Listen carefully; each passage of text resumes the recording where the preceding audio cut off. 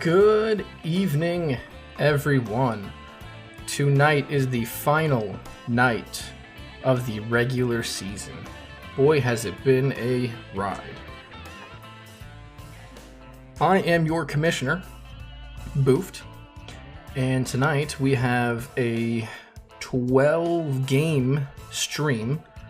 8 or 9 of them will be played. The other 3 or 4 will be simmed. So, here are the current standings. As you can see, you have San Diego Samurais leading off in the Stout division. The Heavens Divine are the winners of the Porter division. No matter what, they will be the number 1 seed with all these games played. In the Light Conference, you have Pale division. Has not been won yet. You have Swamp Monsters, Pecan Sandies, Mudville Mud Hens, and the Nomads, all still fighting for a spot. And then you're in the Blonde division. You have the Beavers, who have clinched a playoff spot, and the Blonde division. Gators are still in it, and Mean Machine unfortunately are not. Here are your wild card standings. Tonight with these games, you have the Nomads and the Gators fighting for a spot, along with the Mud Hens and the Sandies, all within 2 games of each other, and there's only 2 games played. 2 games left for all of them. And on the other side, you have the Owlins and the Slumpbusters fighting for that last spot here in the wild card. If the Slumpbusters decide to win 2 games, and the Samurais lose 2 games, they could come out on top. It's a very, very close race for 3 of the 4 divisions. So, without further ado, the first game that will be simmed is going to be Divine vs. Machine, simply because Divine is already a number 1 seed, and Mean Machine is out of the playoffs, so we'll just go ahead and sim that to save some time. Here it is. Looks like Mean Machine comes out early, and they are going to beat Divine by a final score of 5-3, putting them at 13 and 16, still out of the playoffs. Divine will fall to 17 and 12. And next up is the Sewer Gators versus Beavers. We have made an agreement with all of the owners that every game from the Beavers will be simmed as well. So the Gators are fighting for a spot. The Beavers are already in the playoffs, so depending on this game, the Gators could be in or out. We'll go ahead and simulate this as well. It looks like the Gators come off to an early lead, but they do take it 5-4, so the Gators will move 1 game up, and the Beavers will fall to 18 and 11, and we will start this game here. It's going to be the Samurais versus the Slumpbusters. But first, we're going to take a quick peek at the standings after those 2 simmed games. And right now, the Gators do not move up in the Blonde division, but in the wild card they will. Divine is still going to stay the same. And it looks like the Beavers and Mean Machine will stay as well. So the Gators are only half a game back behind the Mud Hens. They have 2 games to play. The Gators do have 1. So the Mud Hens and Sandies control their own destiny. All they have to do is win 1 game of the 2 tonight, and the Gators will be out of contention along with the Nomads. And on the other side, the Slumpbusters here will face off against the San Diego Samurais, and right now it's the Samurais versus Slumpbusters, 1 game back. If the Slumpbusters win, they will be tied for the Stout division lead. And I just want to take a quick thing here. Today's game and stream is sponsored by Mech Arena. For those of you who do not know what it is, there is a link in the chat. It will show up every once in a while. We'll go ahead and talk about it a little bit later. But it is basically a PvP game for the PC or on mobile. And you can help me out by helping you out with downloading through my link and playing the tutorial, and that will in turn give me some things to give you guys, and we will I'd probably do a giveaway at the end of the season with something along those lines. So without further ado, we're going to go to the Samurais versus the Slumpbusters, and I'll just start it in just a moment.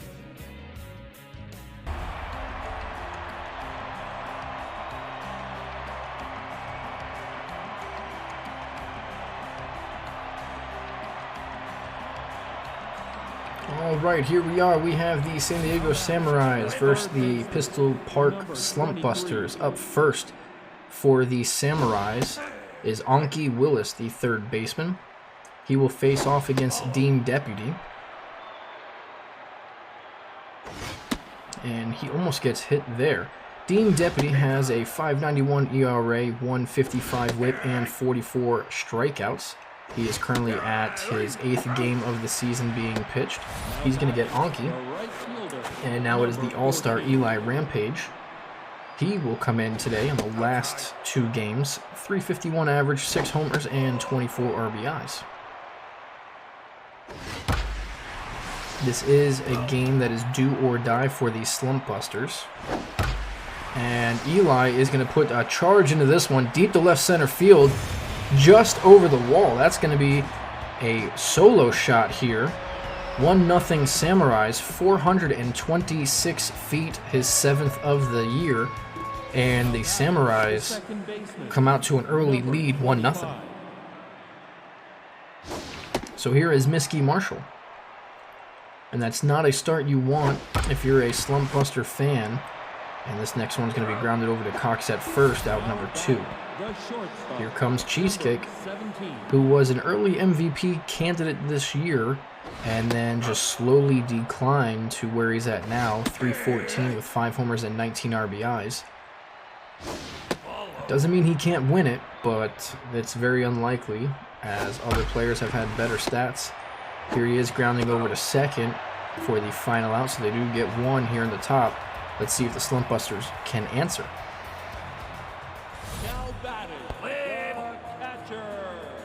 Number 8.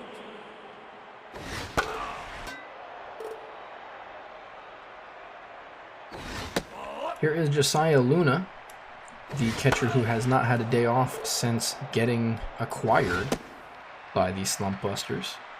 He will dig in and pop this one up to the catcher. I believe that's Waycaster.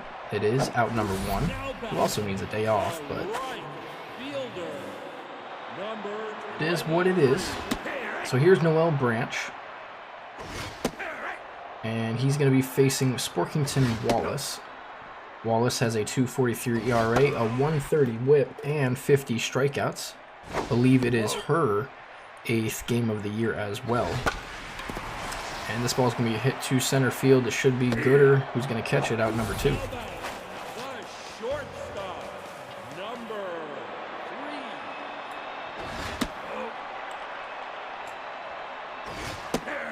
So the shortstop, Whitney, will get his first at-bat against Wallace. And this ball's going to be hit over to first. Itachi's going to backhand it and step on the bag for the final out, so they do not answer.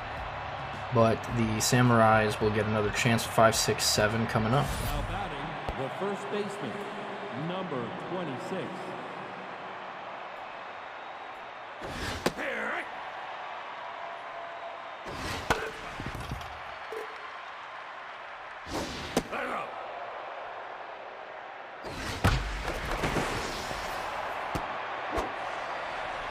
That's going to get down for a single by Itachi, so now it is the center fielder, King Gooder, batting .317, 2 homers, and 9 RBIs.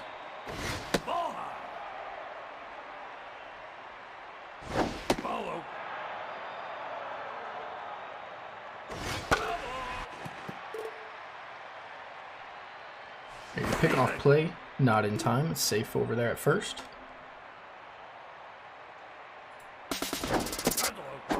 And the runner is going to go, and he's safe. Itachi is going to steal a bag. Itachi? Wow. Itachi, of all people, steals a bag. Imagine that. And down goes Gooder on the swing and miss there. So here is R3, the left fielder today, batting 7th. He has also declined since being named an All-Star. And yes, we do have a sponsor for the league. Again, it is Mech Arena. And if you want to help out your fellow commissioner, you can click the link or type in chat exclamation Mecca as such, and you can see where to click. Just go ahead and complete the tutorial and you will help me out, and at the end of the playoffs we'll try to do a giveaway depending on how much or how many people sign up and play.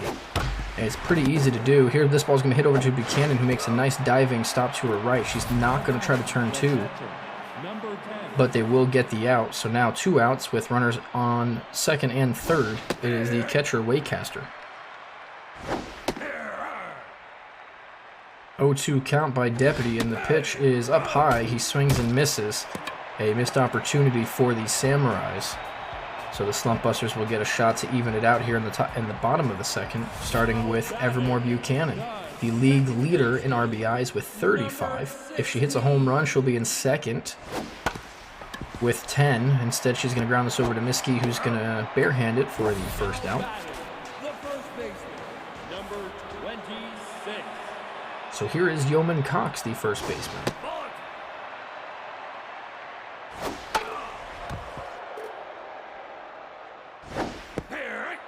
Strike number 2. So the 1-2 count by Wallace is fouled back. And that's going to be another foul ball. Takes one high. So a 2-2 count. Swings and misses at the third one. That's going to be the second out. And here comes the other all-star, Alex Roberson.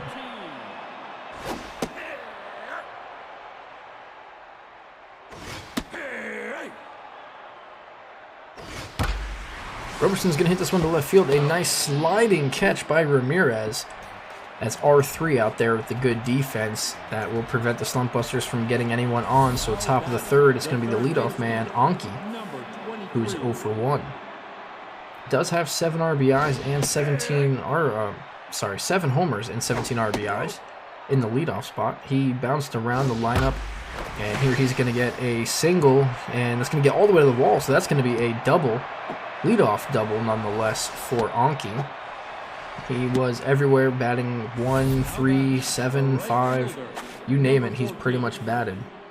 So now here's Eli Rampage, who hit his 7th homer in the first inning. Has a man on second.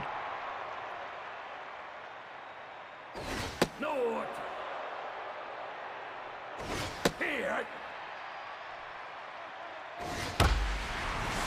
that ball is going to be fouled off. And another foul ball. So it's still a 2-2 count, runner on second.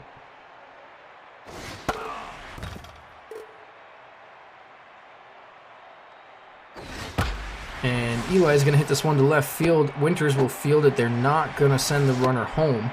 Good idea. You'll have runners at the corners with no outs. And here's your third batter, Miskey Marshall. Marshall has herself a pretty good year. 321 with 4 homers and 15 RBIs. The runner will take off for second. That's Rampage, and he's going to get there easily. So that's going to be a stolen base. Put runners at both scoring position spots, second and third, for Miskey, who will pop this one up to the right side. That's not going to be deep enough. Branch is going to catch it, and yeah, clearly don't want to run on his arm there. Now batting, the shortstop, number 17.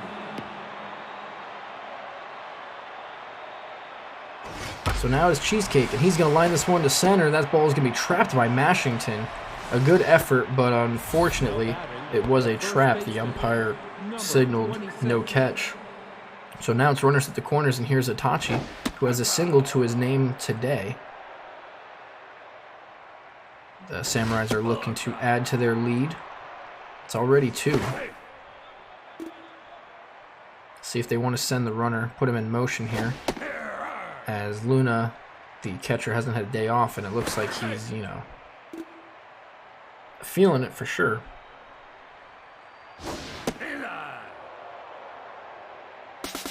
Runner will go, and it doesn't matter. Itachi's going to take ball 4. Now batting, the center fielder, number 20. So bases are loaded for the center fielder, King Gooder.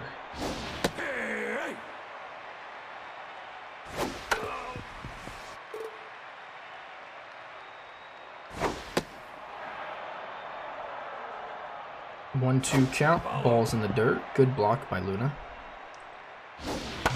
This ball will be fouled off. So the 2-2 count. The next pitch by Deputy is up high. So you have bases loaded. Full count. The payoff pitch. A changeup right down the middle. Deputy does a daring one there. Gooder's going to go ahead and make a fool of himself. So now it is the left fielder R3.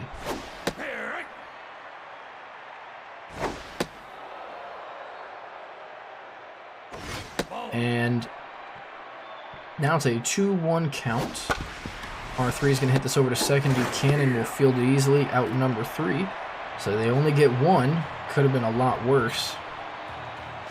And unfortunately, I'm going to have to step away for just a moment. I'm here with the baby alone tonight, so she was fighting her sleep. I will have to go into the other room.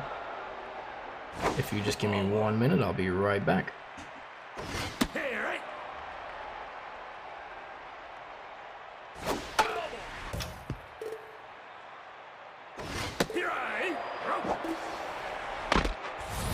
Batting, the center fielder, number 35.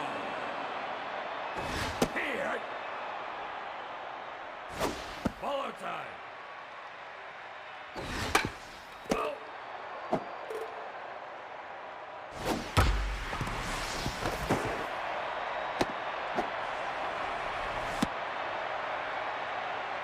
Now batting, the left fielder, number 17. Back up. Hey. Hey.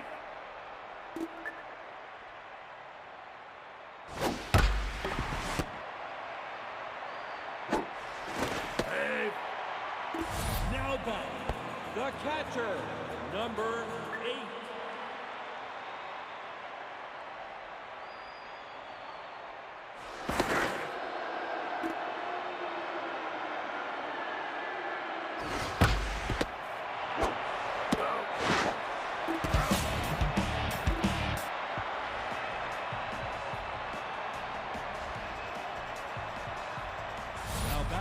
The designated hitter, number 17.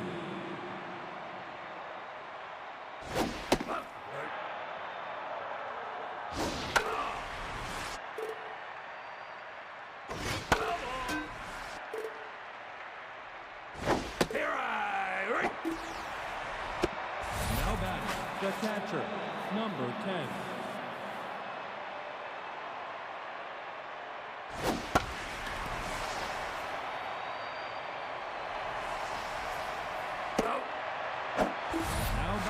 The third baseman, number 23.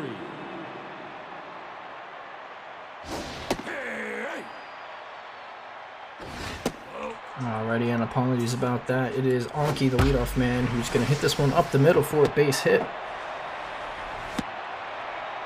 And now they have 2 outs. The man on first here is Eli Rampage, who is 2 for 2. Runner's going to go. Anki throws not in time. He's going to have another stolen base. And here we have runner at second. Eli's already got 25 RBIs. He's going to ground this one over to the third baseman, out number 3. So nothing for either team there. Bottom of the 4th, Slumpbusters are going to get their chance. Now batting, the right fielder, number 23. This ball's going to be grounded over to Cheesecake, out number 1. Now batting, the shortstop, number 3. Inside. Follow.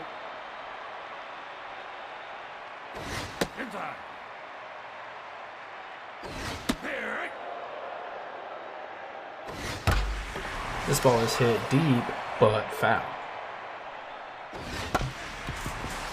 Over to the right side, Miskey is going to catch it, or field it, and throw out for the second one. So now it is Evermore Buchanan with 2 outs.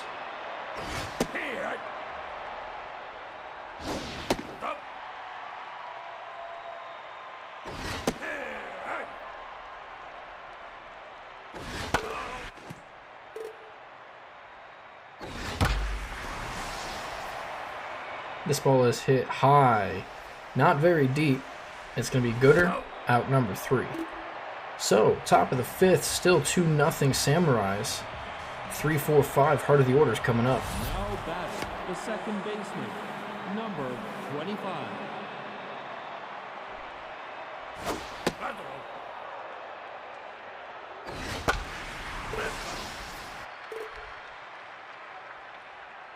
Here is Miski, strike number 2. Now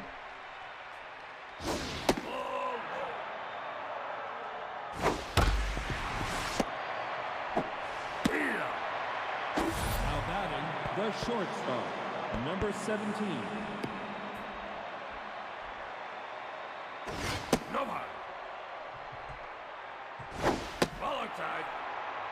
Cheesecake is going to get a lick. And he's going to take a ball there. And now he's going to take ball 4. So he will get on for Itachi, who has a single and a walk.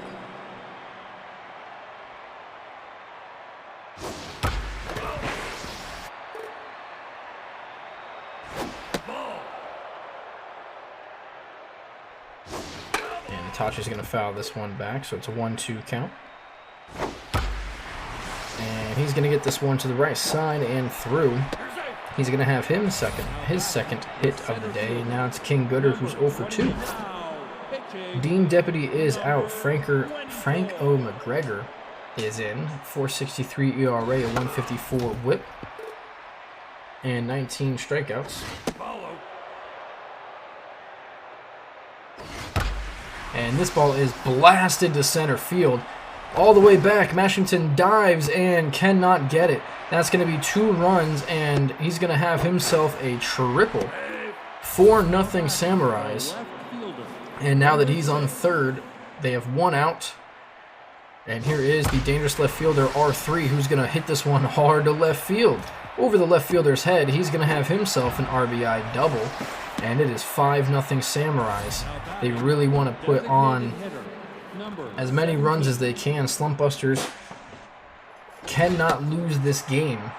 The Samurais are doing everything possible to do so. Here is Whitaker, the DH.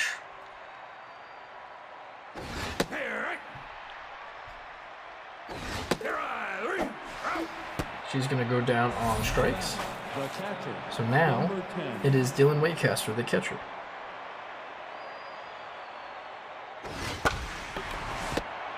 And over to Cox, steps on the bag at number 3. They do score 3 in this one.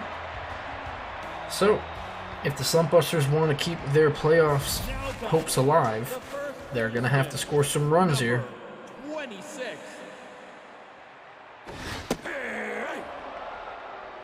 Here is Yeoman Cox.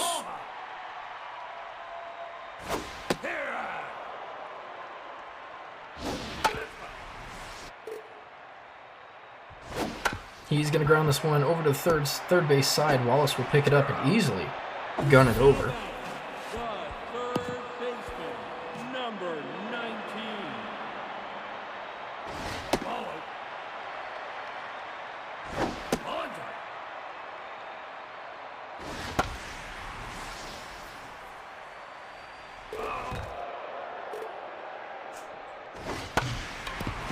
This ball is being grounded over to Itachi at first. Out number 1. The designated hitter. So, I'm sorry, out number 2. Here is Rustin Price, the DH, to face Wallace. Wallace is trying to get her final ERA closer to 2. I don't think she'll be able to get there, even if she had a complete game shutout. She is at 65 pitches, so I don't know if that's going to happen either way. This ball can be hit deep to right field. That's going to get down all the way to the wall. Rampage will get it in, and that's going to be a double for Price. Now batting, the center fielder. So now here is Sabrina Mashington, the center fielder, batting 8th. 303 on the season, 6 homers, and 13 RBIs.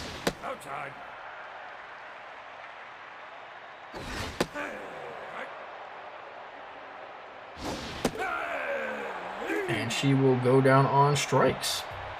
The final out, they don't get anything here, and it's top of the 6th.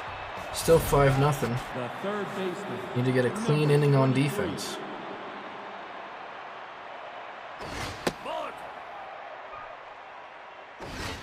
Here is Anki, I believe for the 4th time. And he's going to have himself a base hit down the line. A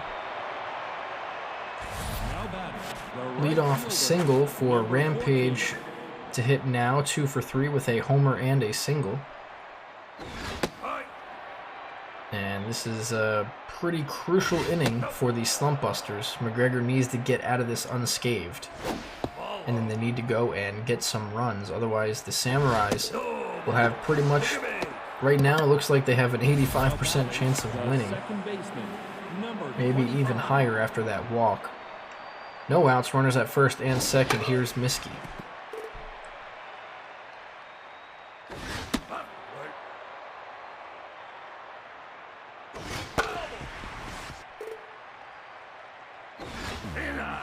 This ball is going to get away from the catcher Luna. Both runners will move up 90 feet. So, there is the double play ball out, and Miskey's going to launch this one to center field. Does it have enough? It does! Just over the wall. And that's pretty much going to do it here, folks. 448 feet. Her 5th of the season, making it an 8-0 game. And that is unfortunate for any Slumpbuster fans, because this, again, is pretty much over. It is extremely hard to score 8 runs in 3 innings. And the way the Slumpbusters have been playing, doesn't look like they're going to get any of that. That's going to be Cheesecake who strikes out. And now it's Itachi. Number 26.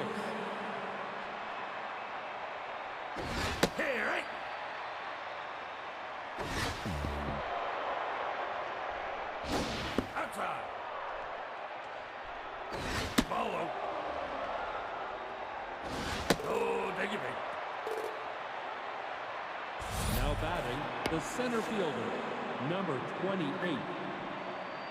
Here's King Gooder. Runner on first. 1 out.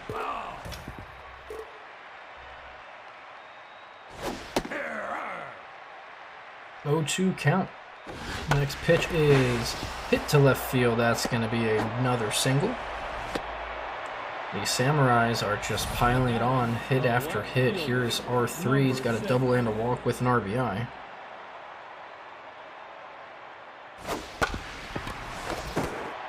And this ball's going to be hit over to first. Nice play by Cox to knock it down and get up and throw him out. So that will be the 2nd out. Did save a run for sure.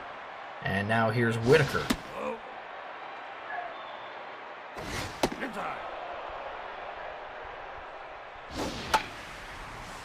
Ball is popped up, but foul. Now it's a 2-2 count, 2 outs, 2 runners on. Ball 3, make it a full count. The payoff pitch by McGregor is in the dirt. Whitaker will take a walk. So now we have bases loaded. And here's the 9th batter, Waycaster. But he will not face McGregor. He will face Phoenix Gangrene. Gangrene will get the batter to line out to first on a dive. So good play over there by Cox once again. 8-0 is your score. 9-1-2 due up. Here is the left fielder Winters. And on the 70th pitch by Wallace, that's going to be a strike.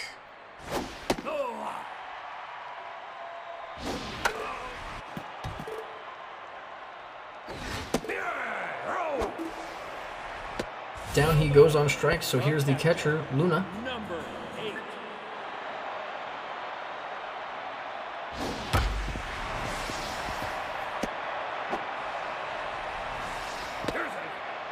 Now batting, the right fielder, number Luna, doesn't matter, he's still going to get a hit, even though he is, again, needs a day off since day 1, but it looks like he's going to have the whole off-season off because the playoffs looking grim for the Slumpbusters. Here's Branch, who's going to hit this one over to third. And Anki's going to do the smart play, get the runner who is slow since he can't run, and get the leadoff runner. So here's Whitney after the fielder's choice.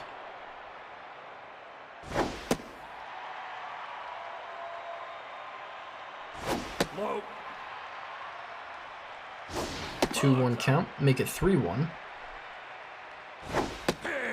And a full count. Runner will take off at first. And Whitney will hit this over to first. It's going to be Itachi, out number 3. Here they go. Last 3 innings for the Slumpbusters' playoff hopes. Now batting, the third baseman, number 23. Anki leading off once again. I think this is the 3rd time out of 5 at-bats he is leading off. And it's a 1-2 count from Gangrene. The 5th pitch to him as a ball.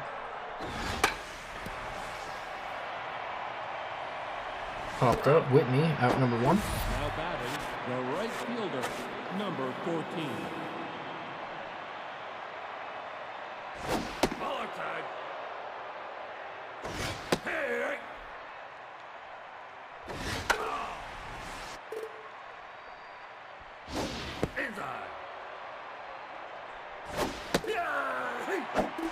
He's going to get Eli Rampage, and so Marshall, who had that 3-run homer earlier in the game, will get to face Gangrene with 2 outs. And this ball is hit deep to center field. Mashington's going all the way to the wall, just shy of the track. She will catch it. And that's going to do it for the top of the 7th. It is stretch time here. The Slumpbusters have 3 innings left. Now batting, the second baseman, number 16. Evermore Buchanan continuing her MVP season. She's going to hit this one deep to center. That's the worst part to hit it, as if she pulled it or let it get a little deeper, she may have had her 10th homer. Instead, it'll just be a can of corn out there. And now Cox will bat with an out.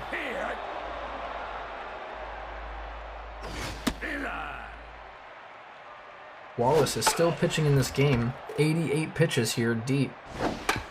That ball's going to be hit just in front of Waitcaster. Out number 2. Now batting, the third baseman, number 19. And Alex Roberson, the 3rd baseman, will face Wallace. 90th pitch is outside for a ball.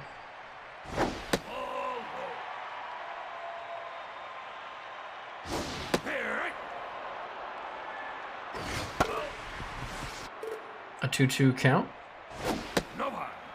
Full count. The payoff pitch from Wallace is fouled back. And this ball is going to be dribbled back to the pitcher Wallace, and that will be the final out of the 7th inning. She's through 7. The score is still 8-0 Samurais. Now batting, the shortstop, number 17.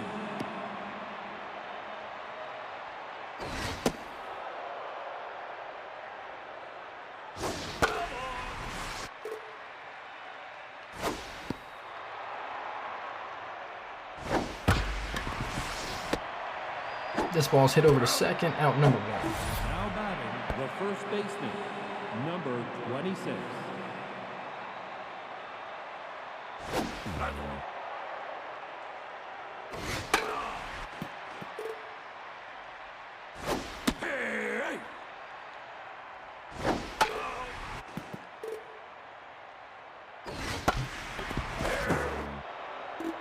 That ball's hit over to Roberson, who's not going to be able to field it cleanly. I don't know if that's going to go down as a hit or an error, unfortunately. That's going to go down as a hit in my book, but I don't know what the game will put it as. So here's Gooder.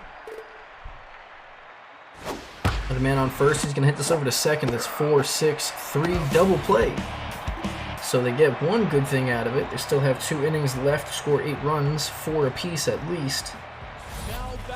Let's see what they can do. Hitter, number 5. Follow. Here.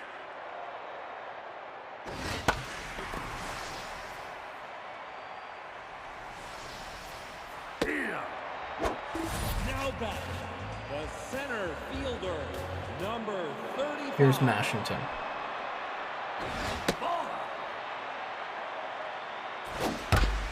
This ball's hit over to Miski. Out number 2. Now back, the left fielder, number 17.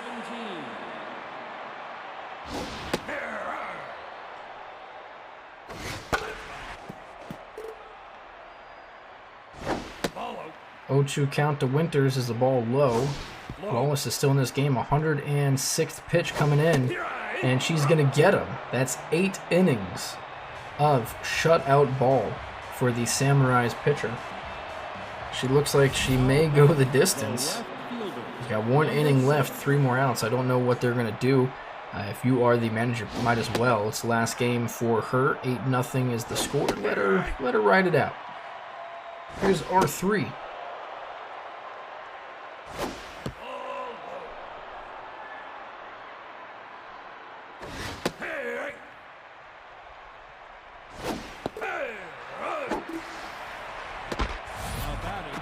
Designated hitter, number 17.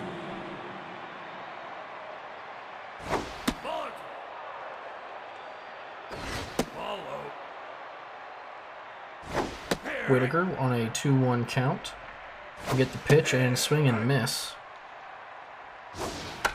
And now she's going to pop up to the second baseman, Buchanan, out number 2. Now batting, the catcher, number 10. Now pitching, number 22. Out is Gangrene. In is the closer, Harmon, and his first pitch is going to be hit up the middle for a base hit.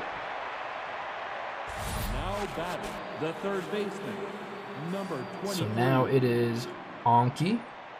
What, 7th at bat now, it seems like? In the top of the 9th with 2 outs. Outside. Inside. Ball. And he looks at ball 3, so a 3-1 count by the closer. This ball's fouled back. Runner will go with a full count and 2 outs. And ball 4. Anki's going to have himself a walk.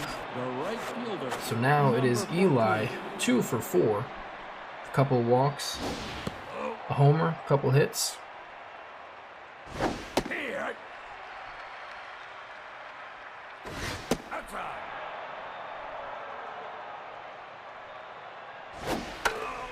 And he was swinging for the fences there. Rampage is on a rampage. He's going to hit this one back up the middle.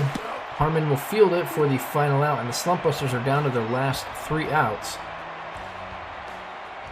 They need 8 runs to stay, 9 to win. The catcher, number now in the game, number 2. Waycaster is out. Ken Shiro is in as a defensive replacement.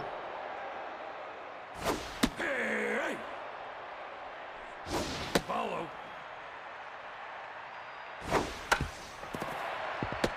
This ball's going to be hit back to Wallace. She is still in this game. 8 1/3. She's going to face Branch. She's at 110 pitches. That ERA is at 2.03. She may get underneath with this next out.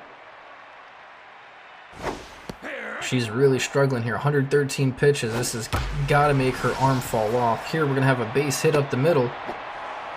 That may just do it for her, as that pitch count's getting a little too high for comfort, as playoffs are right around the corner, and that's it for her. Here's Bob Davis to come in.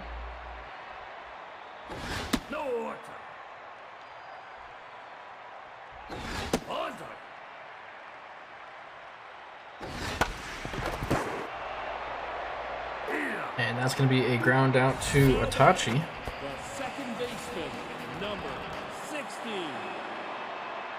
So now it is Evermore Buchanan down to their last out. None other than the MVP of their team for sure. 2-0 count, make it 2-1. Pitch right down the middle. She's looking for her 10th.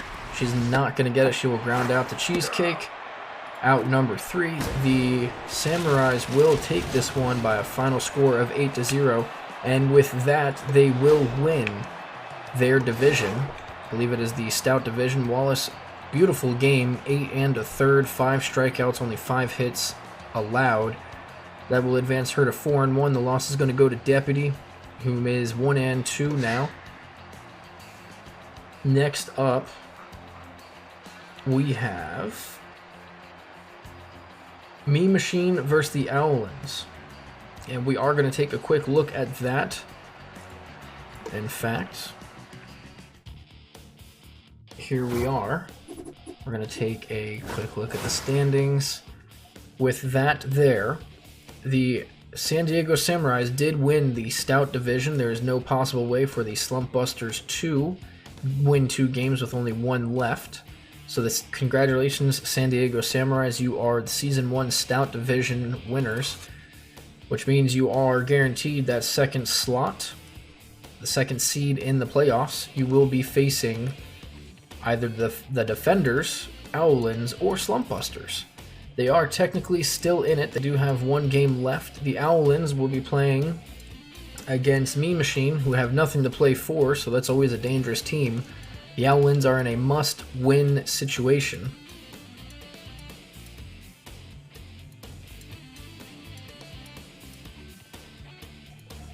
And of course, this is what we do. It's a very, when it comes down to it, it's a very complex situation. So, for example, if the Owlins lose, they're technically tied with the Slumpbusters.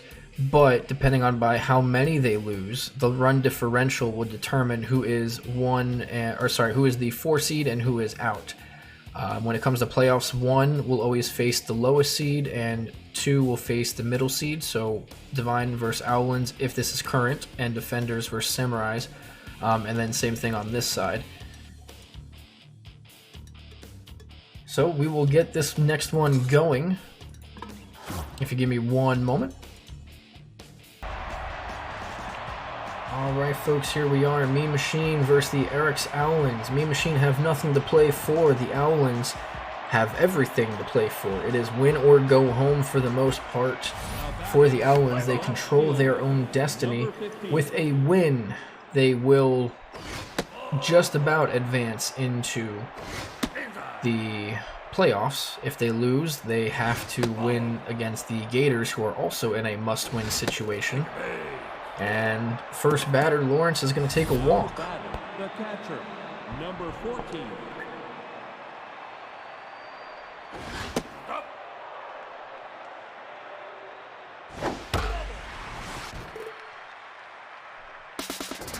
Runner will take off. It's going to be a foul ball. 1-2 pitch to Cameron Carp is going to be a pickoff play, so no pitch. Here is the 1-2 count pitch now. It's going to be on the corner, out number 1. So now it is the Greek Goddess batting .427, 8 homers and 18 RBIs. And she's going to hit this one deep to right center field. Does it have enough? It is gone. Her 9th of the season. And that, like I said, is a dangerous team when you have nothing to play for. They're just having fun. Her 9th of the year, 430-foot shot. She now reaches the 20th milestone, 20 RBI milestone. And now it is Ned Burdock who's going to hit this one to center field. Jacobs will easily catch it for the second out. And yes, this is a CPU versus CPU simulation. If you are an owner, like some of the people in here are, you pretty much make your team, you make your lineup, you make transactions. If you hit, here we can do this. Exclamation point Discord. You can join that and you can see everything there. And basically, it's a franchise, but against other players, and everything is simmed. You're not playing, you're just watching. You build your lineup, you build your team. As this ball's going to be hit to the right center, Tippy Jacobs has speed. Let's see if she wants to go 3. She is going to try for 3. Here's Hughes' throw, not in time. She will get a leadoff triple for the Owlins. And that's definitely what you want to get started here. Runner on third with no outs. And she's got speed, so basically hit it out of the infield. And instead, Vaughn's going to hit it over to second. And now it is Mr. Revenge himself, Constance Jericho, playing third base today. But real quick, yeah, if you make your team, you can cut players, sign players in free agency. We have a draft. It's a lot of fun. This is our last stream of the season. Last 8 games or 10 games or so. And Mr. Revenge is going to look at strike 3, going to walk away in disappointment. So now it is all up to Az Killington. Where are my Az fans? Ball outside. Hey.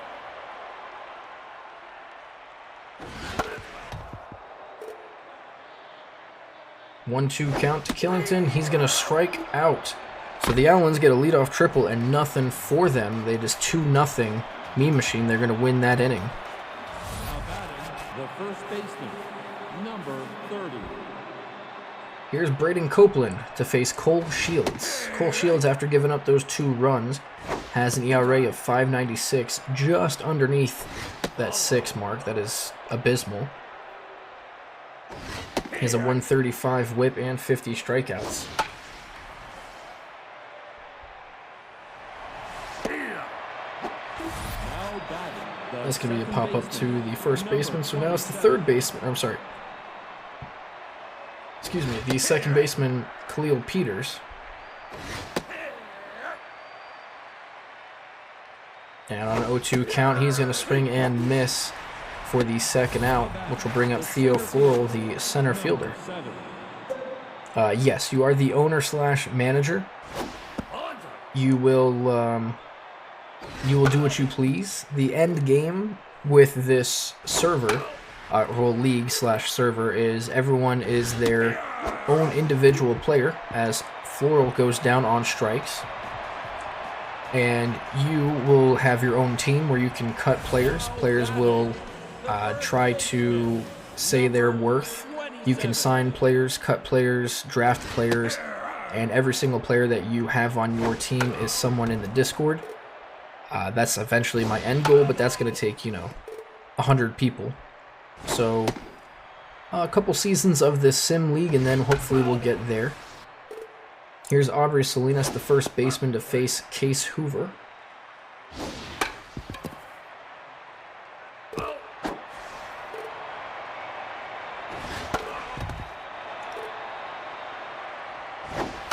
And I apologize about the stream. For some reason, it is low quality at the moment. This ball's going to be laced to left field. That's going to get down for a single. It should be back up running now. The bit rate, for some reason, fell all the way down to 2,000. Should not be there ever. So now it is Madden Chung, the right fielder. Got some speed on first with a pickoff play. Almost gets her there. This ball is hit up the middle, almost hitting the pitcher. And that's going to be back-to-back singles. Now batting, the designated hitter, number 9.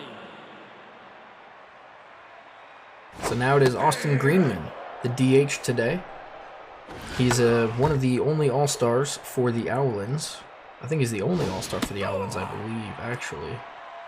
I could be wrong. If someone remembers, please correct me. And he's going to go down on strikes. So now it is the catcher, Piazza Cochran.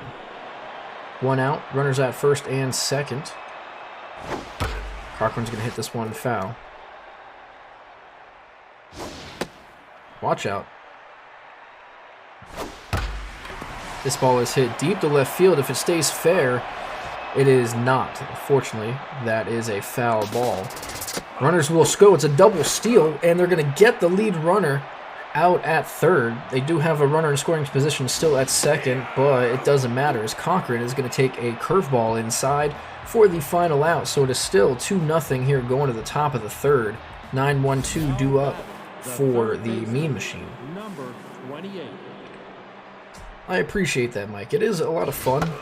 I mean, just watching these games are a lot of fun. So announcing them and putting those teams together, it just makes it a lot more interesting for everybody, especially when it comes down to these games. We're in the playoff contention. You have a couple teams that are on must-win, such as the Owlins here, and you really get invested with the teams and the players.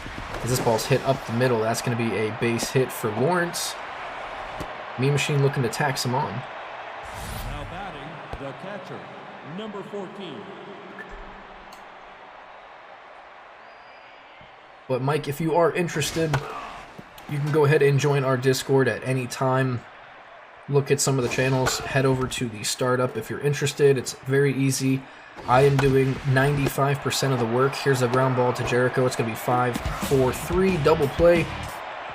The Owlins will get out of that unscathed. So they will also send up 9-1-2. But it's very, very easy. Like I said, I am doing 95% of the work. You basically just give me... The most work you're going to do all year is create your team. You're going to give me a name, some colors, players that you want, and that's it. I do the rest for you. You just have to send me your lineup once a week or who you want to upgrade. It's super simple, a lot of fun.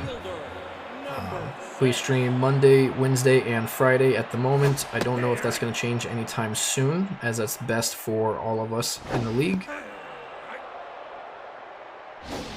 And this ball is going to be fouled off.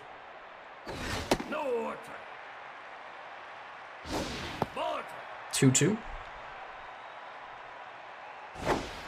And this ball is going to be hit over to second baseman. I believe it's Peters there. And I made it to where it is as simple as giving me a lineup once a week. Oh, hell, you don't even need to do a lineup once a week. We have teams that haven't put in a lineup since basically week 2, and they're still winning games. Or it could be as extra as cutting players every week if you want, signing free agents, going through the draft. It's as hard as you want to make it on yourself. So it's a lot of fun though. Ask anybody in here. It's a great time. Number 45. Now it is the Greek goddess Better Messias. She's going to hit this one over to Az at second. Normally not playing there, but he's going to go ahead and make the play anyway. Number 59. So now 1 out, and here is Ned Burdock, who will also ground over to Az. It looks like they found the weakness. Throw it to the man who doesn't play that position. Number 25.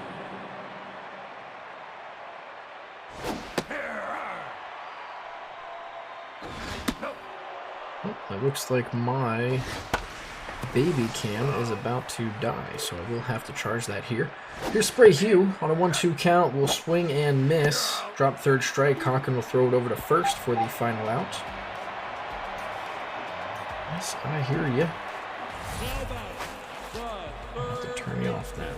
Number 30. Yep, I do apologize. That's going to be a nice play by Painter, who's going to get up and throw Mr. Revenge out by a step. And now it is Az Killington. Struck out his last time. I didn't even realize the beep boop was happened until the second or third. So I do apologize. That was my little baby monitor that I have to monitor the little baby. But she is asleep now. She finally stopped fighting it. So hopefully don't have to worry about it anymore. Full count. Killington's going to swing and miss for the second out. The first baseman, number 27.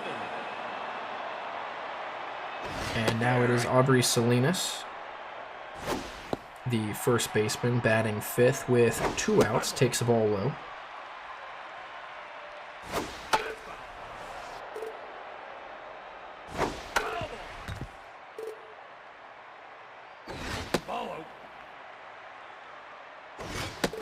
Salinas is going to go down on strikes. The Owlins are not doing anything offensively, and when they do, they run themselves out of the inning. A la Kernels. Looks like they took a page out of their playbook. Here's Braden Copeland against Shields.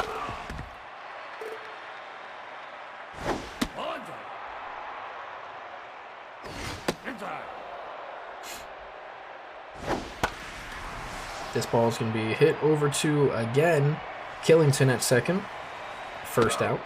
Now batting, the second baseman, number 27.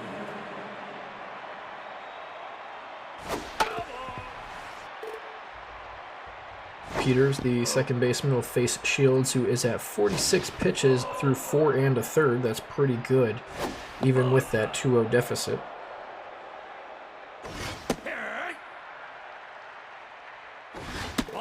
And he's going to walk. Now batting, the center fielder, number 7.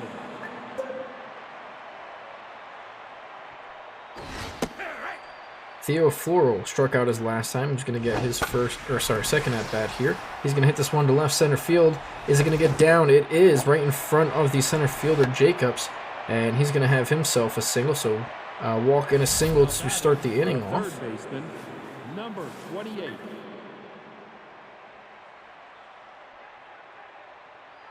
And that is Ernie Painter.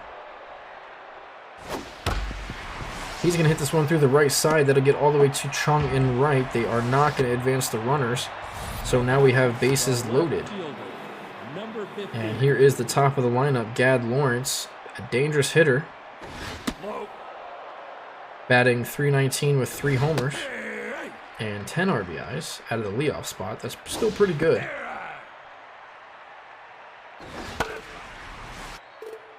Looks like we have some Owlins fans jabbering at the catcher, at the umpire. And Lawrence is going to go down on strikes. Number 14. So here's Better Macias, not Better Macias, looks exactly like her. This ball's going to be hit over to Jericho. Instead of just tagging the bag or the runner, he's going to throw it across the diamonds for the final out. Could have been a lot worse for the Owlins. Fortunately, they get out of the bases loaded jam unscathed. Still 2-0. They got to start getting the bats going if they want to win this game. Playoffs are right around the corner. Got 2 games left, and this is a must-win for them. They control their destiny now. And that's going to be the first strikeout. Here's Austin Greenman, the All-Star.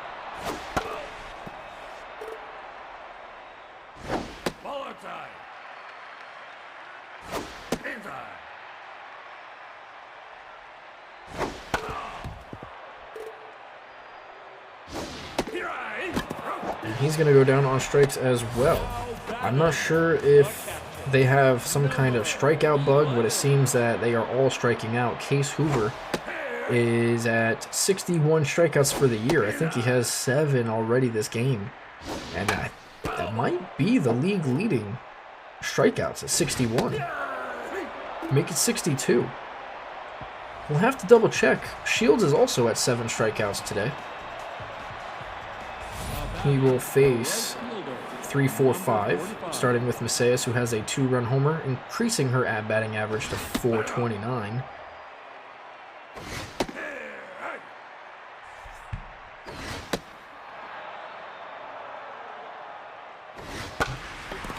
This ball is hit to left field, caught by Herschel, out number 1. The designated hitter, number 59. Ned Burdock, the DH.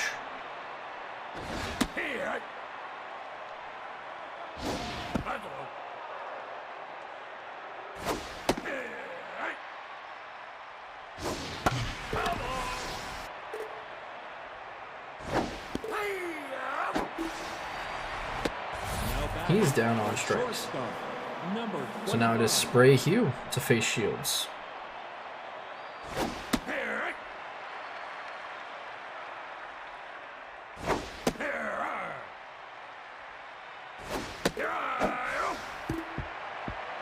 Spray Hugh's also going to go down on strikes. Case Hoover has 10 strikeouts. My, I missed a couple, I guess. But this is just strikeout after strikeout after strikeout after strikeout. Might as well call this the K game. Both teams are at 17,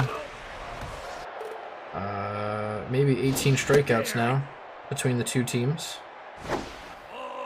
And on the verge of getting another strikeout is Hesto Herschel.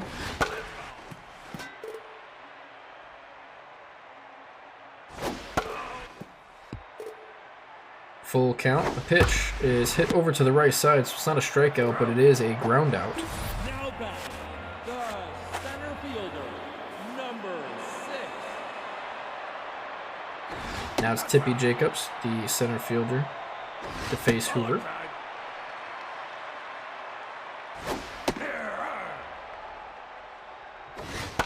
And she's going to pop this one up to center field.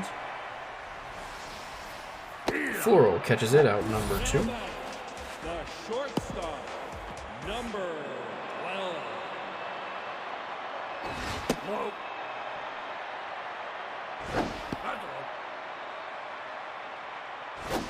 Here is Vaughn on the verge of walking.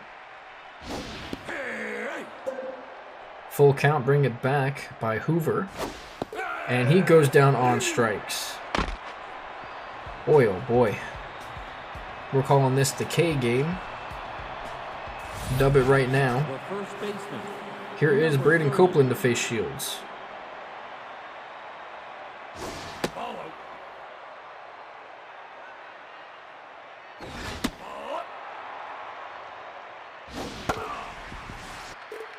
Two, one count.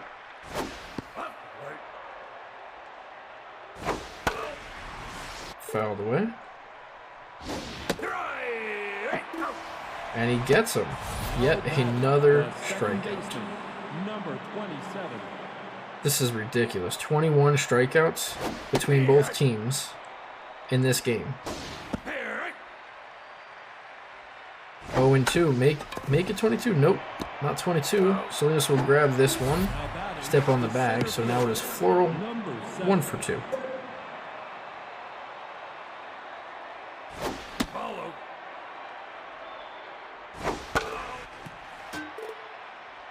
One count. Swung on and missed. Now it's 1-2 on the verge of another strikeout.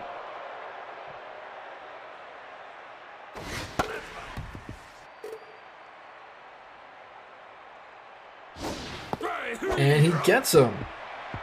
Another strikeout. 22 strikeouts between both teams, 11 on both sides. And wow, this is just a pitching duel. 98th pitch for Hoover. You would imagine so with the amount of strikeouts he has. Got to be up there in pitches. Mr. Revenge will get his shot to start things off for the Owlins. He's going to ground this one to second. Out number 1. Now batting, the second baseman, number 67.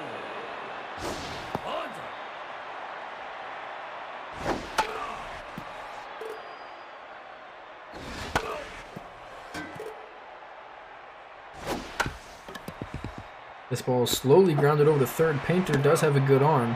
Will get it. Out number 2. Number 27. So here's Salinas with 2 outs.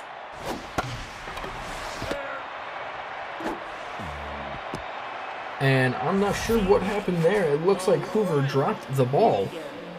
And that is life for the Owlins. And that may just turn the corner. 109 pitches now through 7 2/3, a dropped pitch. And that will move the runner into second. And now a base hit could cut the lead in half here in the late innings. Chung will look at a ball low.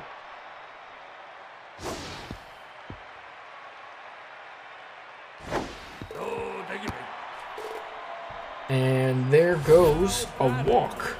So now it is the all-star Austin Greenman with runner on first and second, 2 outs. This is where you come in clutch. He's going to hit this one just, oh no. Hugh makes the catch. That was just over his head. It was a nice line drive, but they had him scouted perfectly. He was playing deep, and that will not bring anybody in for the Owlins. They still have a couple more innings left. 89, here's number 90 pitch from Shields. And this is probably one of the best games Shields has had all year. He's only had one mistake, and that was the 2-run homer in the beginning of the game. Down he goes on strikes, Painter. So now it's Gad Lawrence, Number 15. the leadoff man.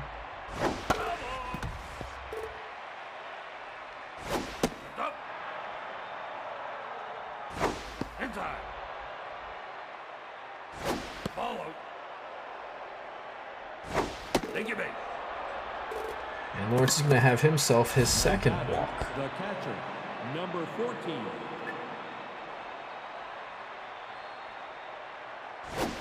Carmen Karp is going to hit this one up the middle. That's going to get down. Lawrence may try for 3, not with Jacobs on. So Mean Machine are threatening once again. Here is the Greek Goddess, 1 for 3 with a home run and 2 RBIs, the only runs of the game. Runner is going for third. It's Lawrence who's going to get thrown out. Great throw by Cochran behind the plate. And Mean Machine may have just run themselves out of an inning. 103rd pitch by Shields. This ball is hit to right field. Can of corn out there for Chung. Out number 3. So here's Hoover still in the game. Let's see if they actually take him out in the bottom of the 8th. Piazza Cochran will step in. Out is Hoover. In is the closer, one of 2 closers, Selena Reed. Selena, 8.85 ERA, not something you want in a clutch situation. 177 whip with 21 strikeouts. Oh, make it 22. That's another strikeout for the Owlins. We're going to have to tally it all up at the end of the game. Here's the 9th man, Hesto Herschel.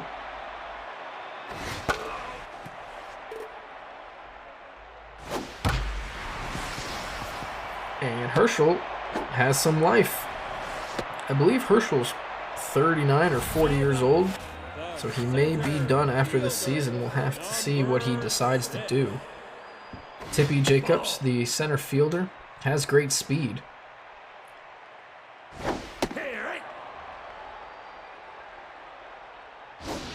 He is going to be fooled on that changeup. And then hits a ball to second. That's not what you want. 4-6-3. Not in time. She hustles out of the box. She knows exactly what she had to do. She gets there safe on the fielder's choice. And now you have great speed at first. And here is Vaughn, who's going to hit this one to the right side through. Base hit. And now, if there's anyone you want up to bat, it is Mr. Revenge right here. Coming in the clutch. 2 outs. Runners at first and second. One swing of the bat. You can be in the lead and only 3 outs away from winning this game. Or just a base hit can cut the lead in half. A gapper will tie this game. He's going to hit this one softly to the right side. And Reed, who got off the mound awfully quick, will field it and throw him out. So, top of the 9th, Mean Machine looking to score a couple more runs as insurance. As again, they're not playing for anything. They're just having fun, playing spoiler. And Shields is still in this game at 105 pitches now. Probably this has to be his best start of the year. He's up at 60 pitches now. So I think there's only 2 pitchers in the league with 60 strikeouts, and he is one of the 2. The other one is Hoover. And this ball's going to be off the top of the wall. Jacobs' throw will not be in time, so that's going to be a leadoff double. That should be it for Shields here. As Sprayhue, the second baseman playing short, will face Brownpole. Shields is still responsible for the man on second. This ball's hit to the right side. Killington, who doesn't play second, is still making plays out there. That's the first out. So runner on third. The infield is playing in for Braden Copeland. All you have to do is just put the ball in play for the most part. Just like that, Jericho's going to make a nice diving stop, but the runner will score. And that's why when you play infield in, you just got to put the ball in play. They got to make the play on you. So nobody on, 2 outs. Peters versus Brownpole.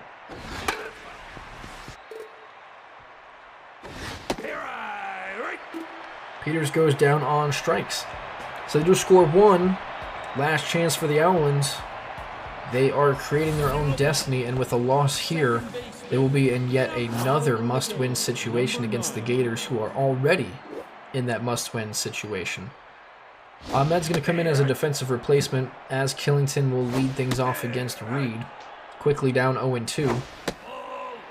And yet another sight. With 2 strikes, another batter just looking at pitches. Ball's hit to the right side and in the air. First baseman Copeland is underneath. Out number 1. Salinas 1 for 3 with a single. Is not going to face Reed. She will face Jenkins.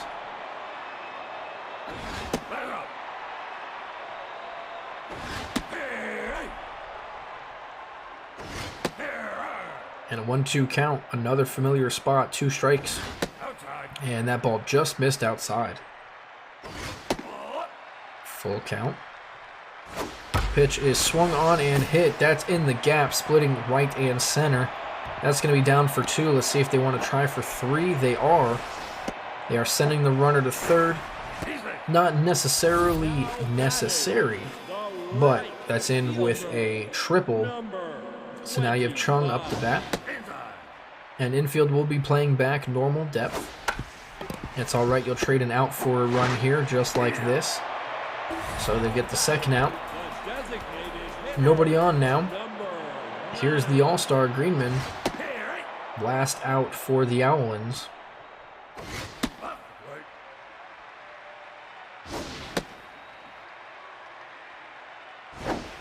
And that ball's inside. 3-1 count. It's got to be yours. And it is his. He's going to hit this one deep to right field. Messias will catch it on the track, and that's going to do it. Mean Machine play spoiler in this one. They will take this game by a final score of 3-1. And that, folks, is going to put some implications on other games. Here, let's take a look. Hoover with 11 strikeouts and Reed with 1, making it 12. Shields with 12 and Brownpool with 1. A total of 25 strikeouts in this game. That is disgusting to watch. Shields is going to be 2-4 on the year. Hoover will get the win, increasing to 5-1. Your MVPs, obviously your two pitchers and the 2 of the 3 RBIs, Messias. Next up, we will have Samurais versus Sandies. And we'll get that started in just a moment.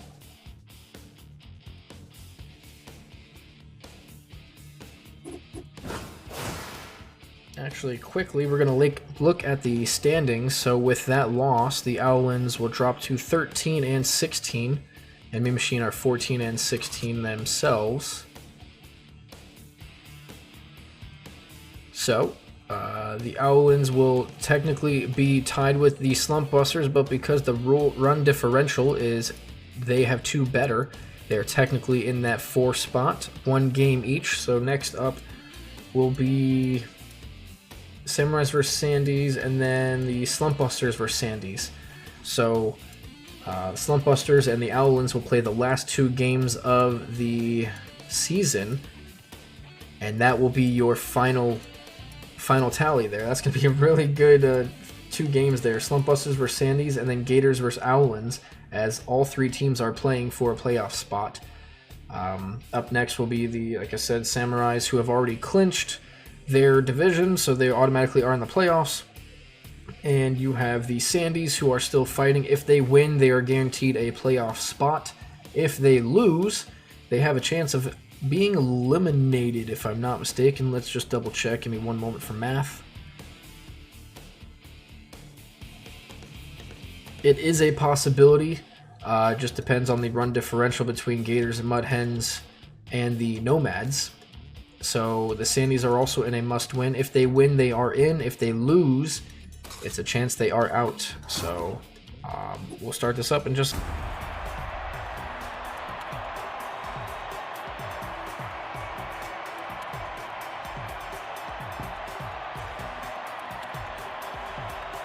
Here we are, Samurais versus the Sandies. I will actually step away for just a moment. I'm going to go charge my baby camera and take the dogs out really quick so I won't have to do anything else. So I will be right back. No, outside.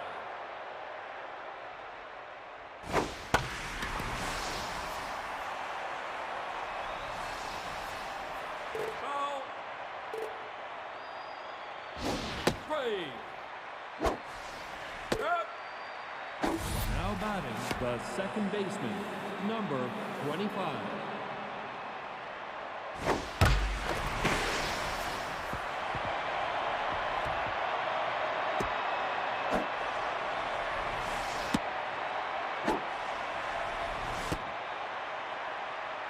Now batting, the shortstop, number 17.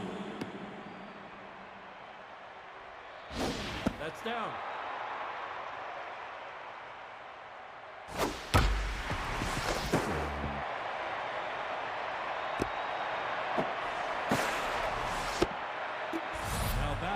the first baseman, number 26.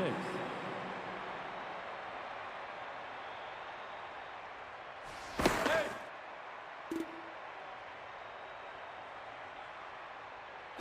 Ball inside. No! Foul ball.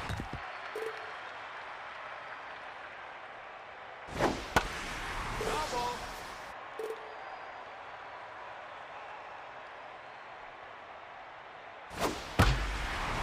Foul ball. Hey!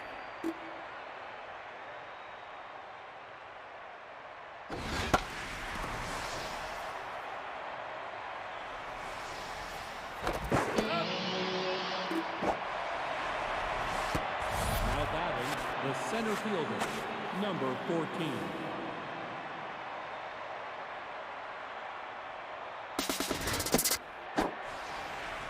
Out!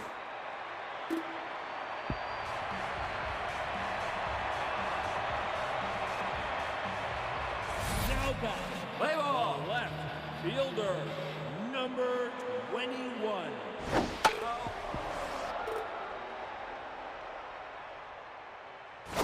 Strike! Strike three, you're out. Now batting, the catcher, number 69. Strike! Nope. Strike.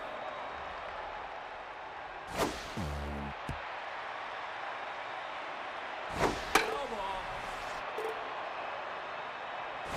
Inside. Take your base. Now batting, the first baseman, number 00. Strike. All right, I am back, and just a reminder as that double play happens there, to end the inning in the first, this stream is sponsored by Mech Arena. Now batting, the It is a center PvP fielder, game. I'm actually playing it on my phone as we speak, so I can get a little bit better at it. Strike. It's a pretty easy game. It's kind of fun too. Ball You inside. basically run around as a giant robot and shoot other robots, kind of like capture the flag type deal.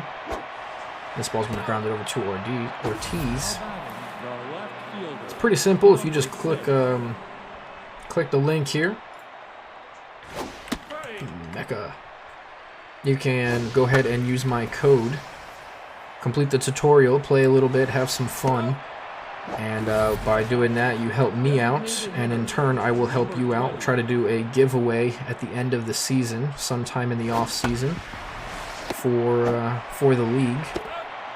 By helping me, I will help you in turn. So whatever I get from streams and or sponsorships, it will 100% go back into the stream and you guys. So don't think I want the money or the notifications or notoriety or anything like that. I don't care. This is all for you guys. Without you, there is no me. So I appreciate all of that. I have a day job. That's what I do. This is just for fun.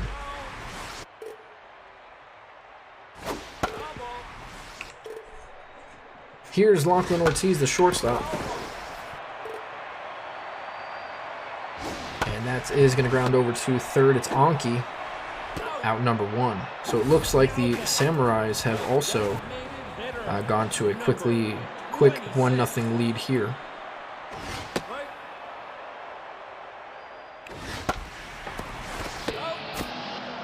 now batting, the right fielder, number 15. Here's Top Flan versus Ramen Noodles. Ramen Noodles, 383 whip with a 383 ERA with a 111 whip. And 38 strikeouts now.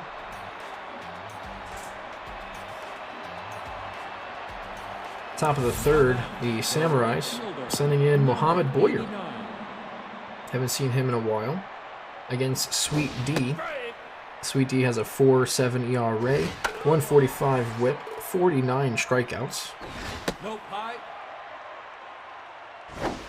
And this ball's going to be grounded over to Ortiz at short, out number 1. Now batting, the catcher, number 2. Strike. Right. Strike 3, you're out. And that's going to go down as a strikeout. The third baseman, number Now it's 23. Anki to lead things off.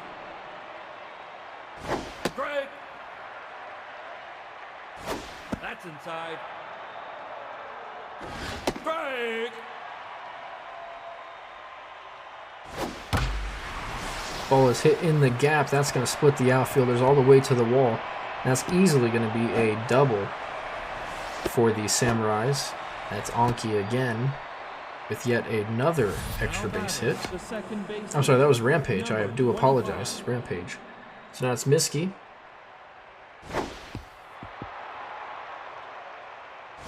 That's inside. Outside. Strike. 3-1 count to Miski. Strike. And that's going to be a second strike. Full count, 2 outs. And they are going to ring her up. My, what a pitch. So now we have the Sandies leading things off with Dennis. Dennis is coming in at 2.55 ERA, 3 homers, and 15 strikeouts. This ball's going to hit over to short. Cheesecake fields it, out number 1. now batting, the center fielder, number 13. Strike. Inside. And make sure you guys do your last minute check-ins. We gonna have a last minute reward, last stream. Everything is last here. Next week will be the playoffs starting Monday. Second baseman, It's gonna be a lot of fun. Some good teams, some good competition. That's outside.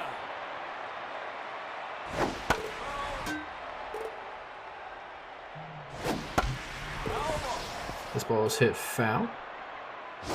Outside. Ball inside.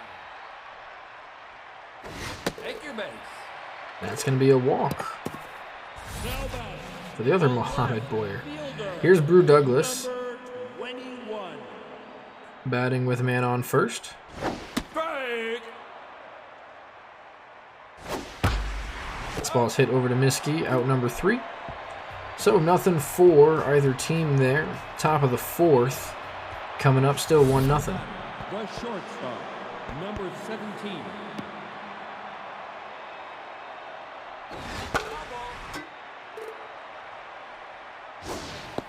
That's outside. It's going to be Cheesecake to face Sweet D. Strike. This ball's going to be hit foul on a 2-2 count. Cheesecake will swing on and miss. It's another strikeout The for first baseman, Sweet D. number 27. And now it's Itachi.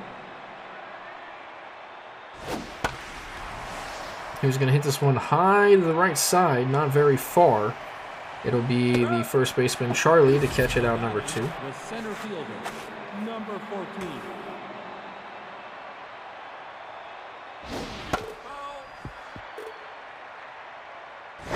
Off the plate. Ball inside. This ball is going to be blasted to left center field. That is Eli. He's going to have himself another extra base hit, a double. Now batting. Now it is R3, 0 for 1. Number 6.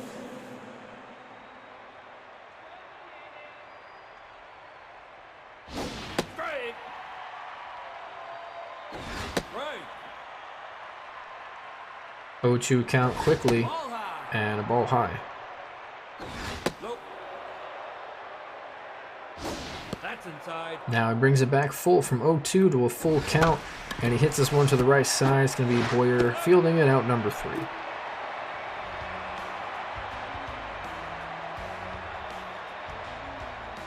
Now batting, the catcher, number 69. Here is Frank, aka the Trash Man, batting .307, 5 homers and 16 RBIs. Definitely needs a day off. He's going to hit this one foul. That's up. 100 miles an hour by Noodles. And then 97 up and in is going to get him out number 2. So here's Charlie. I'm sorry, out number 1. Got ahead of myself there. Break.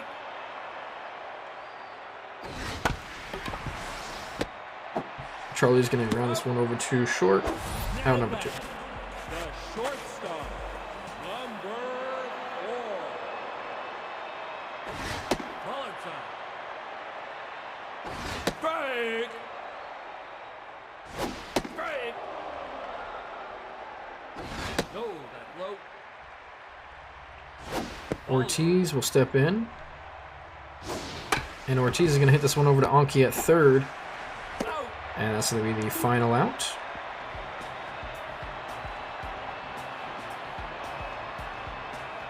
Now batting, the designated hitter, number 20. So now it is Biddles Weber, the DH.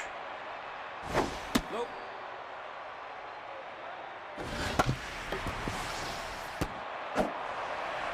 Hey. And that's going to be a base hit. Now batting, the right fielder, Nice play by Ortiz, just couldn't have the arm strength to get him. So that's going to be basically an infield single. So now it is Mohamed Boyer. Foul ball. Sweet D's going to have a pickoff. Nothing. Boyer batting .259. Ball inside.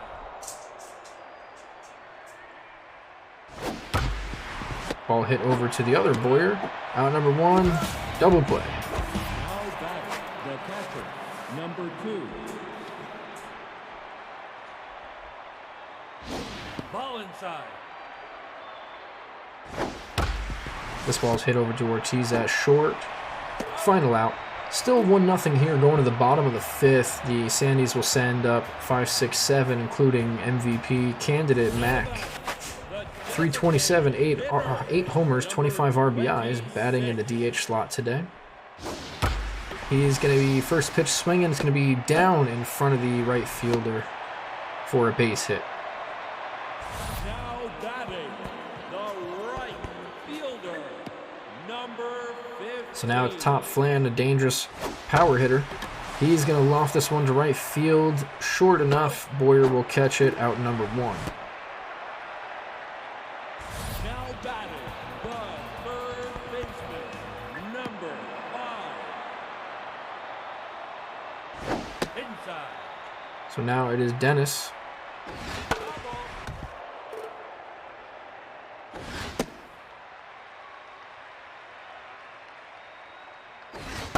Dennis will foul this one back. That's inside. And then hit this to the right side. That's going to get down for a base hit. So they have 2 runners on now, first and second. Now batting, the center fielder, number 13. And this ball is going to get down to left field. That's going to be 1 run. No, it's not. They're not going to send the runner. Wow. You'd think that they would, but I guess not. Number 6. Break. So now it's Boyer. Good power. Bases loaded. 1 out. He's going to hit this little shortstop cake. And I don't know what that batter was, or what the runner was doing there at second. Just ran themselves out of the inning. And wow.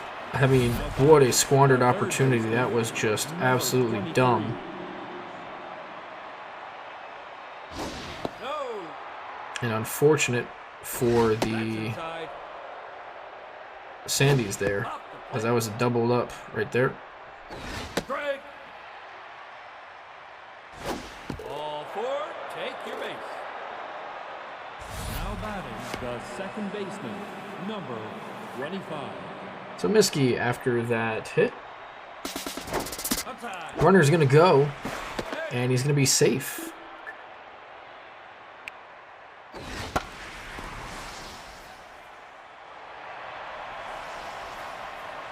Out.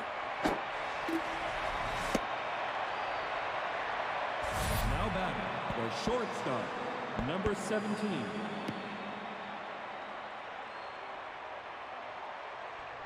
Here's Cheesecake. He's going to line this one up the middle. That's going to be down for a single. They are going to send the runner to throw home.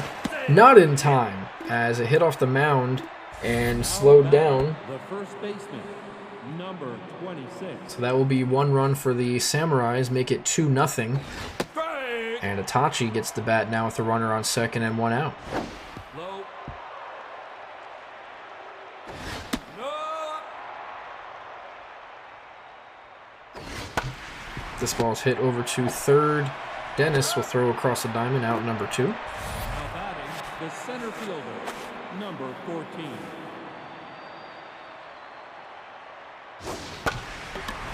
And this ball's going to get down. That's going to be another run for the Samurais, make it 3-0. And they'll be easy in there with a double. Now batting, the left So the fielder, Samurais, the last 2 games here, they turned it up. They do not want to lose. Going to the playoffs hot. This ball's going to be grounded over to short. Out number 3. They do score 2 more, making it a 3-0 ball game. Bottom of the 6th, the Sandies will stand the top of the lineup, starting with Brew Douglas. batting, the left fielder, number 21. Strike. Ball inside. And this ball's going to be hit deep to left field. Doesn't have enough at the top of the wall. R3 jumps and is not going to get it. That's going to be a solo shot for the leadoff man, Brew Douglas. 394 feet, his 5th of the year. And it looks like the Sandies are coming back in this one. 3-1 is your score. Catcher, number Now it is Frank. 9. Ball high. Strike. Frank is going to hit this one over to first base. Pitcher Noodles will catch it out number 1. Now batting, the first baseman, number 00. Strike. Here is Charlie. Off the plate. Choo-choo count the pitch. Foul back. This ball is hit to center.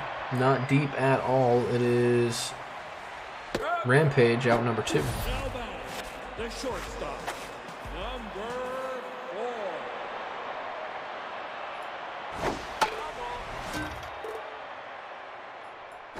That's up.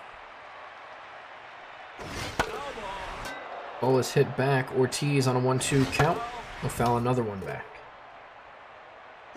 That's up. Strike 3. Down he goes on strikes. Final out, they do score 1 on the solo shot. Last 3 innings for this game. The Samurais will send up their bottom half. 7-8-9, starting with Biddles Weber, the DH. Doesn't get much playing time, but when he does, 381, 2 homers, and 8 RBIs. And he's going to ground this one over to first base. That's a candy hop and a half if I've ever seen one, right to Charlie. And he throws it over for the first out. 89. So now here's Boyer. Who's going to launch this one to left field. If it stays fair, it has a chance. And it does, but it was at the track, out number 2. Number 2. Here's the catcher, Ken Shiro. Right. Strike.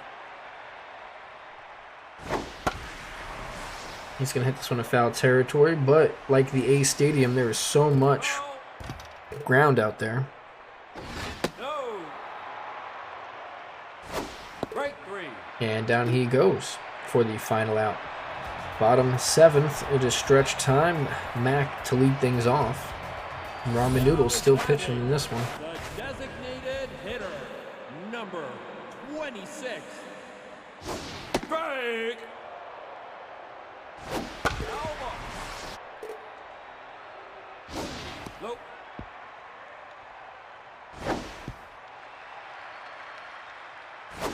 Mac fouls this one back. That's inside. And another foul ball. Foul ball. And another foul ball. Ground this one over to Anki at third. Out number 1. Now batting, the right fielder, number 15. Strike. Foul ball. Strike 3. Now batting, the third baseman. Now pitching, number 29. Noodles is out. Kendall Lewis is in. And that might spell some danger for the Samurais. Unfortunately, their bullpen is not the greatest. Lewis will get out of this one, though. So, 3-1 is still your score. To the top of the 8th, looking for some insurance. Here's Anki. That's up. And this ball is going to be a hit off the third baseman's glove. That's Dennis. He's going to try to stretch into the 2. He's going to have his second double of the evening. Now batting, the second baseman, number 20. Now pitching. And now Sweet D is out of the game, still responsible for Anki on second. Here's Miski Ball high. versus Urkel Bon Ventre. And this ball's going to be hit hard to the right side. So quick that they can't even get the runner home, but they are going to advance all the way to second on the throw home. There was no cutoff. So because of that mental error, you will have runners at second and third, no outs. And here's the dangerous hitter, Cheesecake. Ball inside. Ball low. 3-0 count. They may just be pitching around him. Nope, they're going to pitch to him now. A pitch in there, and then laced hard, but foul. Ball 4. And they walk him. So that will lead the bases for none other than who else? Itachi. Strike. This is where he gets to prove why he's still on the team. All those outings, all those angry insults, the back and forth with the owner. What does he want to do? He takes ball 3, looking for his pitch. He gets his pitch. He's going to hit this one deep to right field, right center field, all the way to the wall. 2 runs are in. 3 runs will score. It is a bases clearing double for Itachi, making it 6-1 Samurais. And folks, I don't know what to say, but the Samurais have finally come alive, and they look to be winning this game. Still no outs with Itachi on second. That's down. And yes, you love to see it. Unfortunate for the Sandies, there are a lot of people voting against them or rooting against them today. Inside. 2-2 count to Rampage. No. Outside. Make it full. The payoff pitch to the hard hitter Ball is 4. ball 4. So another walk, and walks kill. It's just free bases. Left fielder, And here is R3. Ron, runners on first and second, still no outs. Nope. High. Outside. Strike. Ball inside. And it's now a 3-1 count. Is Bonvertre going to walk yet another batter? Take your bet. He is. That's going to walk the bases loaded for the backup man, Weber, who, well, number is not playing like a backup man.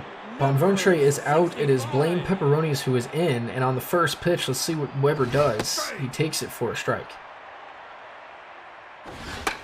He's going to pop this one up. It's going to stay in foul territory. Frank will catch it, but still only 1 out. So now here is Boyer, the right fielder. That's up. Boyer's going to hit this one over to Dennis. They're going to go 4 and back to 1. So instead of doing the easy route 3-1, they go 4-1. They do squander the opportunity for more runs, but they do score 3 off the bases clearing double. So Nathan March, the center fielder, will try to start things off in the bottom of the 8th. Last 6 outs for the Sandies. And don't hold your breath. The Sandies have scored 5, 6, 8 in 1 inning. So at any point they can come back. And with the bullpen of the Samurais, you don't want to get too comfortable, as right here, starting with a base hit. And now you have the last batter, Boyer, with good pop, and then at the top of the lineup, the ever dangerous hitters. Runner is going. The throw by Shiro is offline and into center field. They will not advance, though. Rampage with a good backup.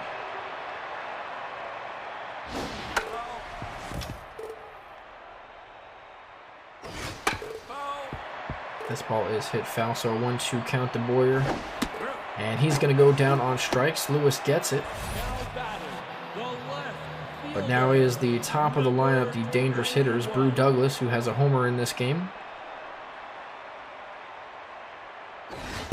Is going to lace this one to first base, and Itachi. Oh, I don't know about that one, folks. That looked to me like a double play. I don't think the runner got back in time. But we don't have replay, unfortunately. I can't go in there and change the outcome. So here's Frank. With man on second, 2 outs. He's going to ground this one over to Itachi, who thought he had the double play. Instead, he will grab it, step on the bag, and look back at the second base umpire, saying, fine, ball doesn't lie. That's an out.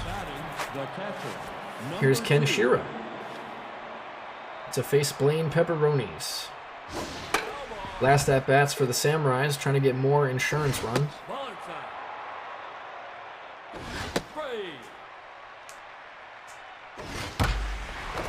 He's going to start things off with a single. Now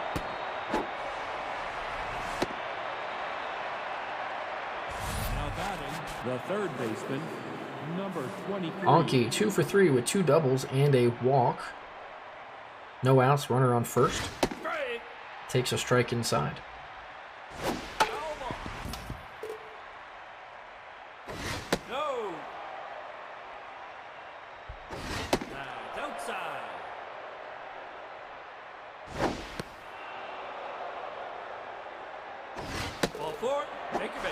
And that's another walk for the Samurais.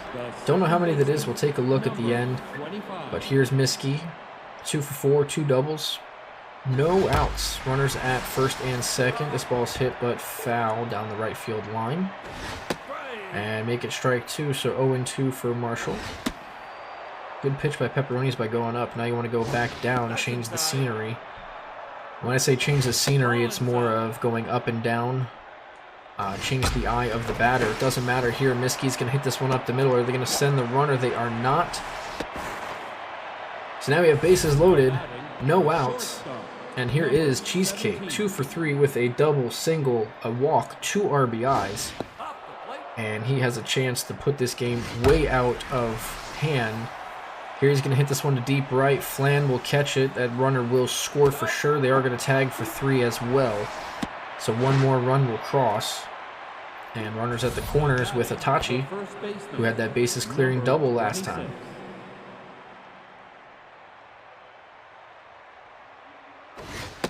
And his first pitch, he should have pulled the trigger there.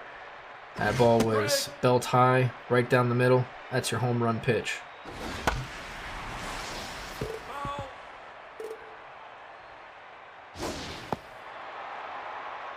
Leaves it up. And then he gets his next pitch foul. But it's going to stay in playable for Dennis. That's out number 2. So here's Eli.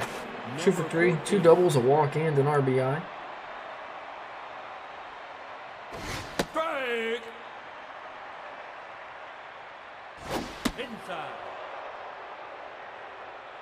Eli is trying to put on a good season here. He hits this one deep to right field, still going back. Flan will catch it on the track.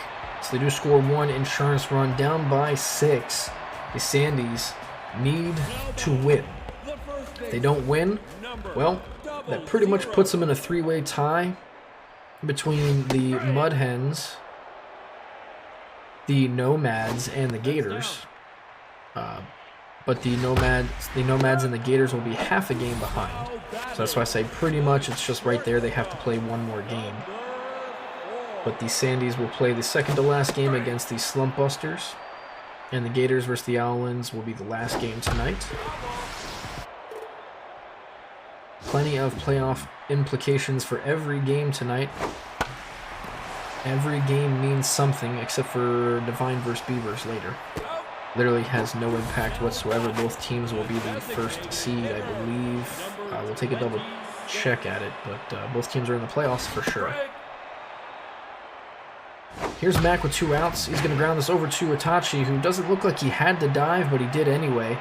And Mac is going to have himself a double with 2 outs. So now it is top Flan. 0 for 3 today. Maybe a 2-out rally here. Kendall Lewis is still in the game at 25 pitches. This is the Samurai's last game as well of the season.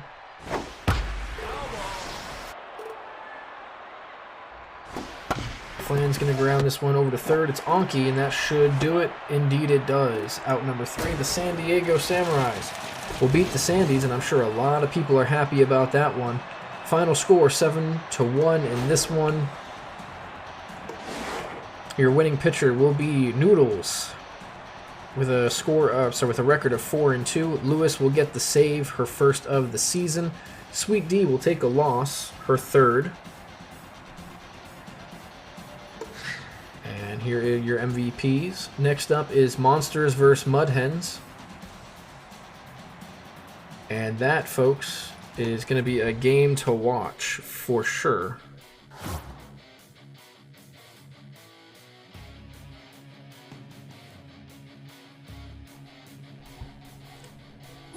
And we're going to take a quick peek at the standings. Right now it is the Swamp Monsters versus the Mud Hens. If we take a peek at it, no matter what, I believe with that loss... Yes, with that loss, congratulations, Swamp Monsters. You are the Pale Division winners. So we have all 4 winners now. We have the Samurais, who have clinched with the win in the first game. Divine clinched last week. Beavers clinched last week as well, and with the loss from the Sandies, no matter what, the Swamp Monsters can lose both games, making them 18-13. Actually, no, they'd only lose 1 game, so it'd be 18-12. The Sandies cannot catch up. Neither can the Mud Hens or the Nomads. They only have 1 and 2 games left. So the Monsters will have just clinched, and they punched their ticket to the playoffs. There's champagne going on, so this game to them means absolutely nothing. They will be... well, technically, no. I take that back. If they win and the Beavers lose, they will clinch first seed. If they lose and the Beavers win, they will clinch the second seed. But if both teams win and or lose, the Monsters just can't lose by 20 runs, and the Beavers can't win by 20 runs, essentially. And the Monsters will keep that first seed because of the run differential. So Monsters create their own destiny for that number 1 seed. All they do is have to win. The Sandies are in a must-win situation. So are the Mudville Mud Hens. So are the Gators. So are the Nomads. Right now, half a game back of each. So give me one moment. I'll get this set up as there has a lineup that I need to do. And then we will get started on the next game, which is Monsters versus Mud Hens. 1 second. Real quick, once again, we are sponsored by Mech Arena. It is a free-to-play PvP game. It's a lot of fun. I've been playing it here and there on my phone. You can play it on mobile or on PC. And again, all you have to do is just do the tutorial. If you can reach Division 9, it's basically the tutorial plus about 3 to 4 games, and you help me out by the end of the season.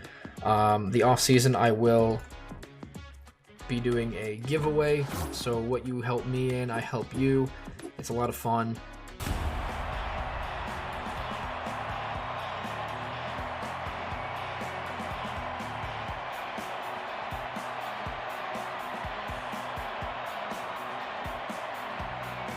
Now batting, the left fielder, number 77.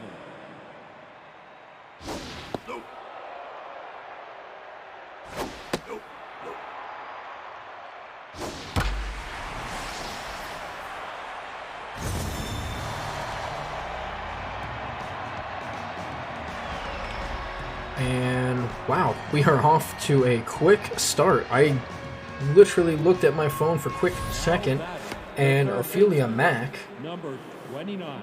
got a solo shot on the second pitch of the game.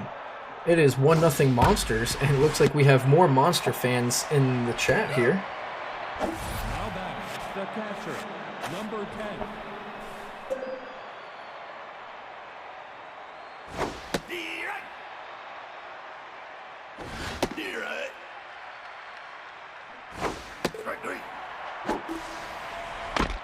Now batting, the right fielder, number 30.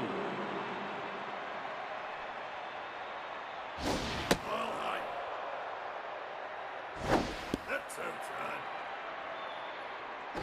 Nope, that's high. Right. Oh, Now batting, the shortstop, number 33. Right. Here's George Armhorn. I apologize. I was, I just... Solicitation on the phone. I do apologize. We have a runner on first. Armhorn, the batter. Kieran Webb is your pitcher. 1-0 to 2-2 count, 2 outs. And Armhorn's going to go down on strikes. So they do score 1 here quickly. 1-0, and now it is the Mud Hens' turn, sending their 3 up. It's going to be flying to bases versus the pretty much #1 pitcher in the game, Judah Duffy. And the first pitch is going to be grounded over to second base, out number 1. Now batting, the shortstop, number 23. Nope, that's low. Right. That's high.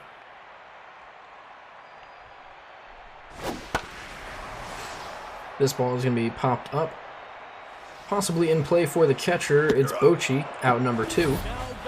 So here's Jimmy Blake, the dangerous second baseman, batting 3. 379, 10 homers, and 29 RBIs. Duffy comes in with a 165 ERA, 71 whip, and 59 strikeouts. And he's going to get him to ground out.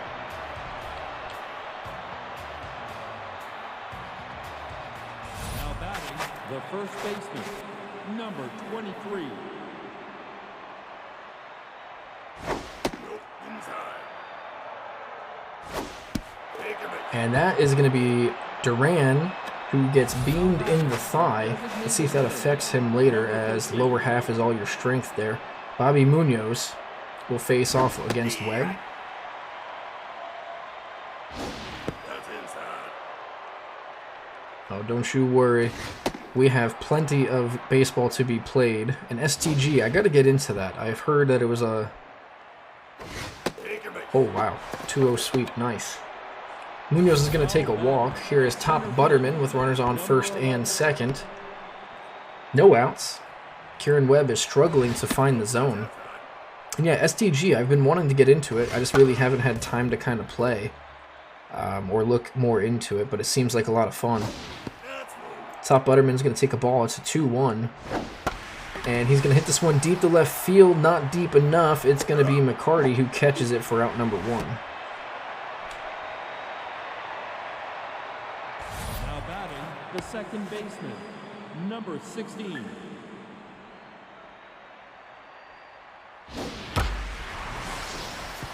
This ball hits up the middle, and that's going to get down. Bases are loaded The left fielder, for none other than Ophelia Mack, who had the solo shot in the first inning. Let's see what she could do here with 1 out and bases juiced. And Webb is struggling to find the zone. 2-0. She's looking for a pitch to drive, just like she did. And oof, that was it right there, folks. She just missed it. She's going to hit this one to the right side, though. Dennis, she has speed. Let's see. It is a double play. So the Monsters will, unfortunately, get nothing there. The Mud Hens did some great defense. now batting, the And now it's Annabelle Dennis who started that double play, leading things off against Judah Duffy.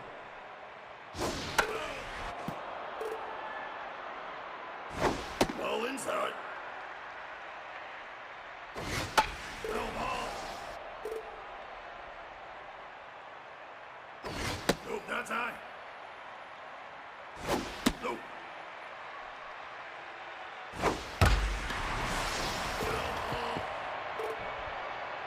Full count, the pitch is fouled back. And folks, I don't know about you, but this is probably probably the game of the night. If I had to pick one game tonight, this is the game of the night.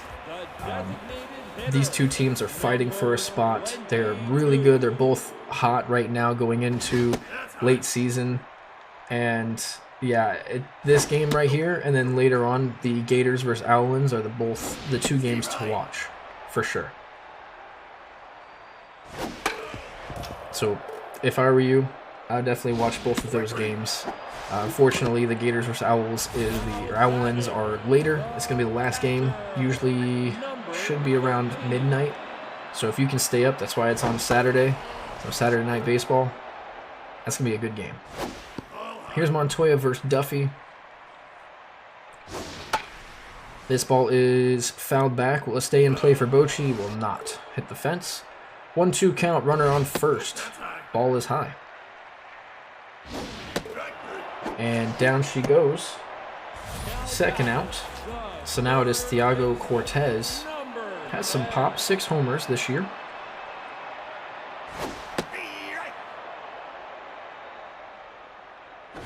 This will be the Monsters' final game of the season, going for their 19th win. They are 18-11. And Cortez is going to go down on strikes. Top of the third, Monsters are going to send up 2, 3, 4. Starting with Diana Athena. 0 for 1 today.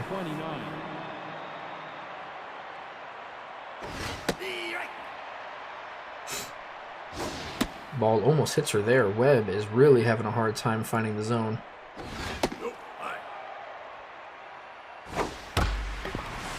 Ball is hit up the middle. That's going to go down for a leadoff single. So now it is Bochy.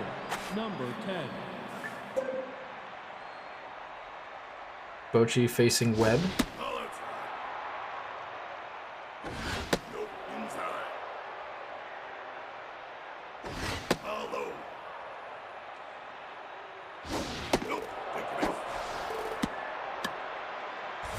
And that will be yet another walk. Boy, oh boy. Webb is really making it hard for the Mud Hens here. They have to play some defense. Here's Hornblower, as the owner of the Monsters have dubbed him Mr. October, or technically Mr. September. He's going to get this one to the right side. This ball is not going to be in time. That's another RBI for Hornblower, and you can continue to call him that. Mr. September, the last few games, he has been doing nothing but destroying teams that he's facing. He is on fire. Another RBI for him.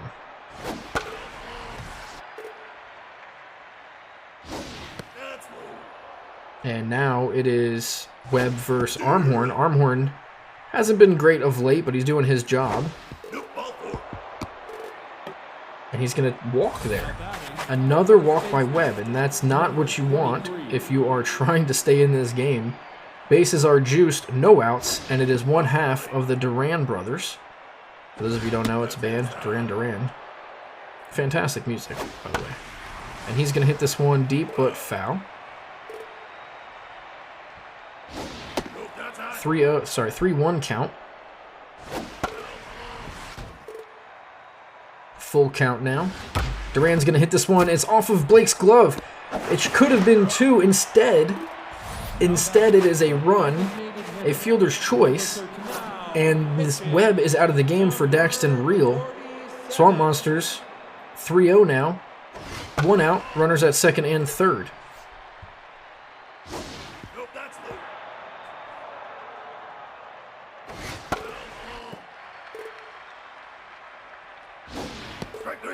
And down goes Munoz.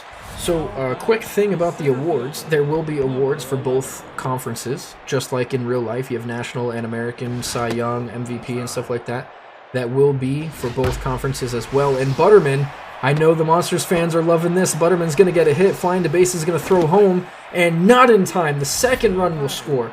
And that is a 5-0 game for the Monsters in the top of the third. I can hear the desks rattling in everybody's mics from here. Ophelia Mack, 1 for 2 with a home run. That solo shot in the first. She's going to get her chance with 2 outs and runners on first and second. And she's going to lace this one to right side, and a diving play by Dennis will knock it down, and heads up 9,000 IQ play by Blake to stay with it and throw her out. They do put a 4 spot up there, making it 5-0 going to the bottom of the third. Here's Twist Rums, the right fielder. But as of right now, yes, there will be awards for both sides. We will have the Golden Noodle. As of right now, that's the front runner for the name. That'll be the Cy Young. We have Das Boot, which is for stealing. We will have MVP, which is the most valuable Feep award. I'm naming it after Feep because Feep is the original GOAT. For those of you who don't know Feep, he comes in here from time to time. He is the greatest human being of all time. I know my Gridiron alumni will appreciate Feep. We will also have the Silver Chuggers Award, which are the Silver Sluggers. If you know baseball, we'll also have the. Let's see. There's a few more awards. I can't remember them all off the top of my head, but that's going to be a double by, I believe it was McCarty, the 9th batter, and now it's flying to bases, leading things on, or is the leadoff hitter. Steve Wright. Nope, right. Steve Wright. Here's flying to bases with 1 out and a 1-2 count. He's going to pop this one up for Bochy, who's underneath it, out number 2. Now batting, the shortstop, number 23. Here's Casey at the bat. He's going to foul this one to the right side and take a ball inside. Nope, outside. 3-1 count. Duffy does not walk often, and unfortunately, he will walk Casey at the bat to put another runner on for the dangerous hitter Jimmy Blake. With one swing of the bat can really change the outcome of this game.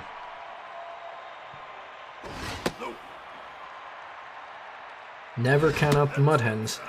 They score a lot. I believe they are the leading scoring team. I don't know how to word that. This ball's up the middle.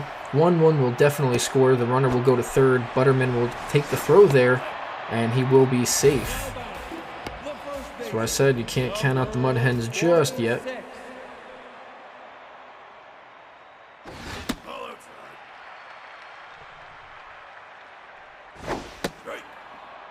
Here's Annabelle Dennis, another All-Star, and she's going to swing through that one. 1-2, ground it over to short. Bare hand will be Athena cutting off the shortstop, and she beats it out. Wow, she was hustling out the box. She doesn't have the greatest of speed, but she definitely hustling there. And that will put another run up for the Mud Hens, make it 5-2.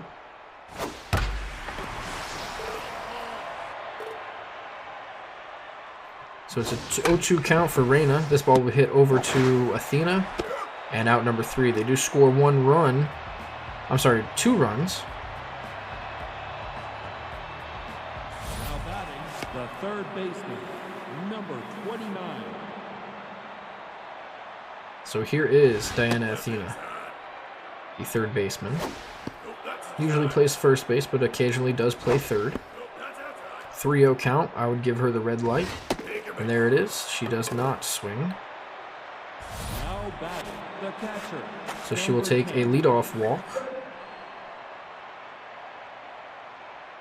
And guys, I don't know about you, but I am having a lot of fun playing this Mech Arena game.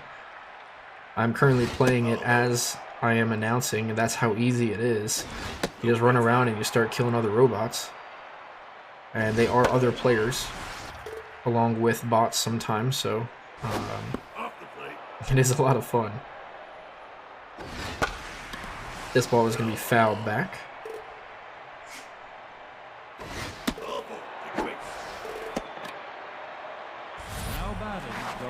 And that's going to be another walk. The Mud Hens cannot stop walking for some reason. Runners at first and second. Hornblower, Mr. September dubbed by the manager, is going to fly this one to left field, out number 1. Now batting, the shortstop, number 33.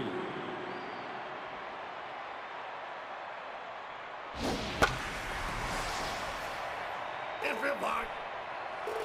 This ball is hit to shallow left. Not sure exactly what happened. It looked like there may have been an outage or something. Basically just kicked me off the internet for a sec. Now batting, the center fielder, number So I'm hoping it is fixed for good for the rest of the night. Because that was extremely unfortunate. Just killed the whole momentum there as the Mud Hens do score another run. And Judah's ERA goes above 2 now. So hopefully now batting, everything is back to normal. number 23. Runners on first and second. Casey at the bat. Dangerous hitter. That's down. And on a 1-1 count, takes a strike, so to make it 1-2. Ball's going to hit over to Duran, who will run over to first for the final out. So the Mud Hens do score 1, making it a 5-3 game. Going to the top of the 5th, we'll have 7-8-9 for the Monsters. Leading things off is Bobby Munoz, who has a walk. And again, I do just want to apologize for all that. That hasn't happened since like the second week. So it's been quite some time. It's been about 2 months since that happened. This ball is down the line and fair. That will be a single for Munoz. Now batting, the center fielder, number 11. Now pitching, number 38. And of course, it hasn't happened during this game.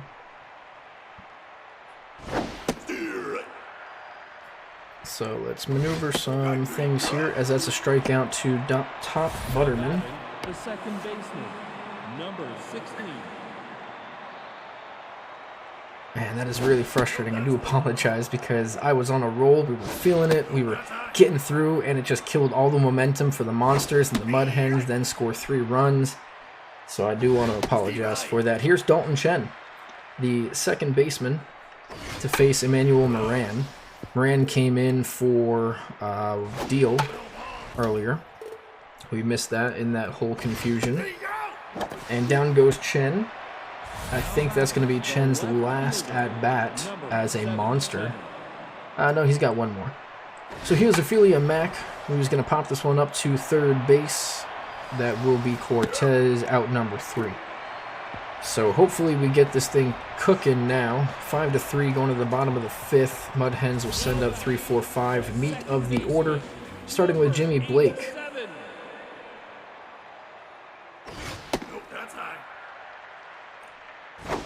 And again, for those who, well,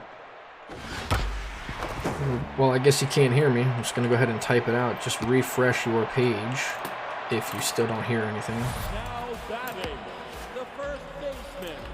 Now pitching, number 31.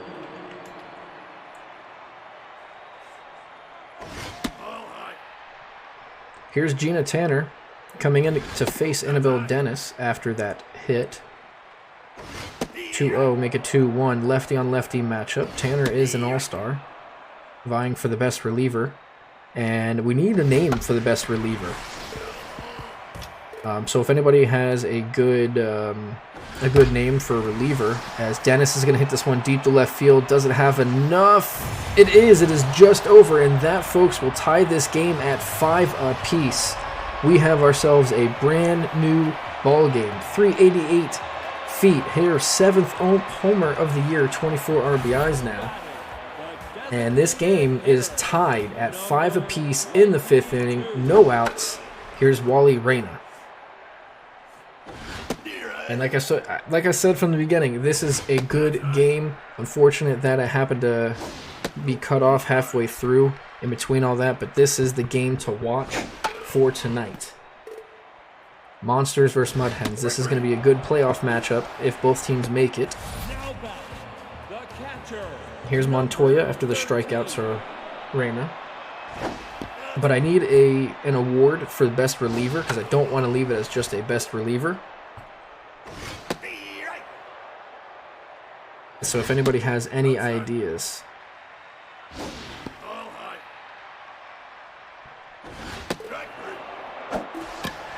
Down goes Montoya. For the second out, here is Cortez.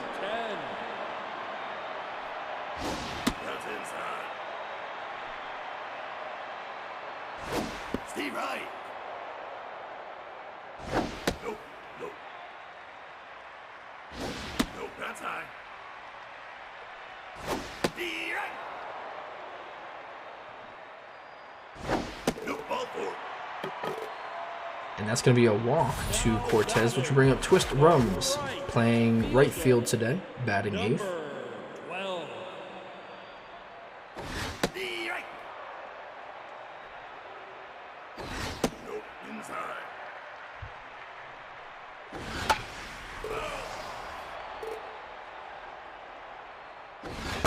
Ball is fouled back, make it a 1-2 count, 2 outs, runner on first. This ball is going to be hit softly to left field. Mack will catch it for the final out. So here we have 5-5 game. Going to the top of the sixth. Due up 2-3-4, starting with Diana Athena.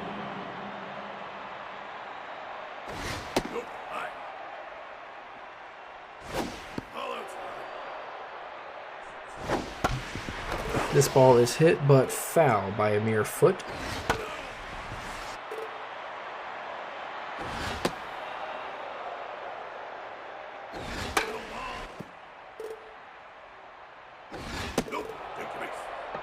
And another walk for the Monsters. They have, I'm going to say, every bit of 6 or 7 walks. Here's the catcher, Bochy, an all-star, batting with that runner on first. And she almost gets hit there. Make it a 3-0 count. Let's see if they have the green light. Either way, it was too far in to even swing. She's going to take a ball 4, so back-to-back walks. And here is Clayton Hornblower, Mr. September.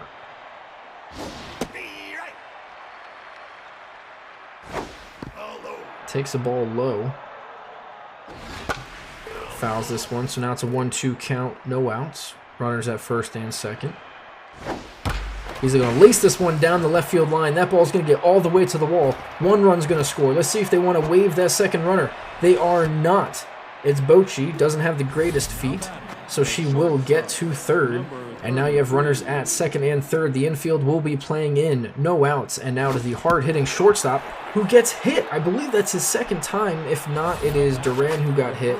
Yep, it is Duran who got hit. So now it's bases loaded. And what other time to get some revenge after getting hit by hitting the ball with bases loaded, no outs, and a new pitcher, Sanford, who's just trying to throw some strikes. Duran swings on that one, 1-2, and he's going to hit this one to left field. That ball's going to get down. 1 run's going to score. They are going to send the second. They are not. They're going to hold him up. That's Hornblower. Again, cement feet, so he's going to stay at third. Bases will still be loaded, just going station to station at this point. It is Bobby Munoz who takes a weird swing at that. Make it 7-5 Monsters. And this ball is in the dirt. It's going to get away from the catcher. They're going to, well, get Hornblower. And again, folks, right here, don't throw it there. Just run him back to third base because he will be out while that runner is on third. And yet another drop third strike. What is going on there? So unfortunate for the Monsters, they get 2 quick outs, running themselves out of the inning. And now it is Top Butterman, runners on second and third. Be perfect if he comes through the clutch here. Another pass ball, and this time the runner's going to be safe at home. 8-5 your score, and a 3-0 count. He's going to walk Butterman. Now batting, the second baseman, number 16.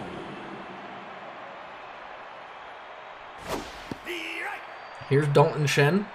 That's inside. Nope, that's inside. This ball's going to be hit over to the shortstop, out number 3.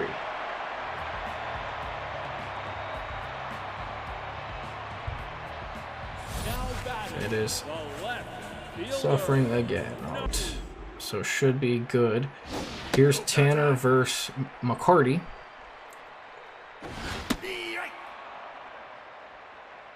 8-5 is your score, 2-1 count.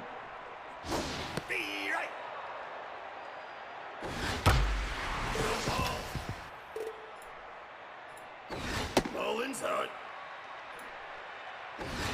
McCarty is going to hit this one to right field. I believe that's Hornblower out there. Out number 1. Now batting, the center fielder. Now pitching, number 80. Tanner is out and Teresa Holloway is in. She will face the first batter flying to bases. Nope. Outside. Steer right. 1-2 count. The base is going to hit this over to Hornblower, and that will be the second out of the inning. Now batting, the shortstop, number 23. Steer right. Nope. Inside. That's high.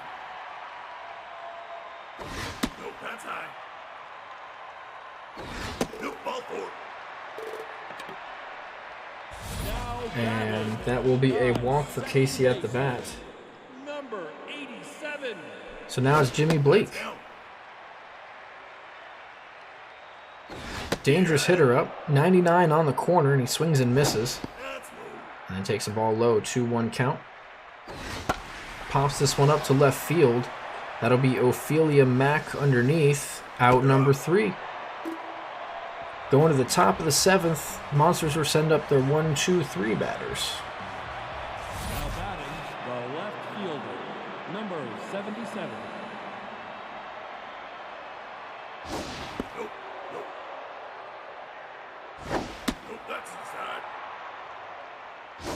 Steer right. This ball's going to be hit over to shortstop. Now batting, the third baseman, number Out number now 1. pitching, number And what we can do 17. with this, let's do this. Why not?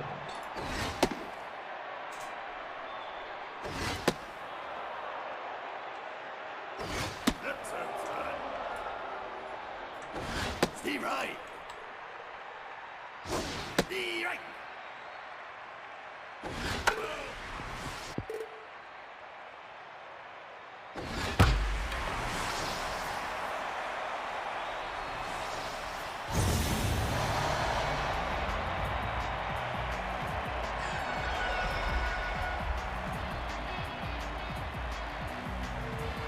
And Athena gets a home run. That's weird, because I was literally trying to set up. That's inside. Oh, God. Ball inside. Hold on. I'm trying to set up a prediction, and it literally was, will a homer be hit the rest of the game? And then that happened. Well, we'll still go through it. The right fielder, number 30. That's going to be a homer for Athena, making it a 9-5 game. And here is Hornblower.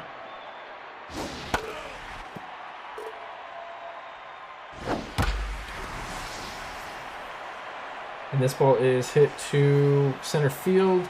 The base is underneath it, out number 3.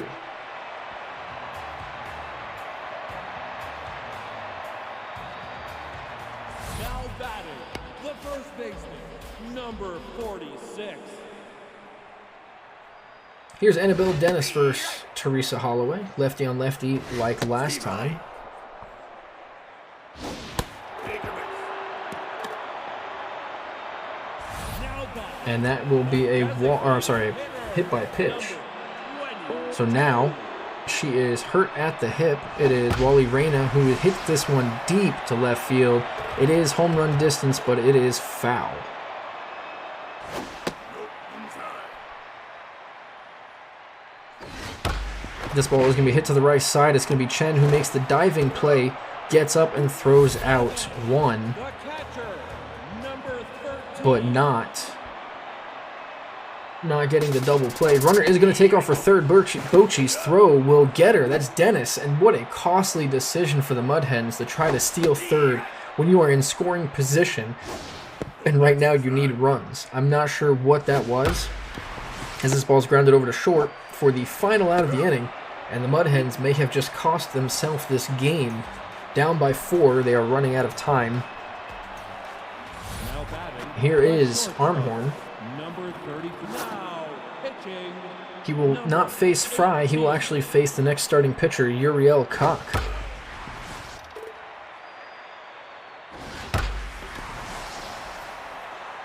And this ball's going to be hit to center field. DeBases will catch it. Out number 1. Now batting, the first baseman. I'm not sure if any of you remember who Bruce Bochy is, but one would say that Ball inside. Mackenzie Bochy, the catcher here, is maybe a Now batting, descendant of Bruce Bochy. number 13. Bruce Bochy was a catcher for in the 80s, I think, and he was the manager for the Giants during their 2 or 3 World Series runs in the early 2000s, mid to late 2000s. Right. I think it was 8, 10, and 12, somewhere around there, is their championships. This ball's going to be hit all the way to the wall and foul. Here's Bobby Munoz with a full count. It's going to hit this one back up the middle. Jimmy Blake will field it. Out number 2. Now batting, the center fielder, number 11.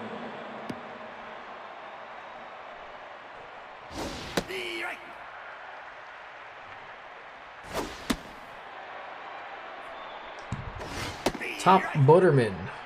1-2 count, 2 outs, man on third. He's going to swing through this one on the ground. Out number 3. Bottom of the 8th. Last 6 outs here. Now batting, the third baseman, number 10.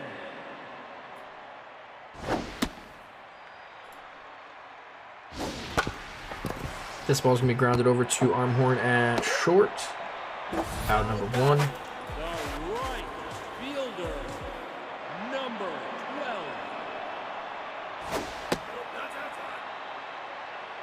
12. This ball is hit deep to left field. This is some trouble at the wall. It is gone. A solo shot here for the Mud Hens. A 359-foot blast by Twist Rums, his first of the season. Make it a 9-6 game. The Mud Hens are not going down quietly or without a fight. It is Baylor McCarty, the left fielder, to face Holloway now. Go outside.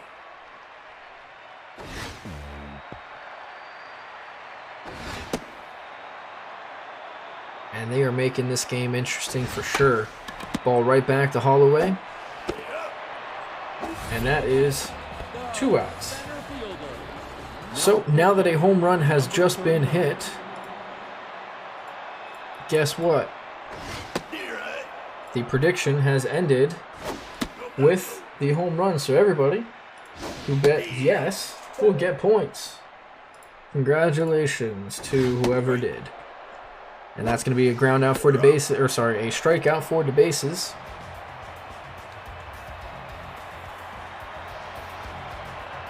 now batting, the second baseman, number So congratulations to the 2 voters for yes, Junkie and Aquas. Right. Right.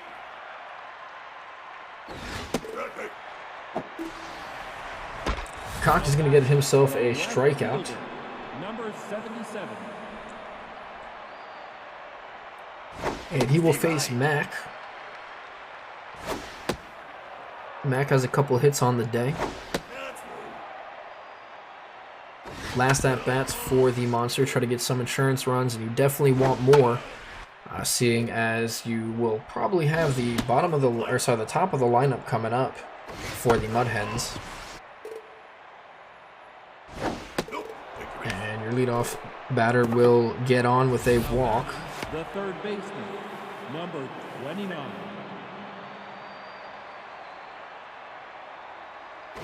Nope. High.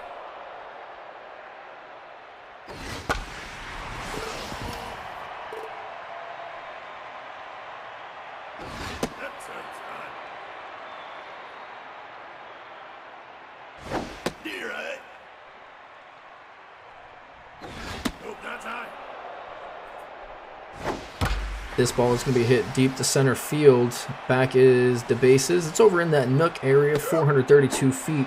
You're going to have to really get a hold of that one to get it out. So that will be 2 outs. And here is Bochy, 0 for 2, but she has 3 walks in this game. 5 plate appearances. This is her 6th.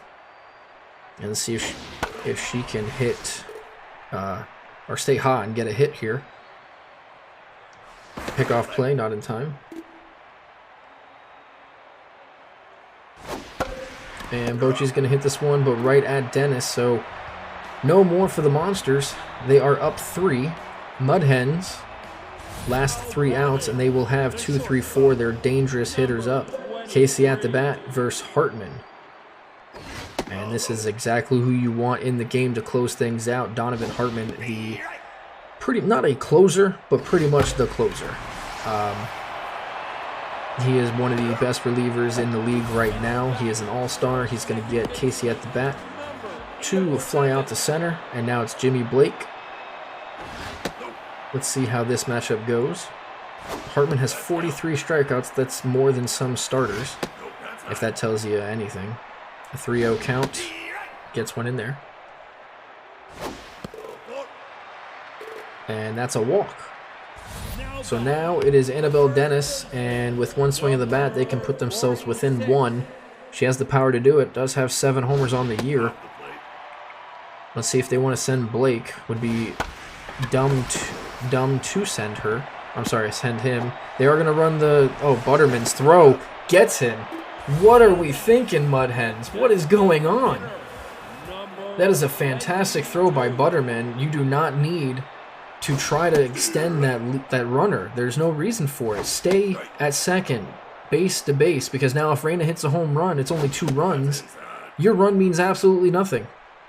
You need the tying run on, and there it is, folks. The Swamp Monsters will win and clinch the number 1 seed. The Mud Hens will go down.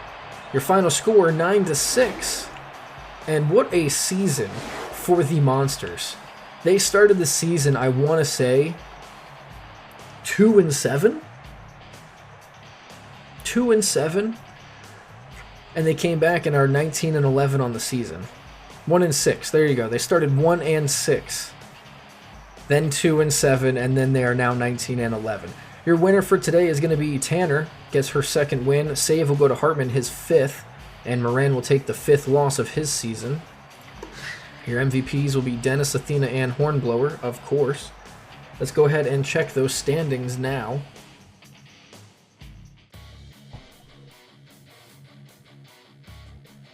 If the game was to help there.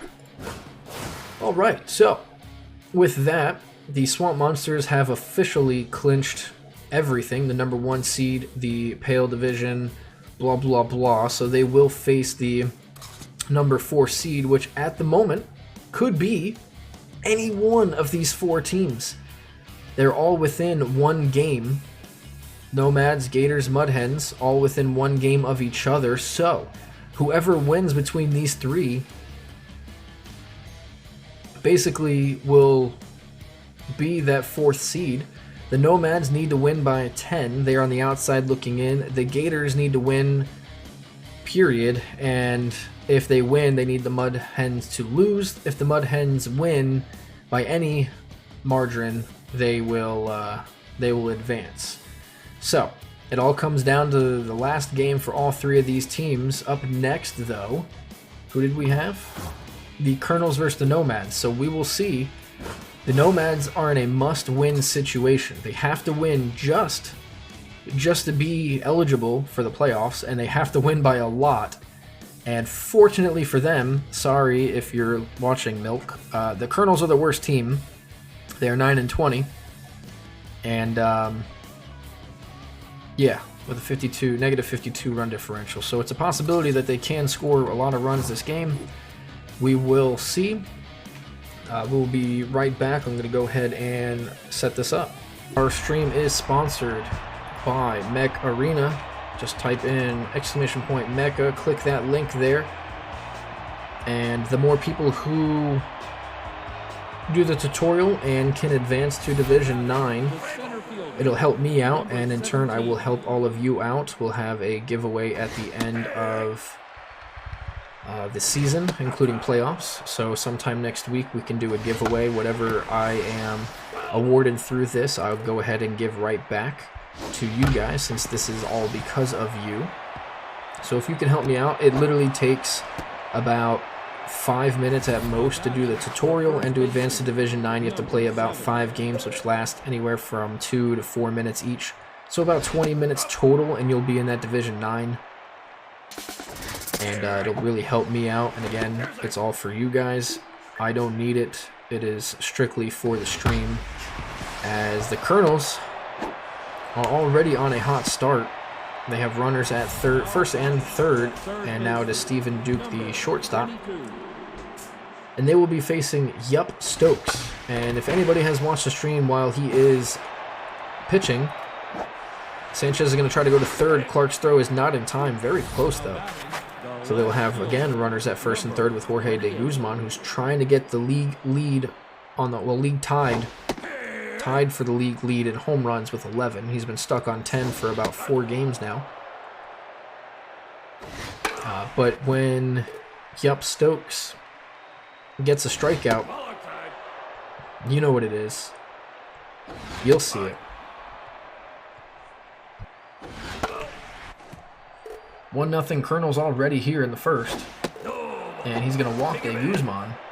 So bases are loaded for the Messiah, Jesus Nazario. No outs. And Stokes cannot find the zone. Now it's a 1-2 count to Jesus. And Jesus is the league leader in strikeouts. He strikes out the most in the league. I believe he's already at 40. And here he takes the ball. And let me hear it, fans. Yep. That's the first K for Stokes. Here's Vern Bull.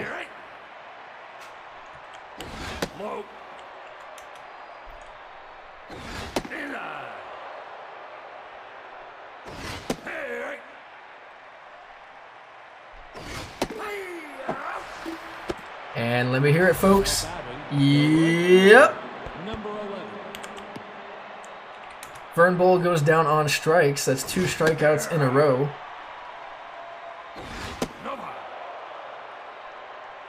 Bases loaded, 2 outs. This ball is laced, but right at the shortstop. So the Kernels did have a fantastic opportunity to score more than that, but unfortunately, because of the power, they will sit at 1. So here it is, Open the Game to face off against Damon Lynch. Open the Game has a 4.73 ERA, a 170 whip, and somewhere in the strikeouts, I'll tell you in a second, as that ball was hit to center and caught by Glenn. 40 strikeouts.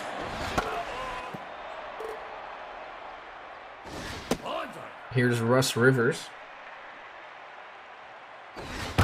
And this ball is, wow.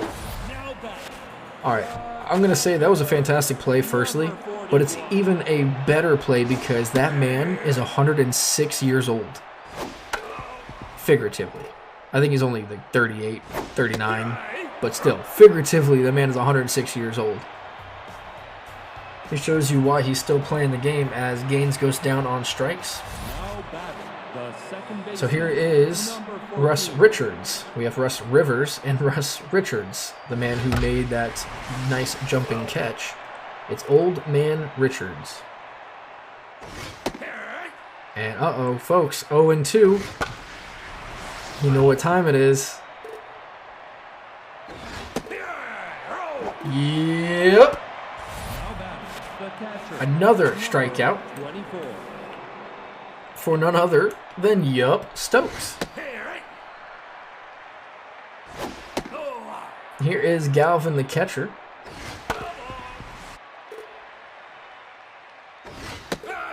And let me hear it, folks. Yep. The center fielder. Another strikeout for Stokes. What is going on, folks? I got to trade for him. Oh, I love Stokes. He's one of my favorite players. I don't know why. He just is. And down they go. The Kernels will not get anything here. So here is Kennedy. Number 43. Colin Kennedy will face the game here. Follow. Outside. And a 3-1 count. And you know, folks, I know that we say that the Kernels are the worst team, but for some reason, when they're expected to lose, they somehow win. And this would be a devastating loss for the Nomads. This is a win or go home situation.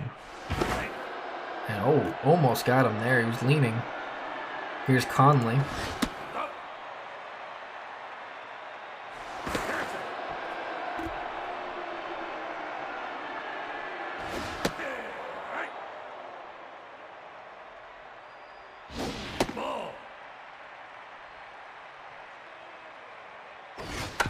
Here's Conley gonna hit over to the pitcher. That's 1-6-3 double play. They'll get 2 outs on the Nomads. Number 11. No. Hey.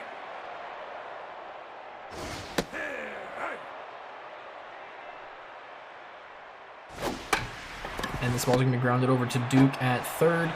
Out number 3. So they get the Nomads there, 1-2-3. Here come the Kernels. Sanchez leading things off. Now batting, the first baseman, number 7. Follow.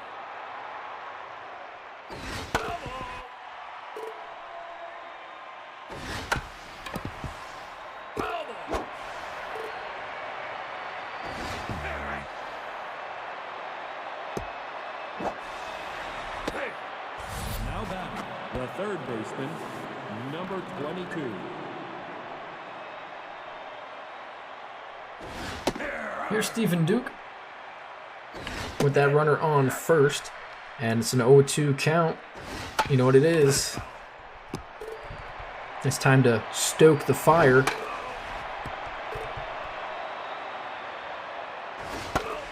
And man, Duke is fighting for his life. He does not want to become a yuppie. A yuppie. I like that. We're going with that. From now on, if you strike out, you're a yuppie. And this ball is going to be softly hit to the right side. It is not going to be caught by the second baseman. I believe that's Russ Rivers.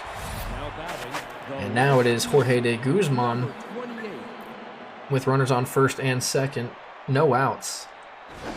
And he's going to hit this one back up to middle. It's going to be Stokes for a 1-6-3 double play. The And here's shortstop, Jesus. Number 36. Here. Ball outside.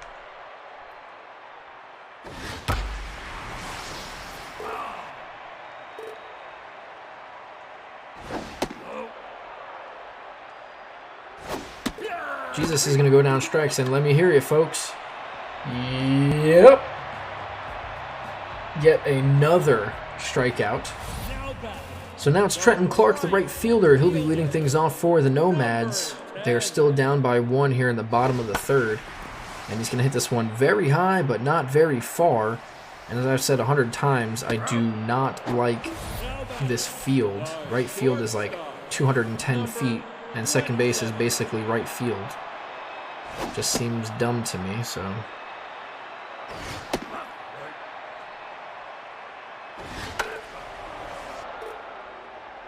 Here's Mess, the shortstop, on a 3-1 count versus the game. She'll foul this one back. And she's going to go down on strikes, so now it is the rookie Fred Moon. Number 28. Fred Moon playing first. He's batting .236 with 3 homers. Couldn't really see the stats right there that fast. Top of the 4th, Kernels will send up their rookie, Vern Bull, batting .230 with a homer and 7 RBIs.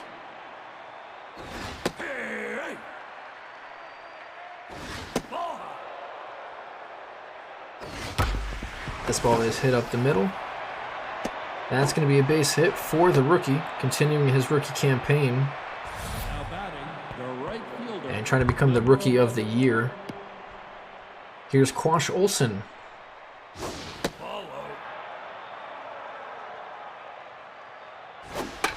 He will pop this one up. Will it stay in play? It will not. Fred Moon could not reach over and grab it.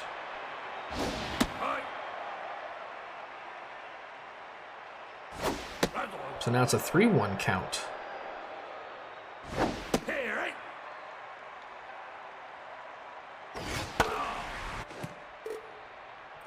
Hemming Fields does not count as a rookie, so this season and for this season only, Now batting, the second all baseman. rookies will be 21 years or under, and from now on, after this season, it will be draftees or first-year free agents under the age of 21.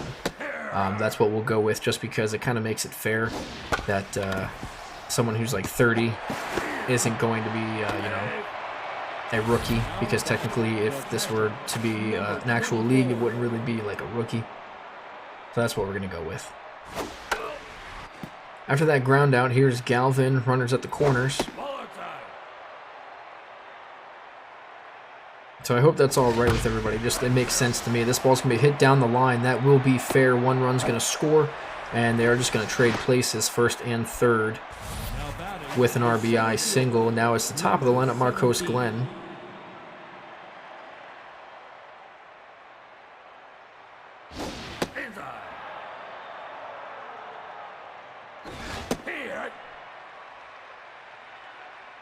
Galvin has been phenomenal this year.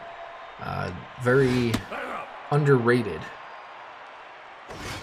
Glenn is going to hit this one in the gap. That's going to get down. He has speed. Let's see if they want to push him to third. He's definitely going to get 2. They are going to send the runner home as well. He will have a 2-run double, and it is not looking good for the Nomads, unfortunately. The Kernels, who were trying to basically lose. Sanchez is going to hit this one to left. That's going to be too quick. They are not. Oh, they were going to send Glenn, and then they the third baseman. stopped him halfway. Number So now you have runners at first and second on the overthrow. Here's Duke. What was I just saying? I don't remember. As Duke hits this one deep to left, does it have enough? It does for a sac fly, not an actual home run. Now batting, the left fielder, number 28.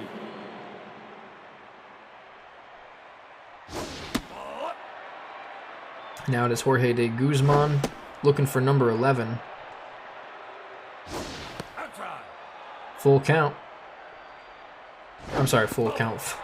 3 balls is what I meant to say. Now batting, the shortstop, number 36. Here's Jesus, runners at the corners.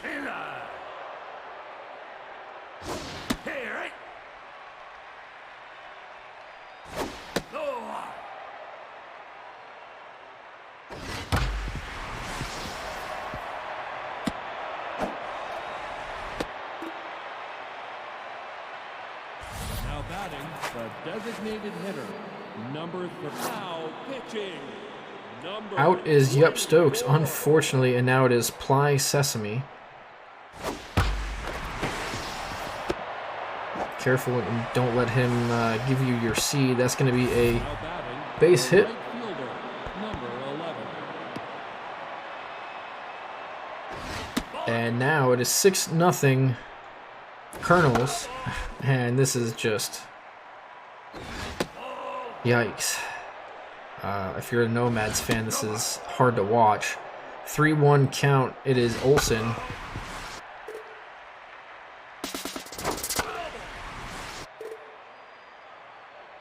And now it's a full count. Runners will go with 2 outs.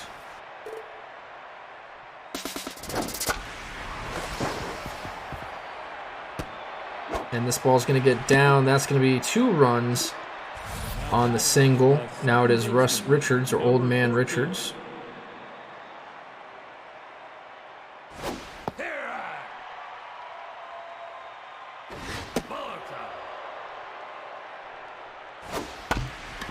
This ball is just foul.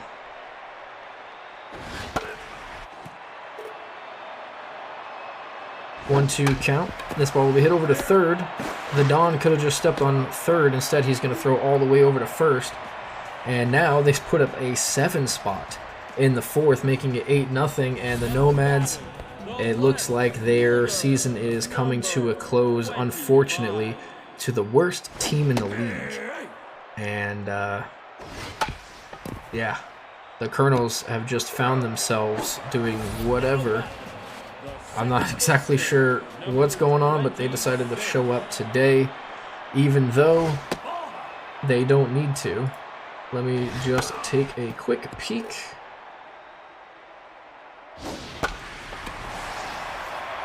This ball is hit deep to right field, right at the wall. Olsen's going to catch it, so nothing there. And if I'm going to go ahead and take a quick look, it will be... Oh, that's the wrong one. Give me 1 second. I do apologize. I'm trying to get the actual... There it is. So, out number 3. So right now, if the Kernels win, they will be 10-20. Number 24. If the Comets lose, they will be 10-20. But the run differential between the two, 15 runs. So, right now, if the Kernels win by 8, which is what the score is, and the Comets lose by 7, that would technically be 15 runs, and the Comets could be the first pick overall. This ball's going to be hit over to left field. That's going to get down for a single. And now it's Pablo Sanchez. Number 7.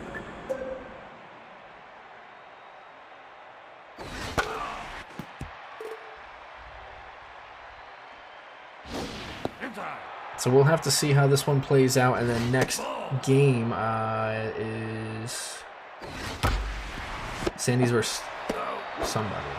That's going to be a double play. It will not be the Sandies. Next game will be the Comets versus the Mud Hens. So, depending on how the Kernels do, we will see. We'll see what the Comets do next game. They are due up next after the Divine and Beavers sim, so that doesn't matter. Full count. I keep saying full count because I see 3 balls. Unfortunately, it's just a walk. The designated hitter, number 14.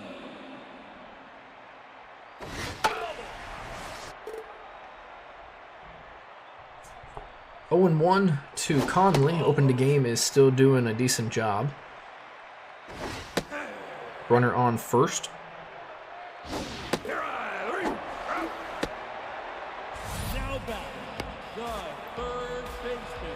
Down goes Conley. Here is the Don. The runner on first and 1 out. Opened the game, I believe this is probably his best outing yet, and it's only been 4 innings, which is very unfortunate to say. He has a 4.17 ERA now. The Don has 257 average, 2 homers, 12 RBIs. And he's going to go down on strikes. The right fielder, number 10. This ball's going to be grounded over to Duke at third. Out number 3.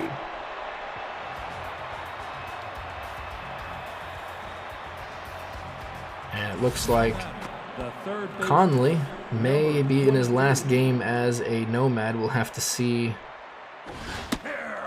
We'll have to see what happens in the off season here. Duke to face Sesame. Sesame's having himself a really good season as well. A 291 whip, 291 ERA, 125 whip, and 16 strikeouts. And down goes Duke. Now batting, the left fielder, number 28. This ball's hit up the middle. Mess is going to make a nice diving play and beats the runner by a step. The shortstop, Now it's number Jesus. 36.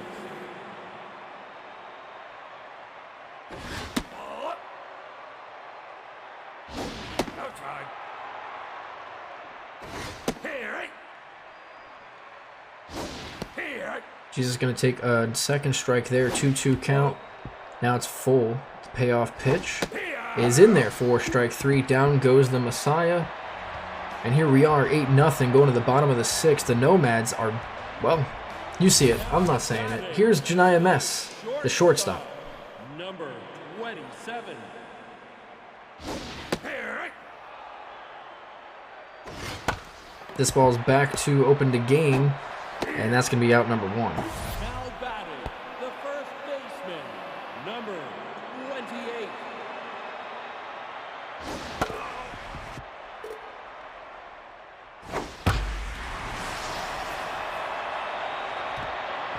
This ball's hit all the way to the wall, off the wall, and misplayed by the left fielder. That's going to get down for a hit. And guess what? That means the no-hitter is gone through 5. A standing ovation for open the game. He goes 5 innings, no-hit baseball. Sorry, 5 1/3 of no-hit baseball.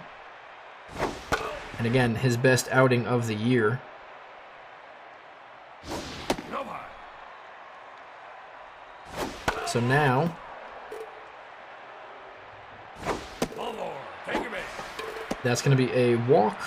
Now batting, the second baseman, number 26. Let up. Russ Rivers will face open the game here with 1 out and runners at first and second. Swings at a strike. Low. Ball high. Here. Full count, payoff pitch is up high, and Rivers will walk. It'll be the second walk of the inning. Bases are loaded, and it looks like the Nomads may have a chance. Bases loaded with their best power hitter. I think he's tied with Achilles with the most power in the league. That's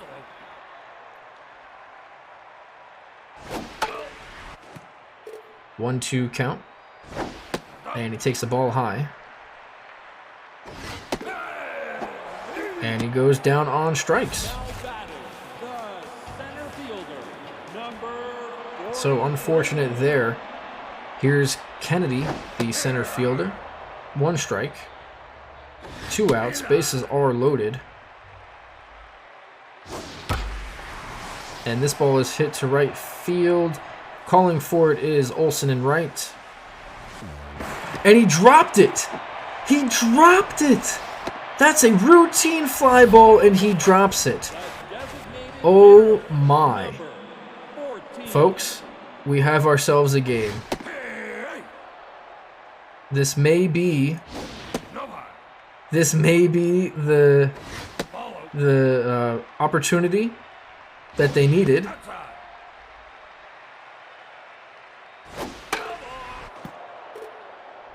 And that was an error, an unfortunate error, an easy routine play that just he dropped. And that's Olsen for you. The designated hitter, number 30. Now pitching, number 53. No high. Here. Follow. Oh, man. Here's Vernon Bull. The rookie, batting .250 now, and you can say goodbye to that .250. Now batting, the right fielder. So now it is Quash Olson, Mr. Inconsistency, as, yeah. That's so bad. I feel bad for the Kernels there. This ball is going to be hit over to second. Rivers will field it out number 2. Now batting, the second So now it is Old Man Richards. number 14. Here.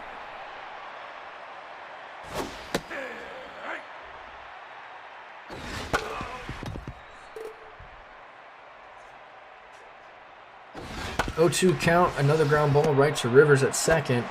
And while that's the final out, I'm going to leave you with this. It's stretch time, so I'm going to make myself get up and stretch by going to get something to drink. I'll be right back. The third baseman, number 11. Inside.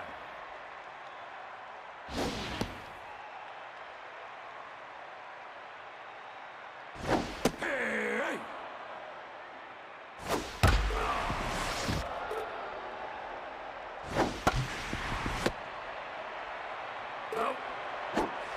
Now batting, the right fielder, number 10.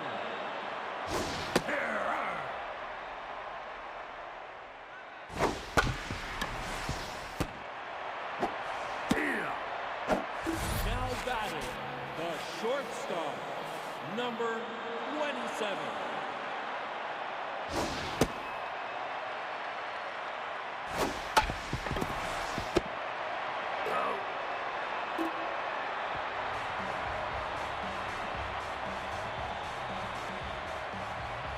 Now batting, the catcher, number 24.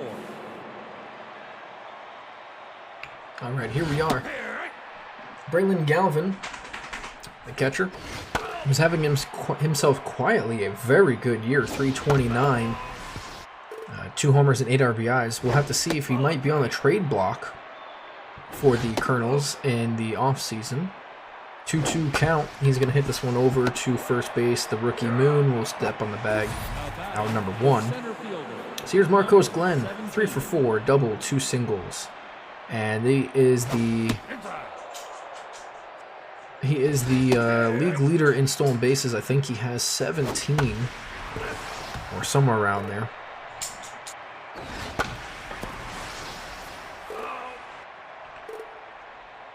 Class Word is the pitcher. Must have missed that. Glenn's going to go down on strikes. now batting, the first So now number Pablo 7. Sanchez 2 for 4. It's a double and a single.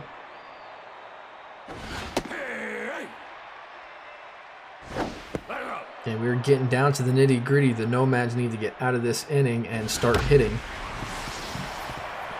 Not the opposite of what exactly just happened there. That's going to be a 2-out single, which will bring up Stephen Duke, who is right at Mendoza line. Last at-bat of the season for him, unless somehow the Kernels bat around. Bullet. No. Duke is going to foul this one to the right side. 2-1 count. Make it 2. Deuces are wild. Runner on first. This ball is going to be hit to the right side. Through for a base hit. First to third will go Sanchez with his speed easily, even with the strong throw from Clark. Here is De Guzman looking for number 11 on an 8-3 ball game. Welcome, Happy Hemp. How are we today on this fine evening?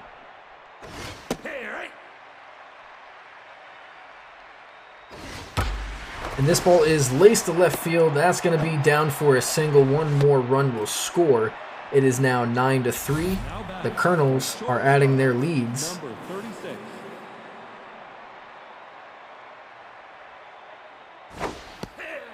And that's going to be a strike for Jesus.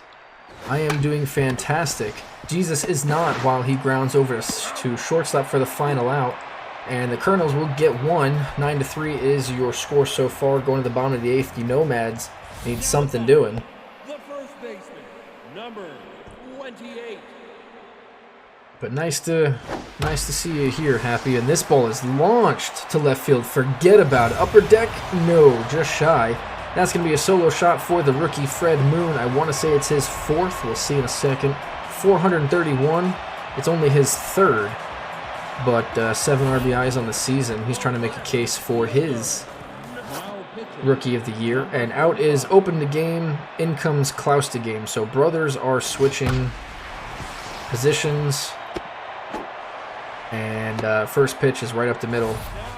Looked like it was through his legs. Second baseman, number 26.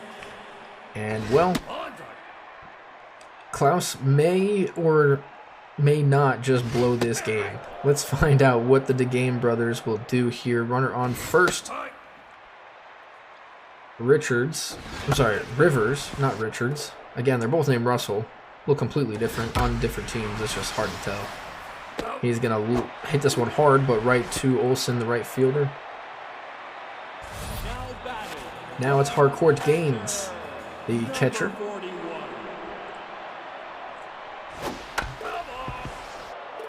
It's got 7 homers on the year, and right now would be another opportunity for him to get 8.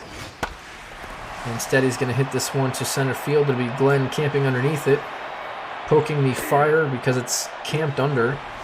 Out number 2. Now back, the center fielder. So now it is the center fielder, Kennedy.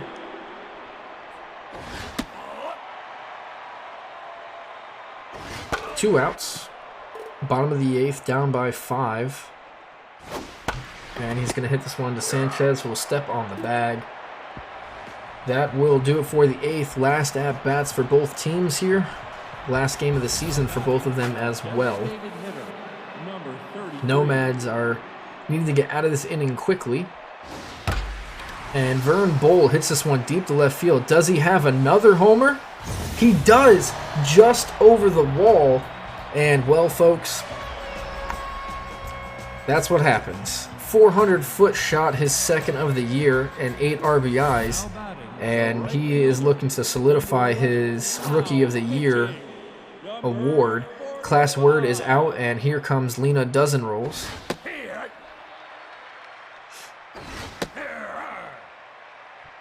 0-2 count, and down he goes. Good morning, good afternoon, good night. Down he goes on strikes. Number 14.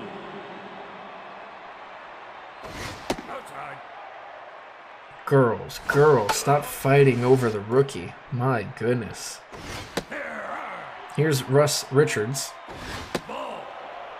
the old man, and he's got a full count.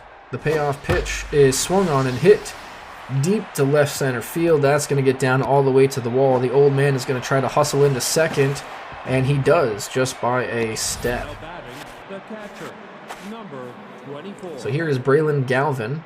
Again, like I said, quietly having a good season.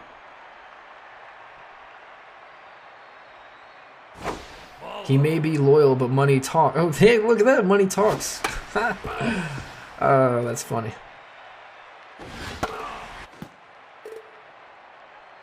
1-2 count, the pitch. Fouled back. This ball is through the legs of Gaines, but the runner will not advance.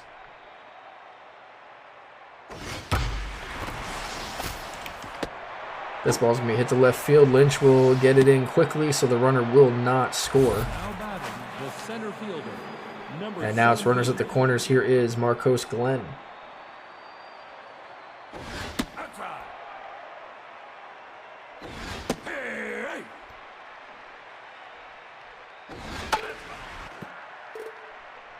The infield is in with 1 out, and Glenn is going to put a charge into this one. It is a shallow right field, and this ball's gone.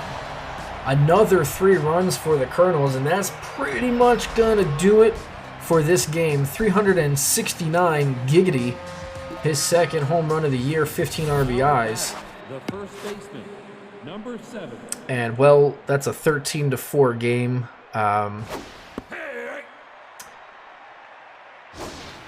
Nomads, it was fun. You had such a phenomenal late season rally. As Sanchez is going to hit this one to the right side and get through. I will commend you on your season. You started out very, very slow, just like the Monsters. You heated up at the end, unfortunately.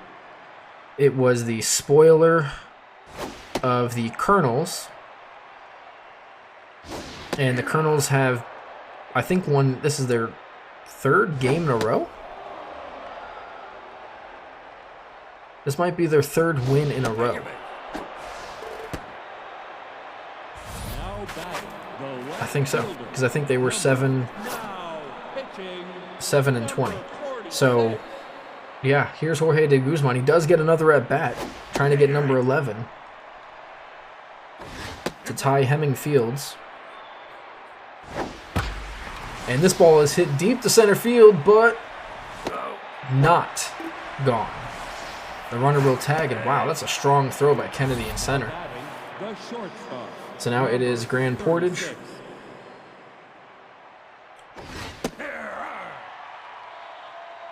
They're looking to take this game home. This ball is hit to the right side. Rivers will field it. Out number 3. BBSB, I appreciate the follow. Thank you so much. 13-4 going into the bottom of the 9th. Here is Thaddeus Conley, who is DHing today. Klaus the game is in to close it, and they are 3 outs away from doing so. And, well, now we're looking at a possible, hear me out, a possible option to where the Comets, if they lose by 6 runs or more to the Mud Hens, which is very, very plausible, the number 1 draft pick will go to the Comets. I thought it couldn't be done, but the Comets just keep losing, and the Kernels kept winning. I could have sworn that there was no way possible, because the Kernels were down by 30 runs. And, well, they proved us wrong here.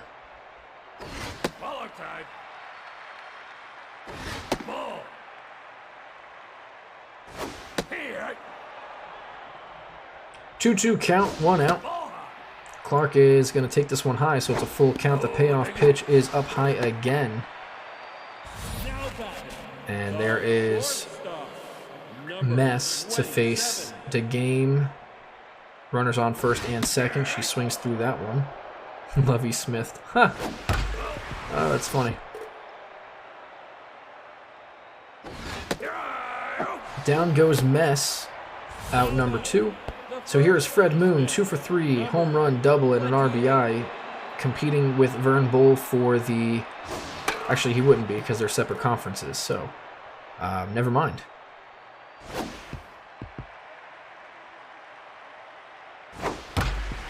And this ball's going to be hit over to second. Russ Richards takes the long throw to first, and that will do it. The Kernels will win this one by a score of 13-4, and once again, unfortunate for the Nomads. That will end their season there.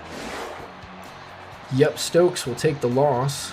Did have 6 strikeouts, though. He will fall to 1-3. The winner will be open to game, getting his first and only win on the season, making him 1-5. He had no hits through 5 innings. MVPs, Marcos Glenn had 5 RBIs. Fred Moon and Vern Bull, the 2 rookies. We're going to take a quick look at the standings. Actually, we will simulate this game really quick. Divine versus the Beavers. Because both teams are already in, we decided to go against the Beavers. And somehow the Beavers win this game. I don't know how. They are always winning when it comes to the simulations. So let's take a quick look as that ended both of their seasons. Divine will end up 17-13, still the number 1 seed at the moment. Let's see, San Diego are done as well. So Divine will be number 1. San Diego has clinched number 2. And the Swagger Defenders have clinched number 3. So the winner between the Owlins and the Slumpbusters, they are only 2-run difference. And they are the last 2 games. Next up, we have Comets versus Mud Hens. So we'll take a look. If the Comets lose by 6 or more, it's a possibility that the Kernels and Comets will share the last game. And then the Gators. So right now, this is what it is. If the Mud Hens win, the Gators have to win by 20 runs. If the Mud Hens lose, all the Gators have to do is win, and they are in. The Sandies have all but clinched. So if the Mud Hens and the Gators win, and the Sandies lose by 10, it's a possibility the Sandies are out of the playoffs. That's how crazy this is. It all just depends on run differential. The Nomads are officially out. They're half a game back. Because of the run differential, there's no way that they can make it in, because the Mud Hens, even if they lose, they'd have to lose by 40 runs or so that's not going to happen. But we shall see. This next game is the Comets versus the Mud Hens. Stay tuned. I'm going to go ahead and get that started in just a second.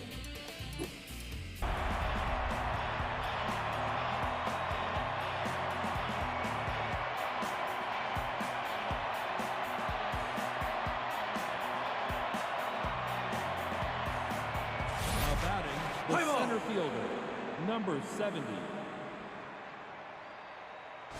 D-Ride! Go inside. D-Ride!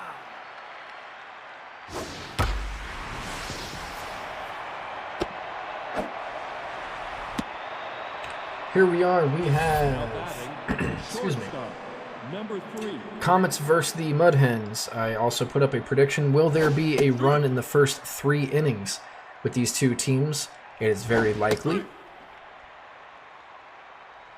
So go ahead and bet on that. The runner is going to take off for second. Montoya is going to throw this away. The runner will advance to third.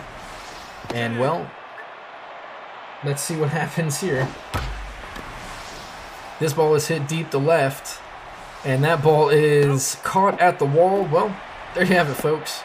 That's, Now batting, the third baseman, yeah, that's free money. number 29. I guess everybody go ahead and put in yes if you want free points. And I will, I'll go ahead and do some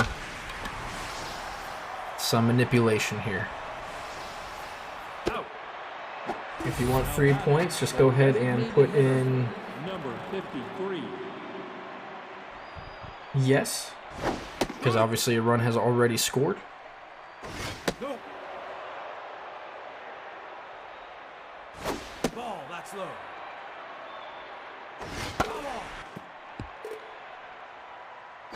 Ball.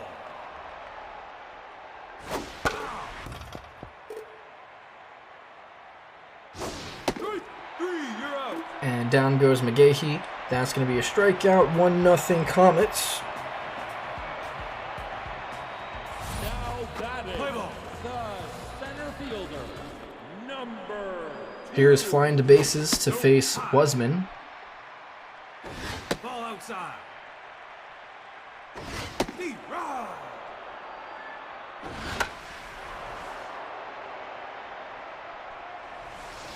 You're out. And that will be an out. Here's Casey at the bat. number 23.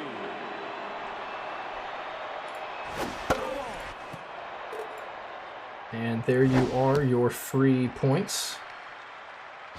So now with those points, let's go ahead. It looks like we're having an ad, actually, so I apologize for those who are getting an ad.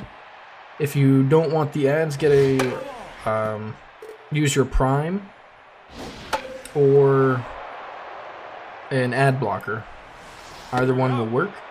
That's 2 outs for the Mud Hens. Here's Jimmy Blake.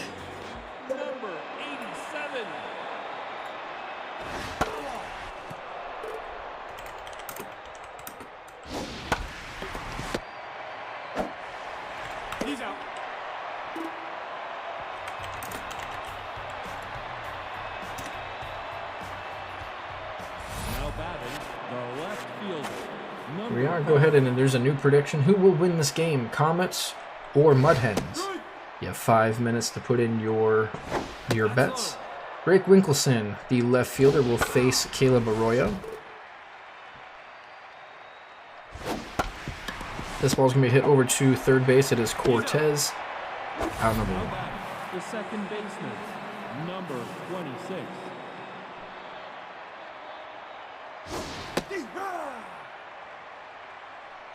Nope, that's high.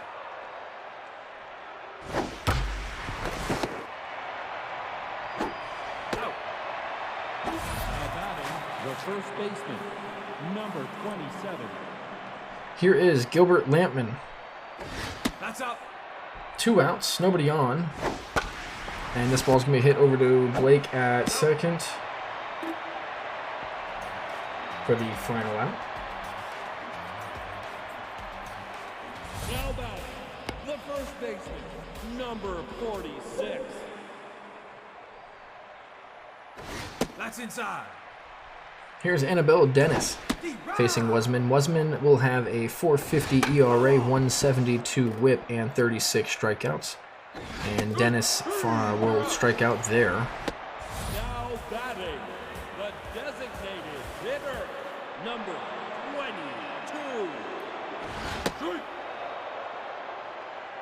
22. Wally Reyna will get his first shot, DH, against Wasman. And down he goes on strikes. Now batting, the catcher, number 13. Ball outside. Ball high. This ball's going to get through. That's going to be a base hit. Now batting, the third baseman, number 10.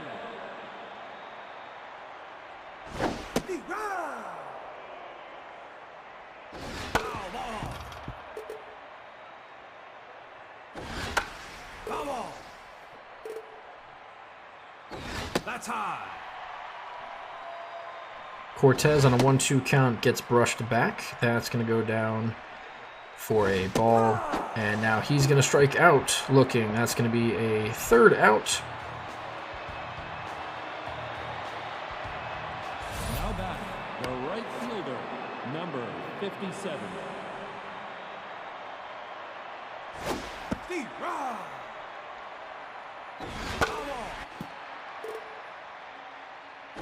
Ball high.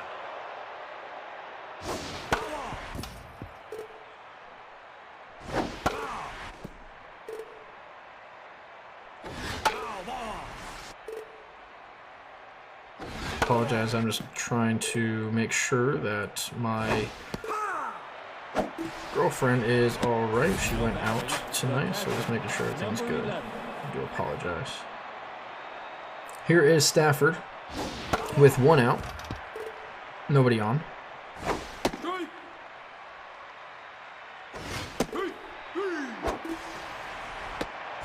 back, the center fielder, number 70.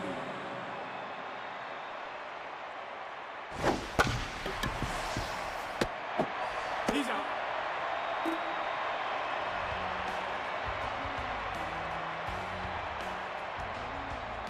Now back, the right fielder, number 12. Twist Rums will get his first shot. That's high. That's going to be a foul ball. Now batting, the left fielder, number 2.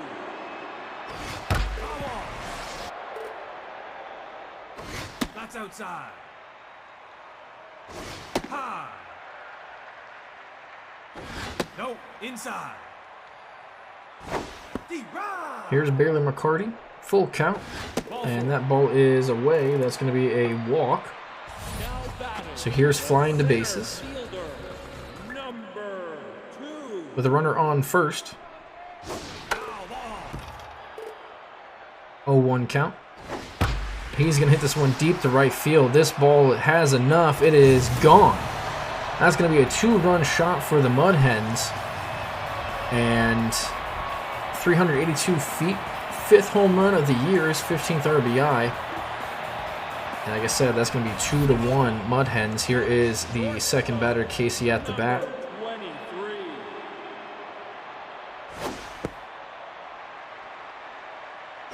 Ball, that's low. No, that's high. Foul ball. Take your base. Now back. He's going to go ahead and walk, and now it's going to be the dangerous second baseman, Jimmy Blake. Mud Hens, like I said, they score a lot of runs. Very good at offense. Unfortunately, their pitching is what lacks a little bit. So the Comets just need to come out swinging. And that's going to be a base hit.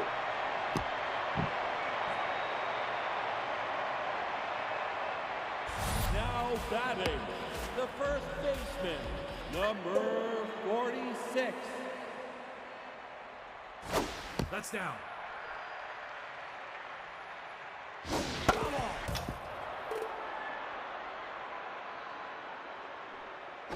No, high.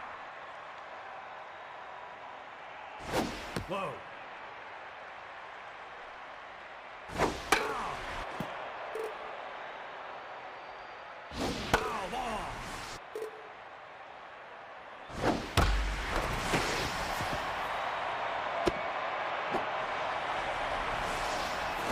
Save. Now batting, the designated hitter, number 22. D-Rod. That's low. Wally Reyna with runners at the corners. That's inside. He is going to hit this one over to third. Rhodes is going to field it. It's going to be 5-4-3 double play. So good on the Mud Hens there. They do score 3, Now batting, the making it a shortstop, 3-1 ball game. number 3. Foul ball. You're out. Now batting, the third baseman, Here is Rhodes, who made that last out, or starting the double play. He's going to pop this one up to the right side in playable.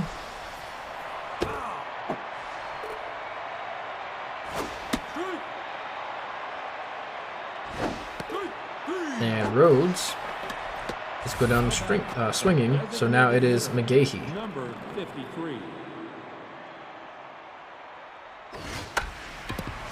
McGahee's going to hit this over to third. And that'll be the final out. Now batting, the catcher, number 13. Foul ball. Now it's Montoya. No, that's low. No, high. Fair ball. Montoya is going to strike out and get thrown out. So that'll be, I'm sorry, not a strikeout, but a little swinging bunt. 10. Now it's Cortez. And he's going to swing at that first pitch. 1-1 count. That's down. And he's going to get plunked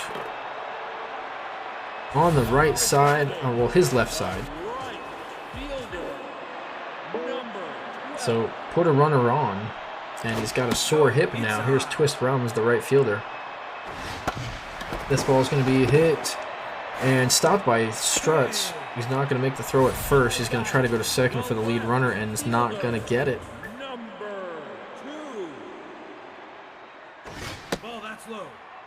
So here's McCarty, the left fielder, D-Rod. facing Wasman, who's already at 75 pitches through 3 1/3. Ball, that's low. Not good. He's out. That ball is going to get down. That's another base hit. Fielder, number 2. Here's flying to bases. Had a 2-run homer his last at bat.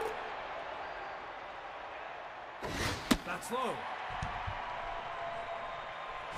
Low. 2-1 count. He's going to hit this one over to short. Struts will throw it across the diamond for the final out, so nothing for either team in the 4th. We're going to the top 5. Mud Hens lead 3-1. Now batting, the left fielder, number 5. D-Rod! D-Rod! Ball, that's up.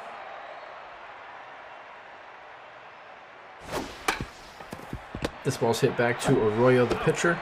Out number 1. Now batting, So here the is second baseman, Durham, number 26. aka Bull. He's going to pop this first pitch up, but foul. Foul ball. It's hard to tell who is who in the stands. Excuse me, that ball is lined to third. Number As you have the Comets and the Mud Hens pretty close in color, so it's just a sea of blue. Mud Hens are home. Strike.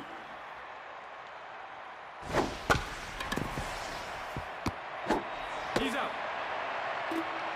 And that'll be the final out. So going to the bottom of the 5th, Mud Hens will send up 2, 3, 4. Now batting, the shortstop, number 23.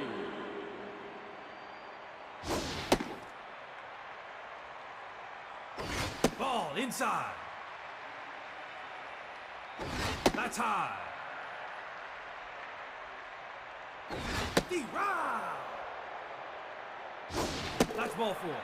That's going to be a walk for at-bats. That might be Wasman's last batter. Let's see how they want to approach it. It is not. He's at 86, and he's going to face the dangerous Blake. With a runner on first, has got speed. It's at the bat.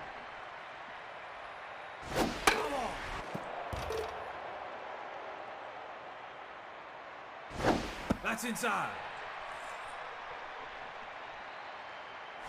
He's in. And almost gets him on the pickoff play. Caught him leaning, but he got back in time. Blake is going to hit this one down the line. That's going to get past the diving third baseman, and since it was in left field, they're not going to chance it. Now batting, Especially with somebody as Dennis is up, Annabelle, the first baseman. And a ball high and tight gets past the catcher, the Stafford, and that will move the runners into scoring position. Dennis is going to hit this one down the third base line. Wasman will field it, and she beats it out. now batting, Wow. the designated hitter, number 20. That was a swinging bunt, and it looks like the Mud Hens are going to start to crawl away with this. Runner is going to second. The throw is low, not in time. That's going to be a stolen base. And this ball gets away from the catcher, as it is just falling apart for the Comets now. And this ball is laced down the left field line. That's going to get all the way to the wall. 2 runs will score, and that will be a 2-run double. Here's Montoya, the catcher, 1 for 2 with a single. Wasman is finally out of this game. Here comes Camilla Green. And, yep, it's one of those games, it seems like, for the Comets. The Mud Hens are going to unleash hell, as they usually do.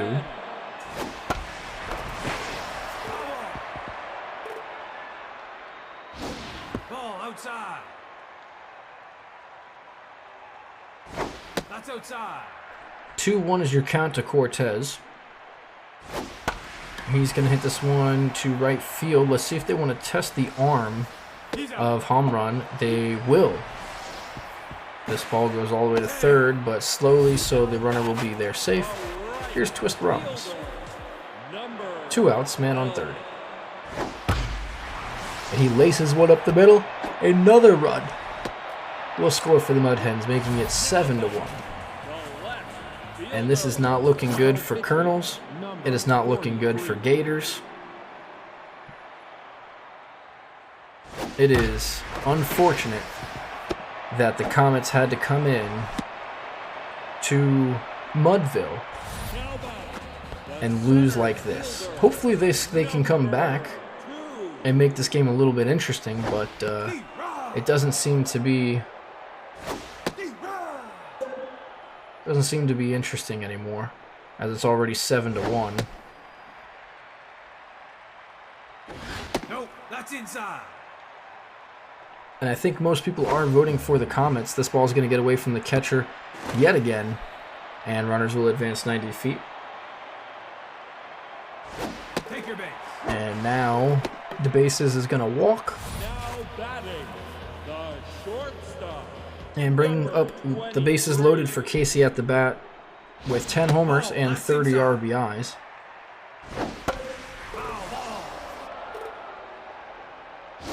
Ball, that's low. And Casey's going to hit this one up the middle. That's going to be 1 run. They are going to send the second runner. The throw is in time, so they do get him. They only score 1 there. But totally, they scored 5, making it an 8-1 game going into the top of the 6th. Down by 7. If the Comets want to win this game at all, they got to start hitting now. And right now, as well, if they lose this game by the score that it is, they will have the #1 draft pick. Do you think the Comets are tanking? Do you think they know?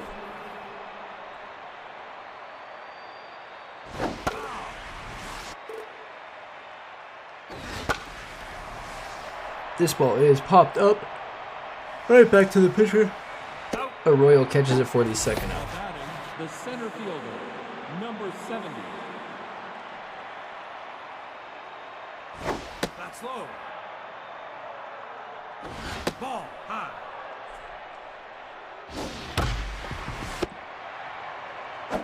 You're out.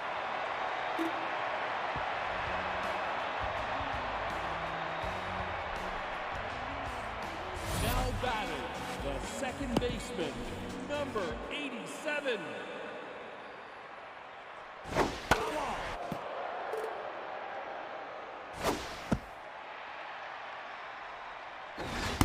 And Jimmy Blake is going to get hit on the knee. That's got to hurt. Let's see if he is injured. The first baseman, It's Annabelle Dennis, who's 2 for 3. Jimmy Blake is injured. He's got a sore hip, even though the ball hit him in the knee. So, not sure how that happened. Ball. But either way, J.R. Praline will face Dennis. Ball, inside. And Dennis is going to hit this one to center He's out. for the first out. now batting, the designated hitter. Now pitching, number 44. Out is Praline in his mad. Wally Reyna. Strike.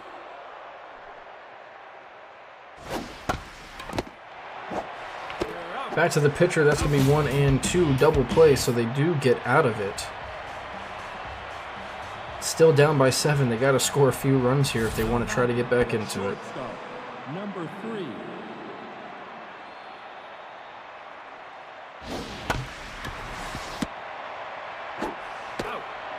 And a nice play by Dennis, and Arroyo coming over to field it. 29. That's going to be the first out. Here is Plover Rhodes, the Go, third inside. baseman. Back to the pitcher, out number 2. Now batting, the designated hitter, number 53. This ball is hit deep to left field. Doesn't have enough. Right at the wall is McCarty. He's out. He catches it for the final out.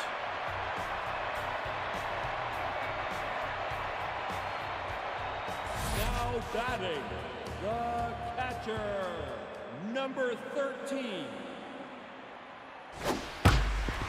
This ball is hit to short struts.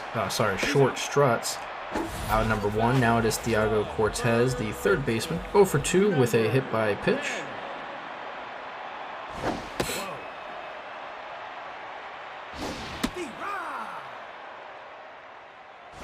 Go. And this ball is going to be floated past first base. Lampman will get it on the run. Nice catch. The right. Out number 2. So now it's twist rungs. 12. That's down.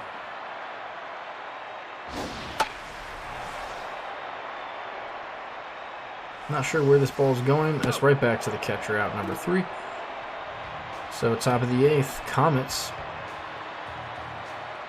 Last 6 outs. Now batting, the left fielder, number 5. Ball, that's low. That's up. 2-1 count to Winkelson. He will foul this pitch off. Make it 2-2. No, high. 3, you're out. Down he goes on strikes. Arroyo is cutting through this Comets team. Number 26. Here comes Bull. No, inside. 77 pitches through 7 1/3. This is exactly what you want out of a starter. Straight.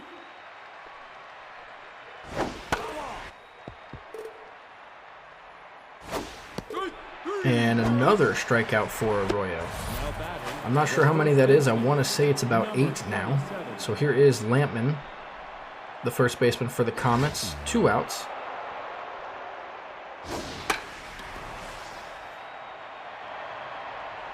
And this ball's popped up, caught by at-bat.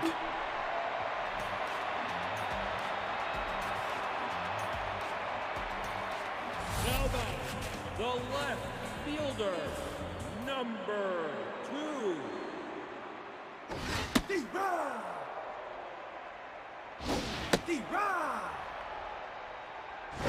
No, inside. McCarty, the left fielder, No, that's high. is going to have a swinging bunt. Mad will field it quickly, and then a gun over to first for the first out. The center fielder, number 2. No, that's high. And then a shot to center field. That's going to get down for a base hit. That was Now batting, DeBases. shortstop, Here's Casey. number 23. No, high. Ball. 2-0 count, and the pitch is hit foul.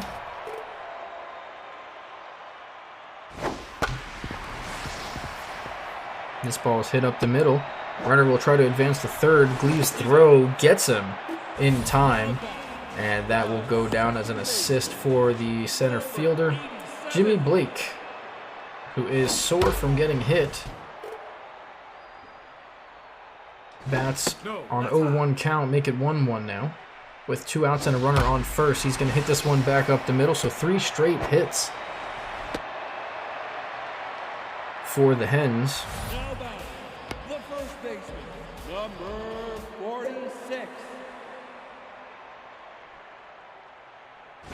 Outside.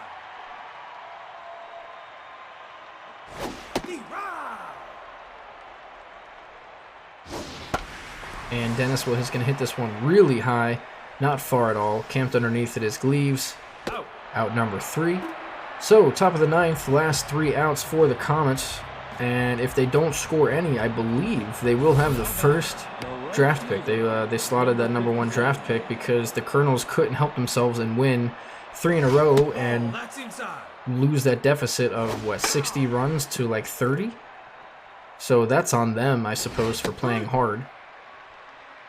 And the Comets just seem to pretty much have tanked the entire season the last, 2 weeks. So here, it looks like Arroyo is going for a complete game. Well, only at 88 pitches. I mean, he could pitch another 30 pitches pretty much and be in this one. So here's Gleaves, the last out. As Arroyo is going to have himself a complete game here. This ball's hit deep to center field. Does it have enough? It doesn't. DeBases is out there, catches it. And folks, the Mud Hens will go ahead and take this one 8-1. Your winning pitcher will be Arroyo, who has a complete game 8 strikeouts, advancing to 4-2. Wasman will take the loss, 2-4. And obviously the RVI, the MVP is going to go to Arroyo. We will double check everything here. Give me 1 second. The Mud Hens will win this. We'll go ahead and do that. And now let's check the scores.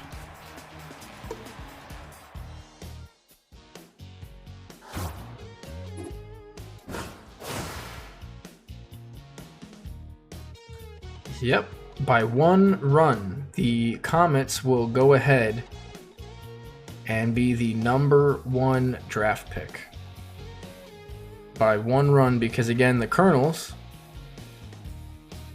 couldn't stop winning by 10 runs. And their deficit was in the 60s, and now it's in the 40s, so Comets lose. Technically, by Comets losing, Comets winners. Yikes. So, right now, that puts Mudville Mud Hens at 16-14.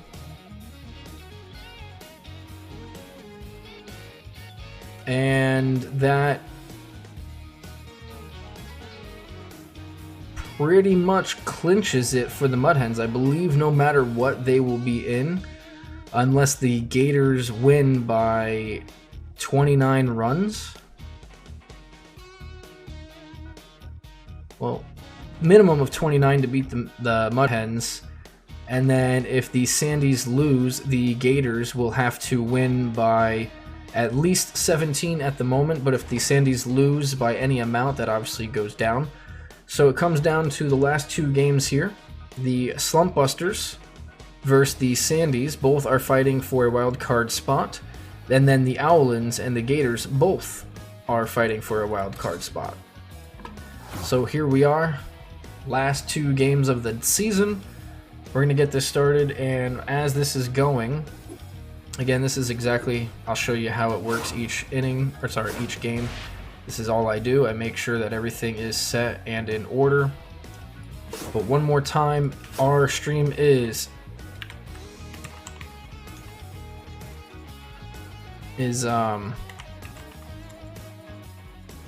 sponsored by Mech Arena, and it's a fun game to play. I've been playing it throughout the stream here on my phone. We will have a stream on the computer here soon. And it's if you help me out, it helps you out. We will have a giveaway at the end of the season with whatever is rewarded. Last 2 games here. Number 8. You have the Slumpbusters versus the Pecan Sandies. Again, if the Sandies win... Oh, my. First batter of the game is going to be an error on Charlie at first base. And Slumpbusters have gotten away with something there. Here's Branch to face Case Murray.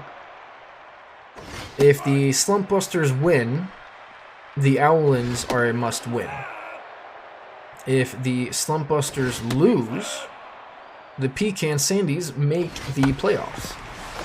Pretty much whoever wins these next 2 games make the playoffs, for the most part. Josiah keeps getting on base because he's a phenomenal player. I don't know. It's like him and Frank. Frank, the catcher for the Sandies, also have not had a day off since pretty much day 1. And they still are getting on and scoring. I don't understand it either. But,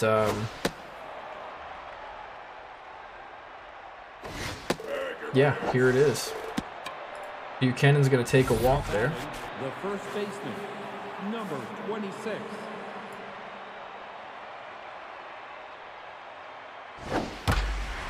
And this ball is going to be caught by Boyer. Wow. What a play that saved a run. Sandies are going to come in and try to start this off. Number 21. Stop catcher abuse. Yes. Stop catcher abuse. I am... well, I am a catcher, and I am abused. For those of you who don't know or haven't seen, not only do I put these games on YouTube, but I put the IRL baseball games I play on YouTube. And what you watch is actually me catching. So that's me catching every game because we don't have a catcher. So I am part of that hashtag stop catcher abuse. I just want a backup catcher so I can play the field and not catch every game. Down goes Charlie. Nothing doing for either team. Top of the second. Here come the Slumpbusters to try anything. Number 19. No, and speaking of, there is the link to YouTube. If you click that, you can watch all the previous games up until week, was it 10, I believe? I have 3 more videos being currently made right now. After sometime this week, I'm hoping to get all of the games that have been streamed on YouTube. This ball is going to get through. That will be 1 run for the Slumpbusters on the double. And I do have to do 2 more games of the IRL baseball. And then next Sunday is our playoff game, and then we'll probably lose that, if I'm being honest. And then I'll be out for about 3 more weeks, and then we'll start playing baseball again.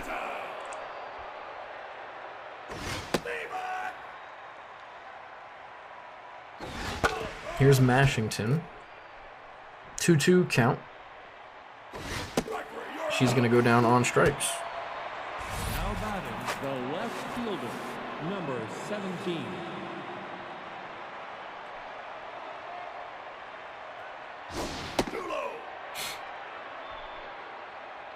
Cal Winters, the left fielder. 2-0 count. Runner on second. Make it ball 3. And he walked him. So 4 straight pitches. Now batting the catcher, number 8.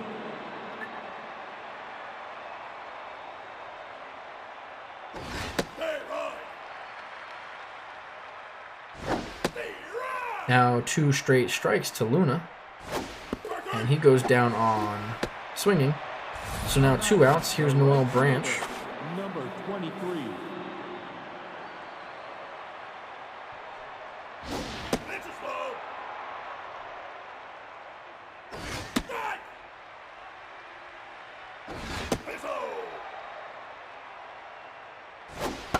Branch is going to foul this one.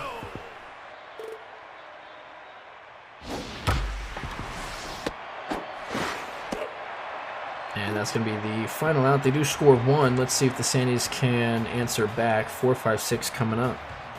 Now batting the shortstop, number 4.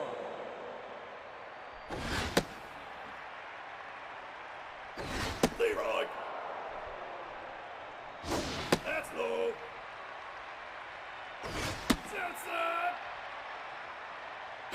Take your base. Ortiz is going to walk.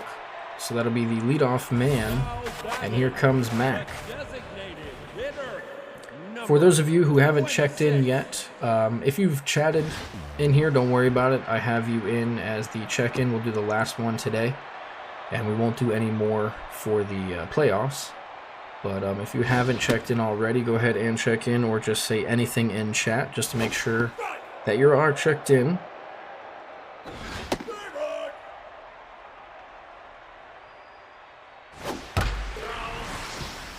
Also, I will be doing all of the stats and the awards tomorrow, so hopefully I can get that out by the end of the night so we can have a whole week of voting. Here is Top Flan, the right fielder, batting with runners on first and second. And then, again, next week will be all playoffs. Saturday will be the championship. And then I'm hoping the following week we can do the award show. And then the following week after that, possibly a tournament. And the following week after that would be Season 2. I'm hoping that's the schedule, so we can get everything going. More to come on all of that, obviously, in the next couple weeks, 2 weeks.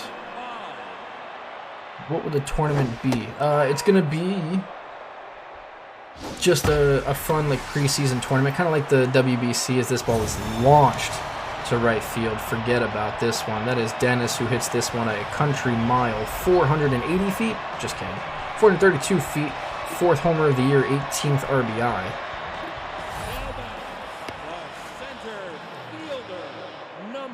And here's Nathan March.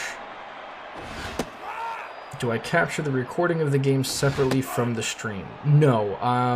So the way I have it set up, if I do that, it renders it in like Super HD 4K, and it just if I were to do a 4-hour long stream, it's already at 20-something gigs without the 4K.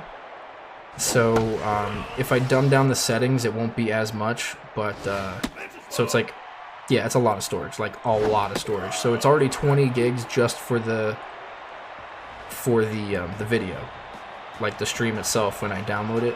And then if I were to actually capture it while recording it, it pretty much doubles to triples that. So each recording would be about, or each stream would be about 100 or so gigs, maybe 80-ish gigs, and I'd have to like clear it out every 2 days, or every 2 streams, basically. Here's Buchanan, who's going to hit this one to left field. Does get over? It does not. Off the top of the wall. She's going to try to get 2 on this one, and she will. So I just take it straight from Twitch. It's a lot easier. It kind of ruins the quality a little bit, because you can only upload to 720, basically. Well, 960, but it's 720. And this ball is going to come home. March's throw is not in time. Slumpbusters will score. So here's Roberson, the all-star, with a runner on second. But it just makes it a lot easier on me, because if I can't get the video done in the next like day or two, I just grab it straight from Twitch and bring it on over. That's out number 2 off the ground out to second. So here's Rustin Price, who's 1 for 1 with a double and an RBI. Back to the tournament. It would just be a spring training tournament type deal, like I stated, kind of like a WBC thing, just to see where the teams are at for fun. Maybe a cash incentive for all of that. So we'll see how the night plays out, or how the tournament plays and everything. We'll make some polls. This ball's hit deep to left field. Does it have enough? It does. The Slumpbusters are going to take the lead on this one. That is a 2-run shot, 407 feet by Price, 11th RBI, and the Slumpbusters are not out of this one. 4-3 is your score. Here is Mashington.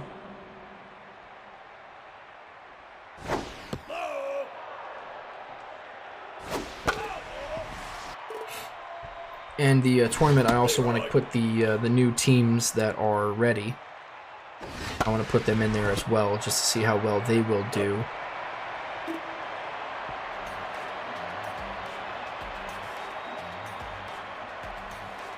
Now batting, the left fielder, number 21. This ball's hit over to Roberson at third. First out. Now batting, the catcher, number 69.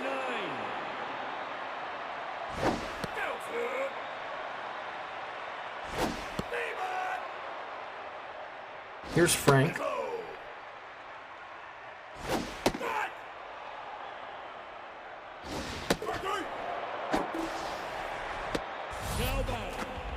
Hey, thank you, BBSB. Thank you for the raid. Number 48. Here's Adam Corker.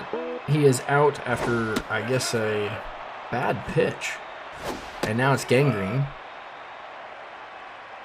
Gangrene will come in second time today. Here's Charlie. This ball is going to be hit over to third, out number 3.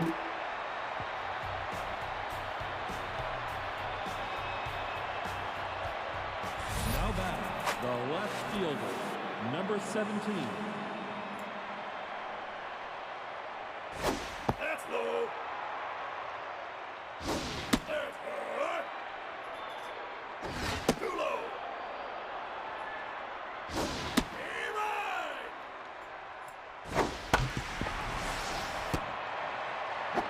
Ground ball over to second. That's going to be Now batting, the catcher, the number 8. second out. Oh, first out. This is going to be the second out. It's Luna. He never gets on, right? Ground ball over to short. You can pretty much walk it over to first. The man is literally limping to first base. He just wants to sit on the bench. Give him some... let him walk with the bat like a cane. By the way, whoever's still here, it is he's a free agent. Treat him right, please. He deserves better. Catchers' lives matter.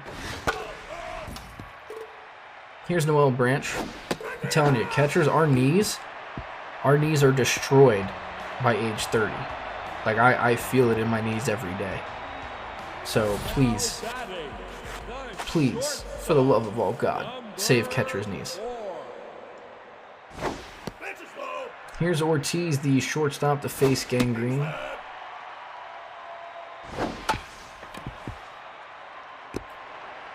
Coxwell will pick it up and step on the bag himself. The designated hitter, number 26.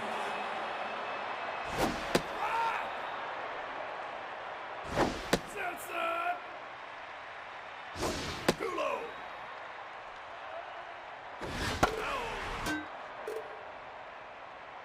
Here is Mac. Full count, and he's going to hit this one over to short. Whitney, out number 2. Now batting, How does Yachty do it? Yachty does it... number 15. I honestly, he took care of his body. So what I've noticed over the past probably 6 or so years, catching has actually developed a lot into saving catchers' knees. So I don't know how well anyone here studies baseball or hold on. Or like, so I'm a fan of the game. I study the game religiously because I want to always make myself better and learn the game itself, because no matter what, you're always learning something new. So with the catchers, they no longer squat anymore. I don't know if you see this, but they always have one leg pretty much fully extended to try to save the catcher's knees. I don't always agree with it because it doesn't put you in the correct position for dropping and blocking or for steals and everything. Obviously, that's them making that decision, but when there's no one on base, do whatever you got to do. That's no issue. As there's going to be a pickoff play, I don't know who that is at first, but he got picked off, and they're going to get himself in a pickle. Charlie's going to catch him out number 1. But if you ever go look on YouTube, you can basically see like an evolution of catching where it's always squatting the entire time. Then it developed to basically one knee, and now it's like the leg out to make sure your knee is not bent the entire time. And I think that's just what the new age is doing now. I don't agree with it, only because it puts you out of position. But that's what they're doing. As Cox is going to go down on strikes. Here's Roberson. Number 19.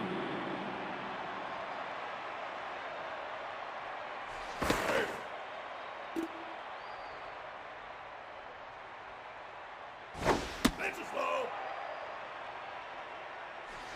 And another pickoff play.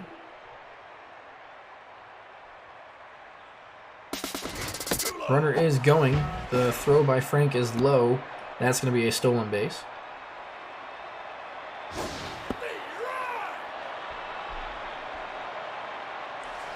Another pickoff play. Not sure if they think they're stealing or what, but...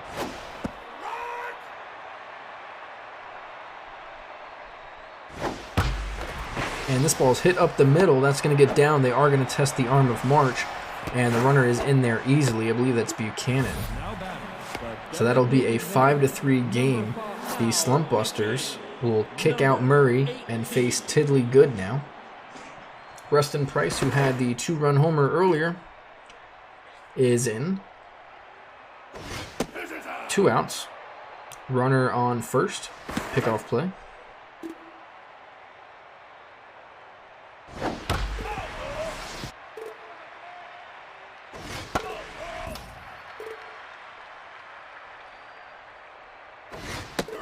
And down he goes on strikes. So they do score another one, making it 5-3. And, well, I'm going to put on my Gators hat. Slumpbusters need to keep scoring. As the manager of the Gators, that's what I need. Slumpbusters need to score as many as they can and not hit Dennis. Dennis, I think that was a retaliation. Dennis hit a home run last at bat, so Gangrene decided to hit him.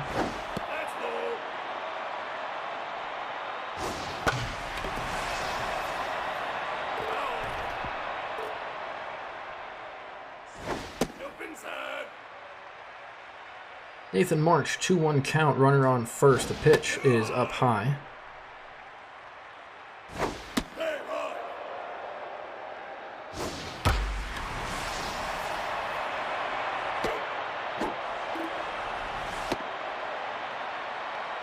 And that's going to be caught for the first out.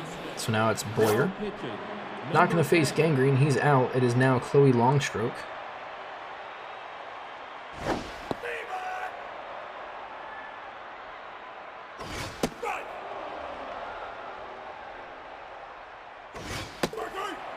And down he goes. Longstroke gets it. So now it is Brew Douglas, top of the lineup, 0 for 2. He batting .345 on the year with 5 homers and 19 RBIs. This ball's hit over to second base. Buchanan's going to knock it down, but not have a play at first as he was hustling out the box, and he has good speed.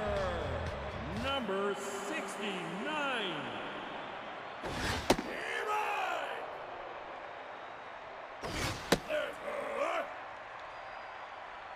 Here's Frank, who hits this one deep to right field, but foul.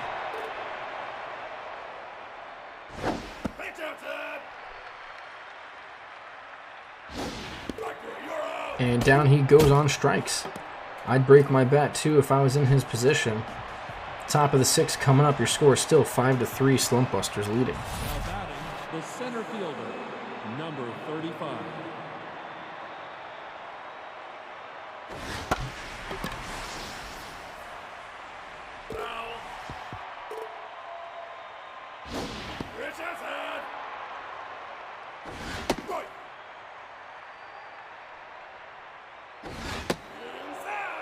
Mashington on a 2-2 count is going to take strike 3, 96 at the knees on the corner. That's hard to hit. So here's Winters batting with with no one on and 1 out.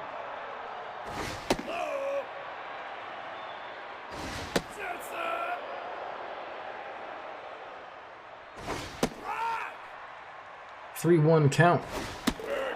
And Winters is going to take a walk. It's going to be the top of the lineup, Josiah Luna now. 0 for 3.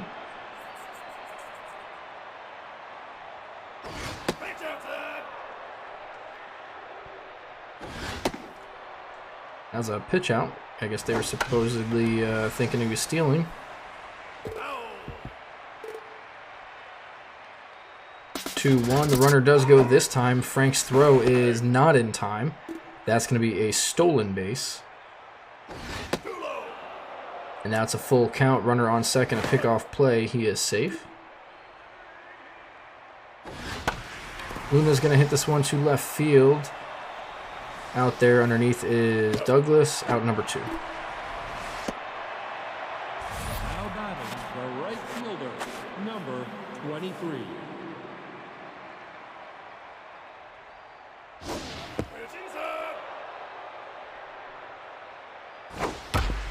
This ball's hit down the line, and I'm not sure what happened there.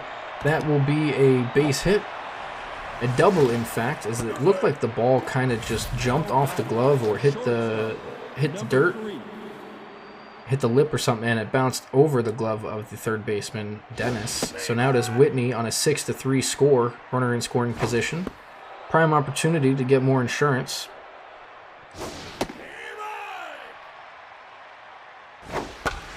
And this ball is going to hit to right field. That's going to get down. The runner will score easily. Flan's going to get this one into second. That's another run. The Slumpbusters are doing the Gators a favor by scoring more and more runs. Here's Buchanan with 35 RBIs, trying to add to that. She will hit this to left side, all the way to left field. That's going to be a base hit. Now batting, the first baseman. Working on her MVP season. Now pitching, number Tiddly Good is out. It is Brinley Shaftesbury to face Yeoman Cox.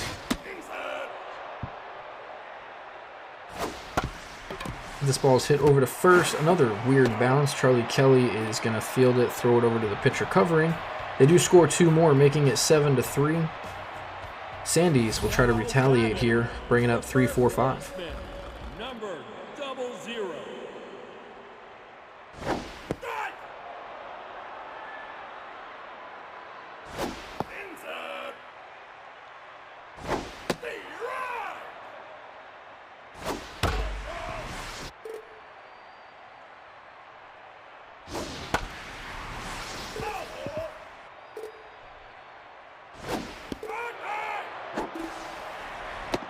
Now batting, the shortstop, number 4. Here's Lachlan Ortiz.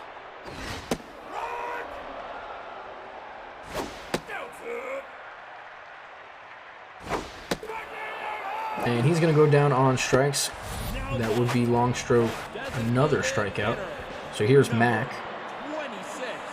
20th pitch from long stroke of the game is in there for a strike.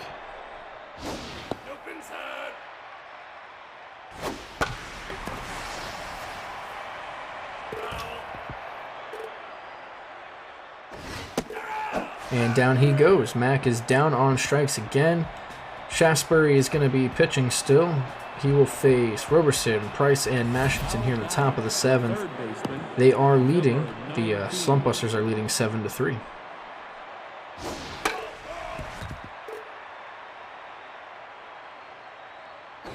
That's low.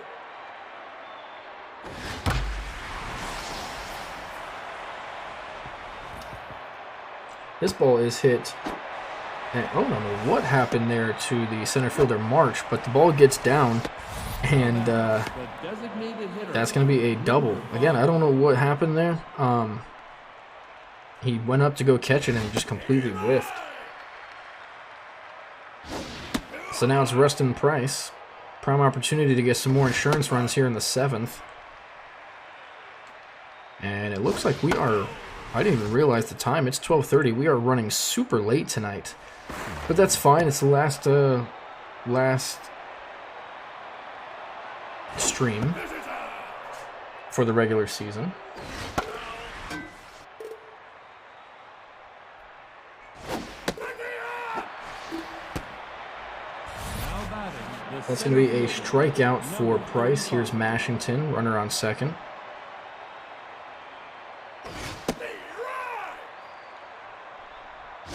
Leroy.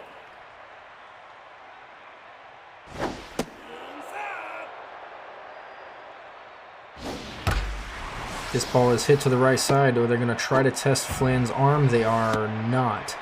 Runner will be at first and third. Here's the left fielder, Winters. As long as you don't get hit into a double play, the runner actually might take off at first. Mashington. Let's see what they want to do. Here would be the pitch to pitch out on. They do not. They're going to get a change up, and he swings through it.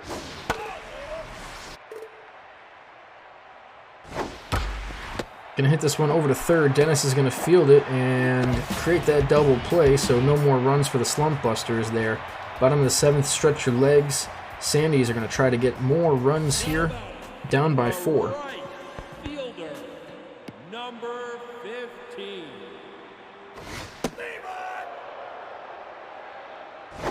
Richardson. Right.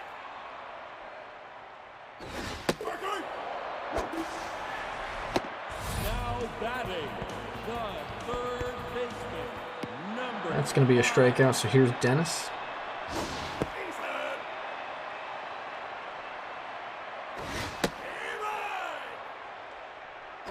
Inside.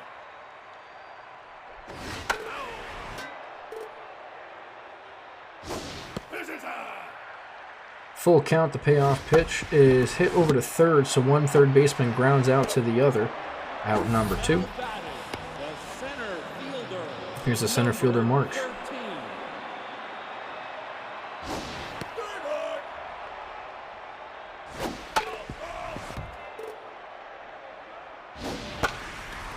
March is going to pop this one up.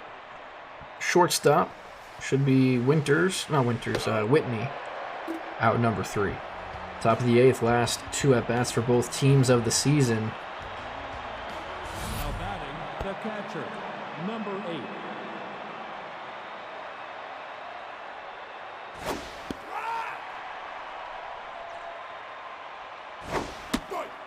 Josiah Luna getting yet another at-bat instead of the day off. And he's going to go down on strikes, so now it's Noel Branch. 23. And I just want to remind you all, we do have one more game with playoff implications, especially with the Sandies losing and the Slumpbusters winning.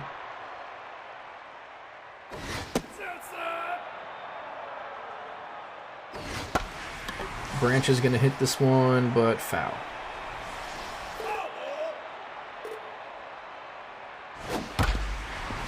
Branch will get this one up the middle. That's going to be a 1-out single. Looking to tack on some more runs here in the late innings. Now batting, the shortstop, number 3.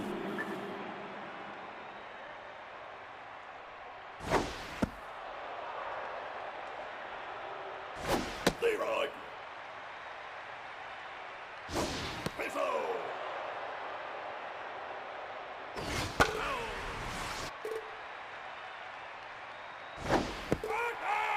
And down he goes on strikes. So now it is Evermore Buchanan, 2 for 2, a double, single, 2 walks, batting over the 400 mark now. So if she gets a hit, it'll be solidified at 400. If she gets an out, should be under that 400. And this is her MVP type season. Here she's going to stay over 400 with that base hit to the right field. And unfortunately not an RBI, so she will stay at 35. Looks like her last at-bat there. So Yeoman Cox has a chance to grab a few more RBIs, stay over that 200 mark.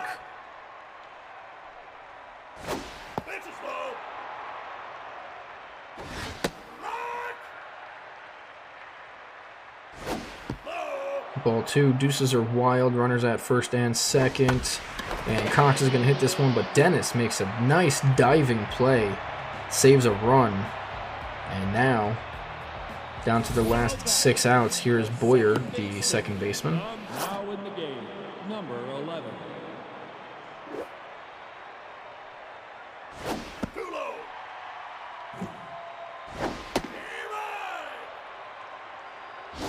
Nope. And they will start things off with a single up the middle. Now batting, the left fielder, number So, 21. here's Brew Douglas, top of the lineup. Long stroke is still in the game at 40 pitches, make it 41. Here's number 42. It's going to be foul.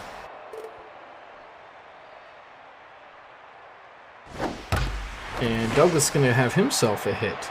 So back-to-back hits here in the bottom of the 8th. We now have some threats here.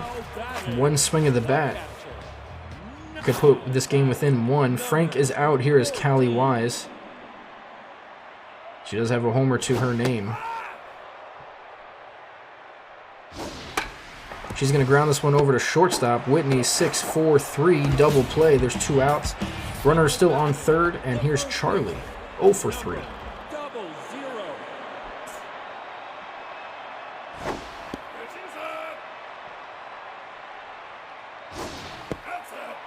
2-0 count.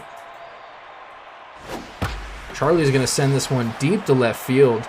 Does this have enough? It is gone. Oh, man. We have ourselves a ball game, folks. 392-foot shot, his 7th of the year, 21 RBIs. It's now a 7-5 ball game, and we have 4, 5, 6 still due up. Long stroke is out, probably 2 or 3 batters too long. Here comes the closer, Ash Harmon.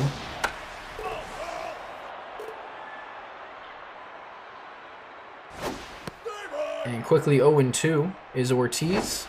Ball's in the dirt. That was a good pitch and block. And gets him. 86-mile-an-hour curve or slider. Couldn't see which one. Top of the 9th. Slumpbusters need a few more runs. As you can see, the Sandies can come back with anything. Roberson's not going to face Shasberry. He is going to face Pepperonis. Cal Wise is going to stay in at catcher. Charlie will step on the bag, out number 1. The designated hitter, number 5.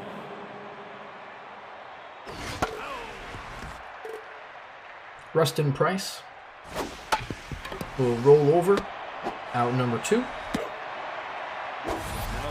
2 quick outs. Here's Mashington. Number 35.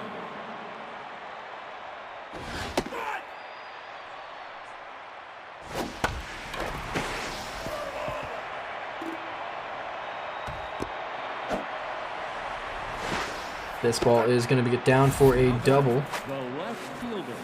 And now Mashington has herself a double. Winters is going to try to get her in for that insurance run with 2 outs. That's a huge run for the Slumpbusters. And they are not going to get it. It's going to be a ground out to second. So, Sandies have a chance with only down by 2. 5, 6, 7 coming up. Here is Mac. 330, 8 RBI, or 8 home runs and 25 RBIs. They will be facing Ash Harmon, the closer, to close things out officially and close the book on both of these teams' season heading to the playoffs. Mac is going to ground this one to second. What a candy hop off the mound, out number 1. Now batting, the right fielder, number 15.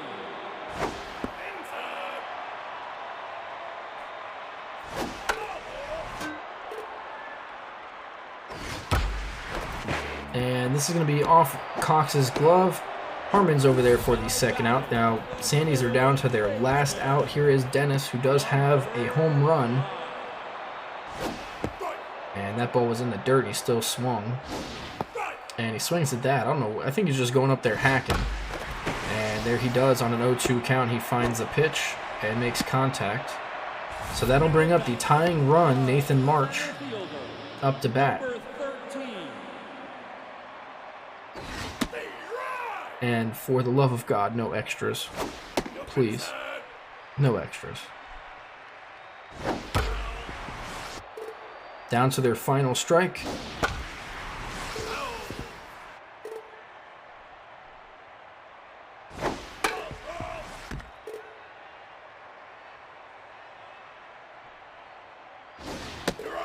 Down he goes. The Sandies will lose, and the Slumpbusters have taken this one by a final score of 7-5. And now this all comes down to one game. Winning pitcher is going to be Gangrene. Save goes to Harmon, her fourth. And Murray will take the loss, first of the season. Let's take a look. Last game of the season, the Gators versus the Owlins.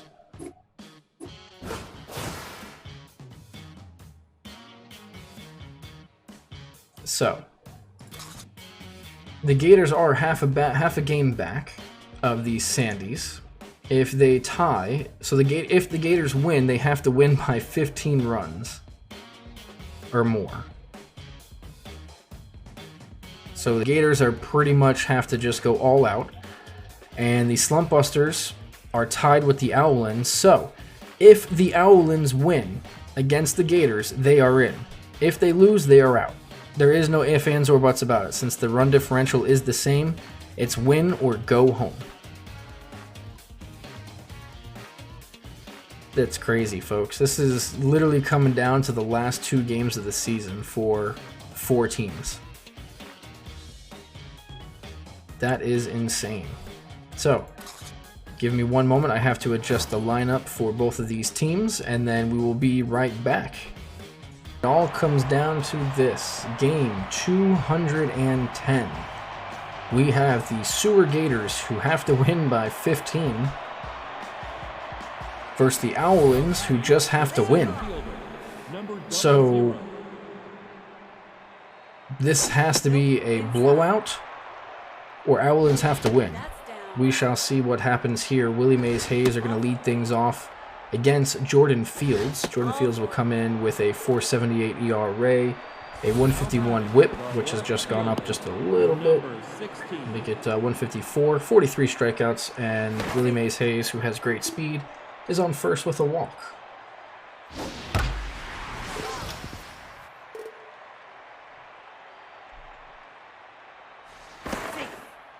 They are worried about Hayes over at first. I would be too. The Gators are probably going to be extremely aggressive, seeing as they need to score runs. And Tanaka, the second batter, is going to hit this one up the middle, so the first 2 batters are on. And that's going to bring up Brick Tamlin, the catcher. Now batting, the catcher, number 3. Good speed on first and second. Good batter up. 394, 7 homers and 17 RBIs. Takes strike 2. He's going to foul this one off. And in the dirt, make it 2-2. And then he gets plunked. So now we have bases loaded for the power hitting Pedro Serrano.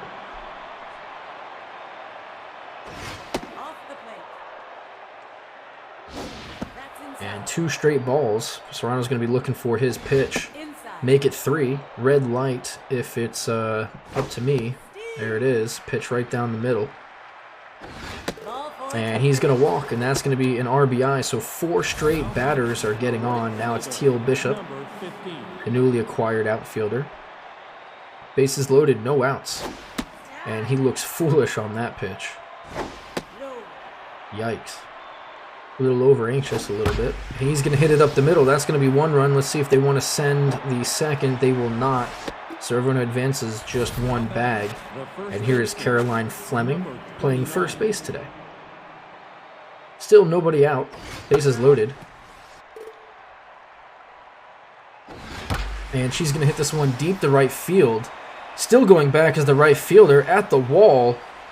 Just caught right shy of the wall. And that was 2 feet away from being a grand slam, starting this game off at would be 6-0. Right now it's 3-0. Runners at the corners. DP Turner's up.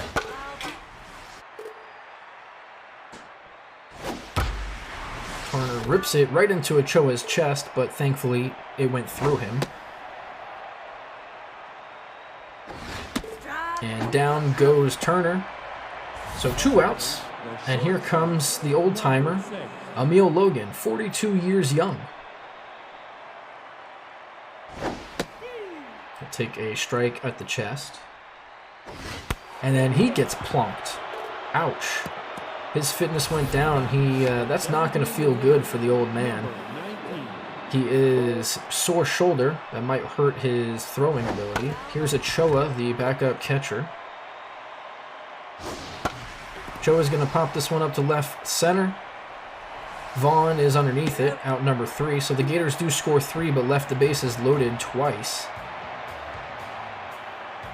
And the Owlins will send up their lineup. Tippy Jacobs, the center fielder, will start things off. Amari Yellington is starting for the Gators, 4.62 ERA. And the first batter is going to hit it over to Serrano at third. Makes a nice diving play, out number 1. Didn't even get to give you the stats there. 112 whip and 31 strikeouts. Here's Vaughn with 261 average, 5 homers, 17 RBIs. And Bond's going to get this one down to left field. Tanaka will get it in quickly, holding him to a single. Now batting, the third baseman, number 30. Here's Mr. Revenge himself. After batting 600 in the first week, he's down to 239. And he's going to hit this one to the left side and get through past the third baseman. Tanaka will throw it to second. So just like the Gators, the Owlins are putting runners on quickly. Here's Geronimo Madden, batting fourth, playing second.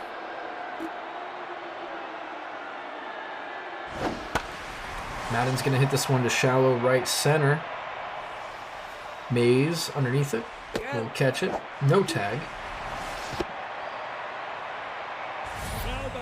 So here is Salinas, the first baseman. 228 average with 3 homers and 12 RBIs. That's low.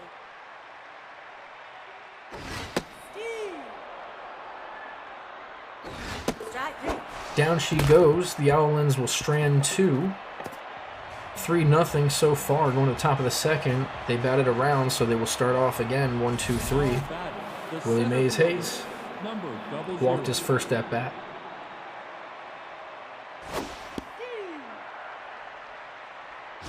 Ball. High. Foul ball.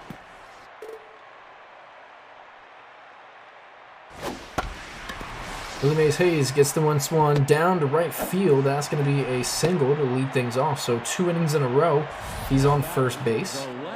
Now it is Tanaka, the left fielder. Let's see if they send Hayes this inning. They did not last time, That's foul. as Tanaka swung at the second pitch or so. Safe. Dives back in safely. And another pickoff play, he's safe. Ball is high. Runner is going, ball is in the dirt, must have been a hit and run, and Hayes is going to get in there safely. So not sure why, it wouldn't be a hit and run with 2 strikes, but not sure why he swung at that. Safe. Another pickoff play, they're really worried about Hayes. And yeah, could you imagine if the Gators scored 15 runs? Well, won by 15 runs. This is an error by the pitcher. Hayes is going to try to go to third, the throw not in time. So that's what happens when you try to pick off too many times. You're going to make a mistake. So now the infield is in already. And this ball is hit just behind third base. Not even close to deep enough for a sac fly. So now it's Pedro Serrano who has a walk and an RBI. Runner at third, 2 outs. And Fields paints the corner. Ball low. And Serrano's going to have himself an RBI single. So for the Owlins, it's not looking too hot. And for the Gators, it's just going to Number 15. keep your heart racing because they have to score 15 runs. So we'll see what happens here. Teal's going to hit this one to second base. Madden's going to make a nice dive and block, but nothing else happening. So it will be a hit. Now it is Caroline Fleming who had the sac fly, her almost grand slam, just a couple feet away. She's going to take strike 2. 2 outs, 0-2 count. This ball gets away from the pitcher. The runners are going, and they will advance that 90 feet, so base hit could score 2. And that's going to just be foul by a couple feet.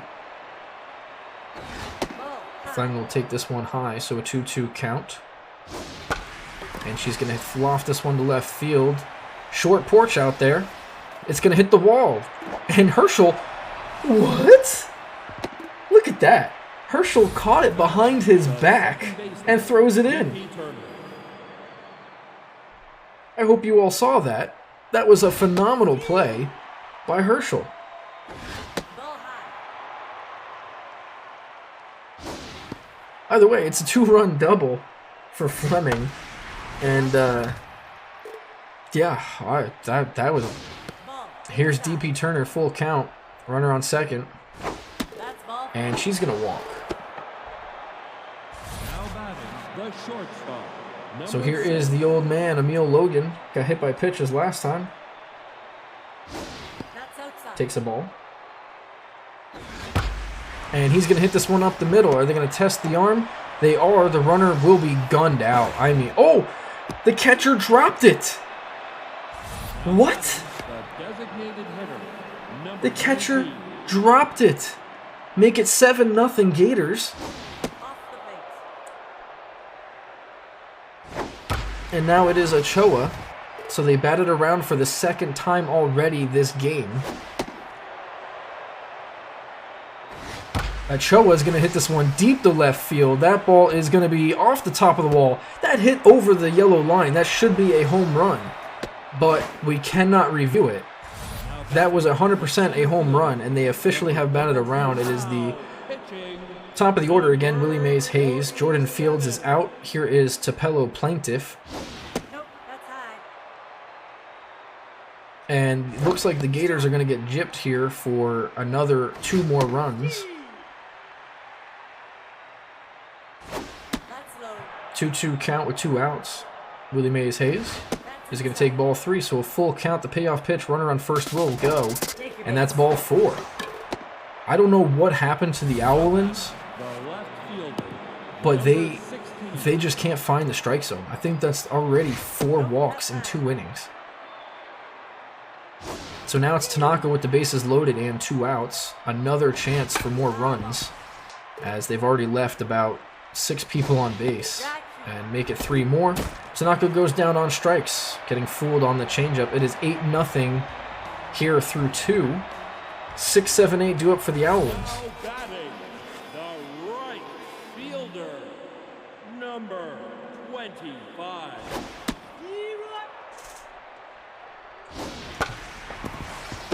Ground ball over to first. Fleming will step on the bag. Now batting the designated hitter. Number 9.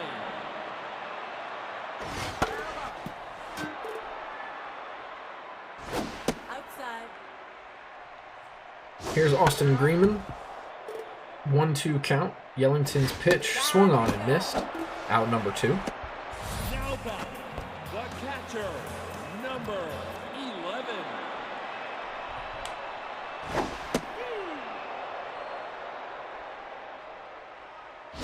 That's off the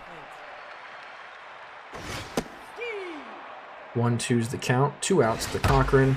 He's going to hit this one to deep center. Hayes will call it off. Out number 3.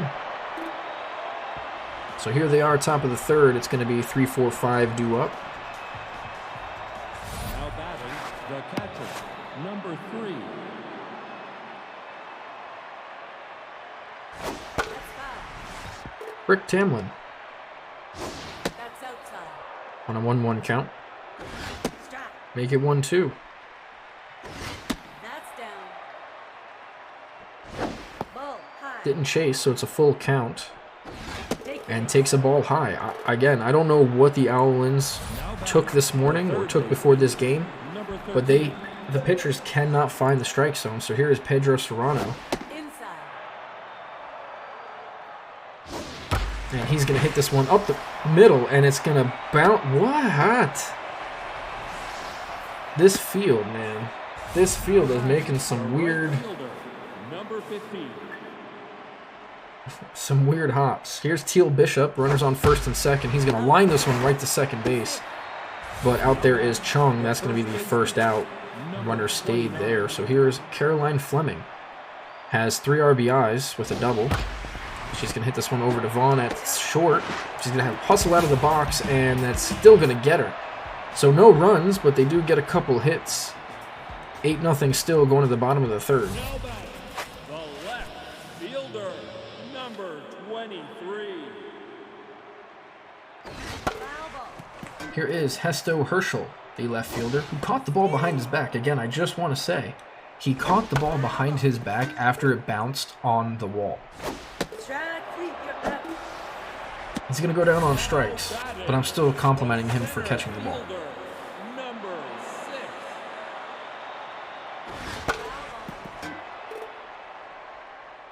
6. Here's Tippy Jacobs, the leadoff woman. On an 0-2 count, she's going to hit this to the right side, and it is foul. Now she's going to hit it to center. Hayes underneath. Out number 2. Now batting the shortstop, number 12. Here's Vaughn, and Fleming's going to get up and catch that one. She shows her ups there. Top of the 4th. It'll be 7-8-9 due up.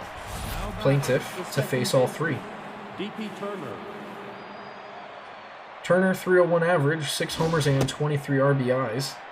Plaintiff has a 6.44 ERA, 167 whip with 32 strikeouts. And Turner's going to hit this one to center, and wow! I'm telling you, there are some defensive plays here today.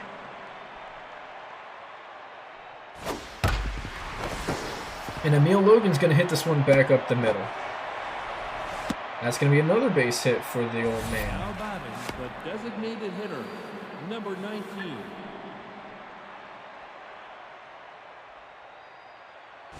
So here is Briggs Ochoa.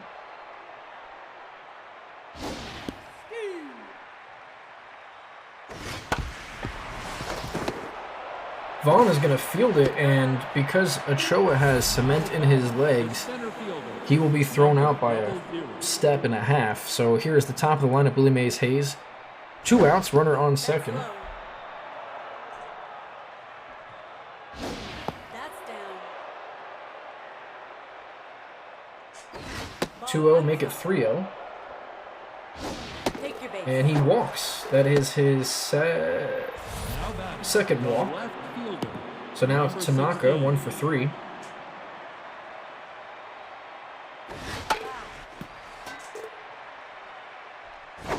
Ball high. Runners at first and second. A ball in the gap will score 2. Foul ball. Nope. He takes Inside. ball 3, so all runners will be moving. He's going to hit this to third base. Jericho will field it, out number 3, so they don't score any again, but they just keep leaving people on. I want to say that's already 10 people left on, 11 people left on in 4 innings. So now it's Mr. Revenge,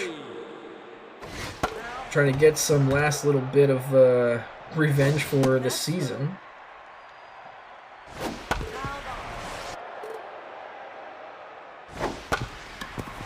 Ground ball over to second, it's Turner.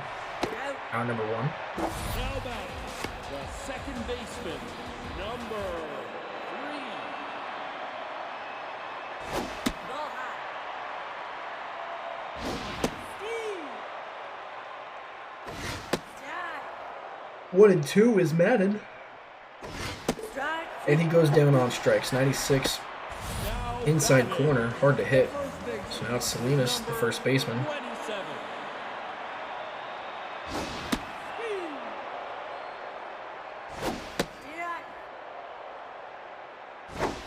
Strike.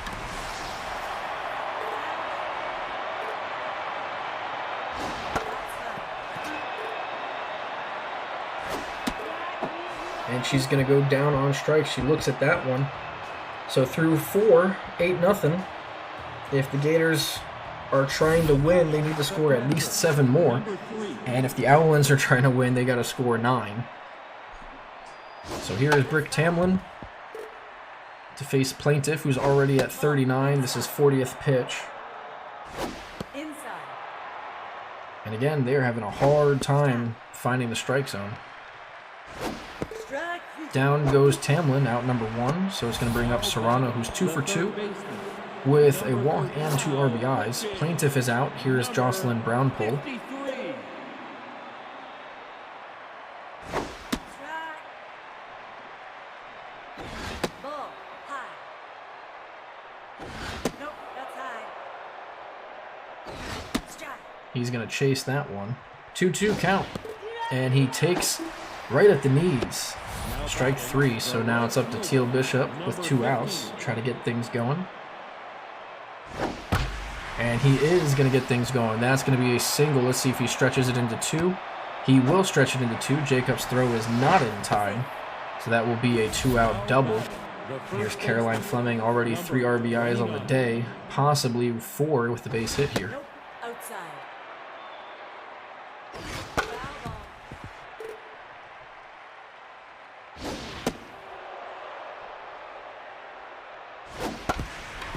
Base hit up the middle. Oh no. Never mind. Vaughn. Wow. I'm telling you, the defense for the Owlins are keeping this game from... The Gators could have scored another 6 if it weren't for the defense from the Owlins. Unfortunately for the Owlins, they are hitting right to people such as that, and then they can't find the strike zone.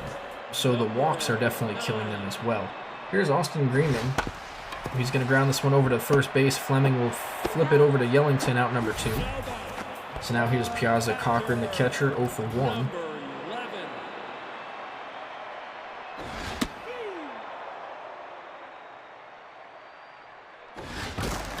This ball is hit, but foul.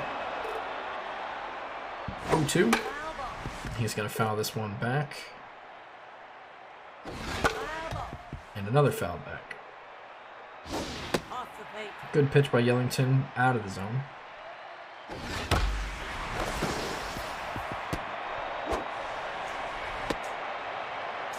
Now batting, the left fielder, number 20. Esto Herschel will get on. Will bat after that single. Nope. No.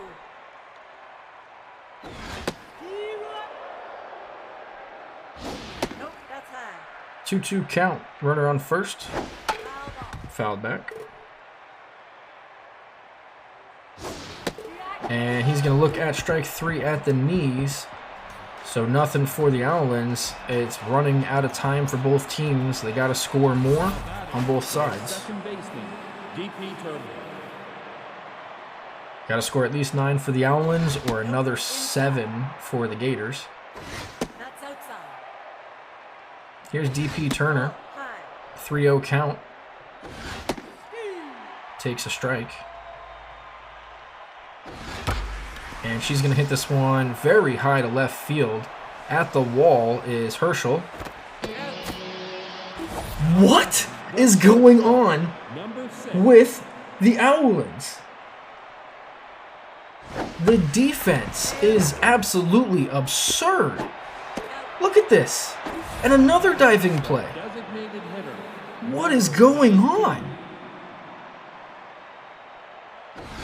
The Owlins are literally ruining the season for the Gators, as the Gators are ruining the season for the Owlins.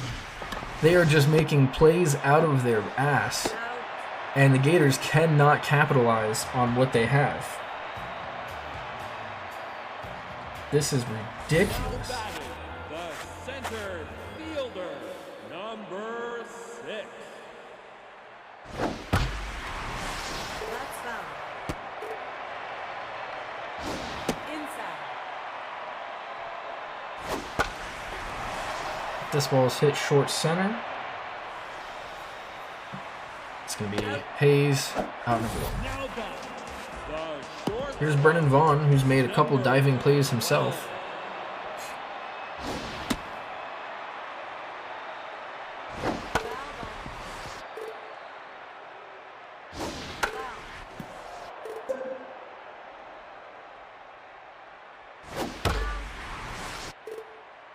Yellington at 66 pitches. Now at 67. Ground ball, it's going to be Turner at second. And it looks like the Gators are showing some leather of their own. So here's Mr. Revenge now on a 68th pitch. It's a ball. So here is number 69, Giggity, That's foul. fouled back.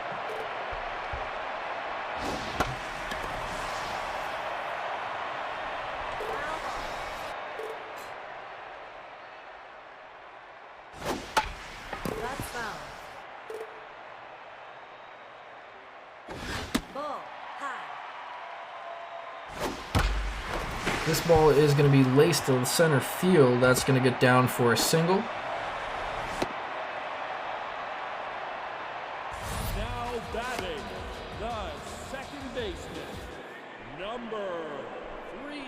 So here's Madden.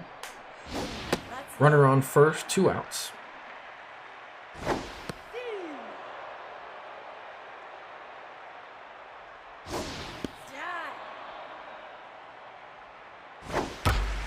And this ball is hit up the middle. That's going to be a base hit. Hayes is going to get it in quickly. So the Owlins might be starting to get some runners on now and capitalize on a couple hits. One swing of the bat, they could be in this game. foul ball.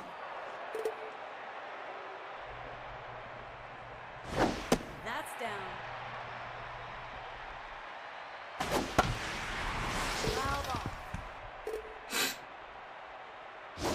Nope, outside. 2-2 count, 2 outs, 2 runners on.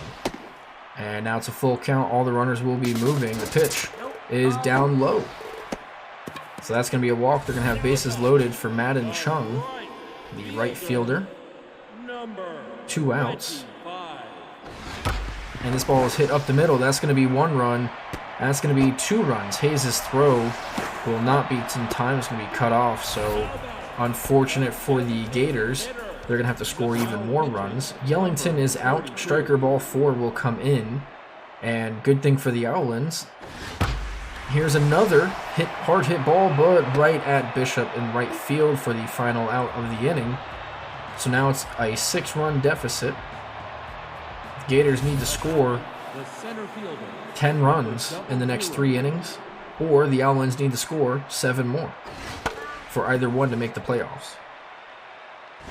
As of right now, neither team will make the playoffs.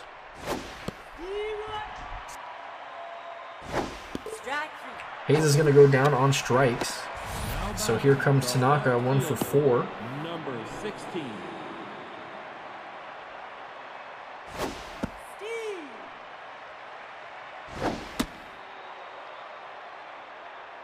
foul ball. Nope, outside. Nope, that's high. Full count to Tanaka.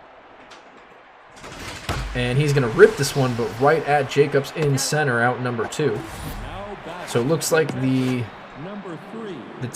turntables, it's an office reference if you don't get it, as the Gators are starting to hit right at the Owlins, and the Owlins are starting to hit away from the Gators. This might be their chance here in the bottom 7th. Catcher. Number Piazza Cochran, the catcher. Strike. Nope, that's high. Strike. Off the plate. You're out. now batting the left fielder. Number 23. Nope, that's low. Here is Herschel. Strike.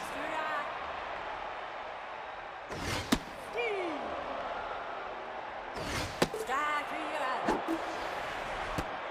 Now back the center fielder. Number 6. Low, low. Nope, low. And this ball will be past the outstretched glove of the first baseman Fleming. Bishop will get it in, hold her to a single. I believe that was Tippy Jacobs. Now back It was. Here is Brennan Vaughn, 1 for 3. number 12. And Jacobs does like to run. Let's see what happens here. Inside. Good arm and good speed. The runner is going to go with a throw, not in time. Stole that base with ease. So now it is a 2-0 count. 2-1 after that. He's going to hit this to the right side. They're going to test the arm of Bishop. Of course they are. The throw is not in time. It will be cut off, and now it is 8-3. And it looks like it is going to be it for both teams here. It's going to come down to the last couple innings. The Owlins really have to score, and the Gators have to score 3 times as much now. It's out.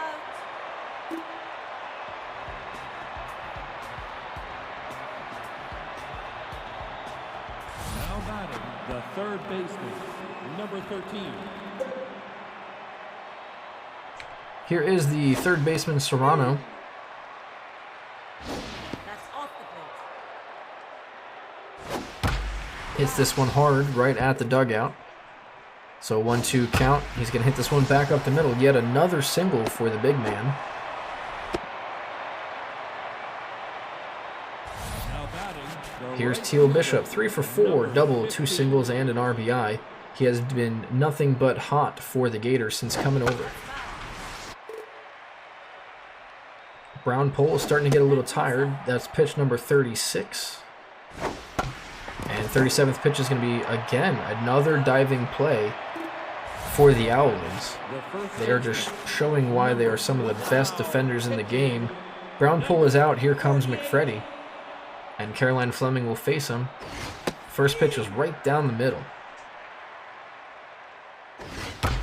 Fleming's going to hit this one to left field. I doubt they're going to send the big man.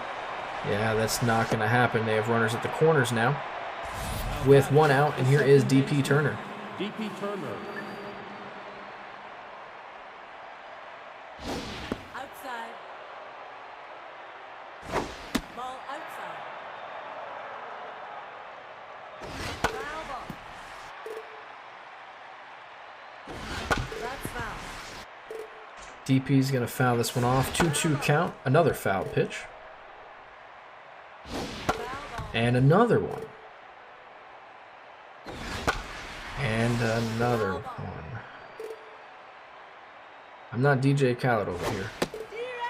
And that one definitely looked low. I'm going to say that was definitely a ball, but with the score the way it is, I guess they are just trying to get this game done. It's been a very long season. I don't blame the umpires, but at the same time, playoff implications for both these teams. You can't just give away outs like that. So we'll have to see. We'll have to see about those umpires for next season. Here's Madden trying to get things going for the Owlins. They need 5 runs at least to stay in it. Gators need at least 10 runs to continue their season. Unfortunate for both teams right now, as neither one will make the playoffs if it continues to stay. The first baseman, number 27.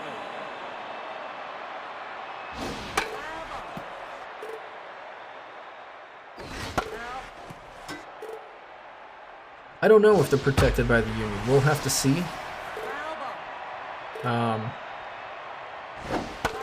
As of right now, technically this is an independent league, so I don't know who is hiring what, but as the commissioner, I will dig into this and find out exactly who and why they are who they are, because we thought who we thought they were. Strike 3. Out number 2 is a strikeout, so now it's Madden Chung, 1 for 3 with 2 singles. Sorry, 2 RBIs, not 2 singles. As you know, I'm getting very tired. I've been up since 4:30 this morning, so working on hour number 20. Now batting, the designated hitter, Here's Austin Greenman. number 9. 2 outs. Yeah, unfortunately I had to work this morning. I got called into work. I woke up an hour early because, That's down. oh, long story short, there was a ghost. There's no other way, ifs, ands, or buts about it. It's just that's how it was. And I couldn't go back to sleep, so I got the call at 5:30 to go into work, and I've been at work until pretty much 6. Came home, and now Now batting, the doing this. designated hitter, number That's how life be, you know. Here's Briggs Ochoa, last chance for the Gators to score 10 runs and move on to the playoffs. If they don't score 10 runs, the Owlins must score 6. Otherwise, both teams will end today not making it to the playoffs. Now batting, the center fielder, number 00. Here's Willie Mays Hayes. It's his 7th at bat? No. 6th at bat. Well, 6th plate appearance. Inside. That's outside. 3-0. Take And it. he walks again. That's 4 walks. Now batting, the I believe left that might be a fielder, record. Let me double number check. 16.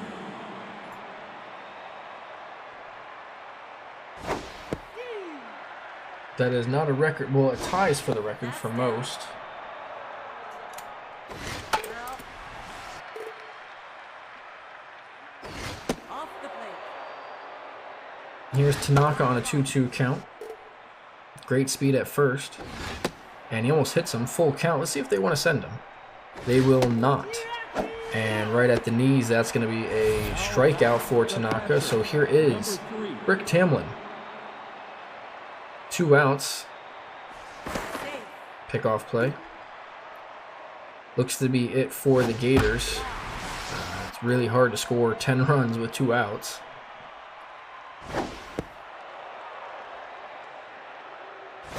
That's low.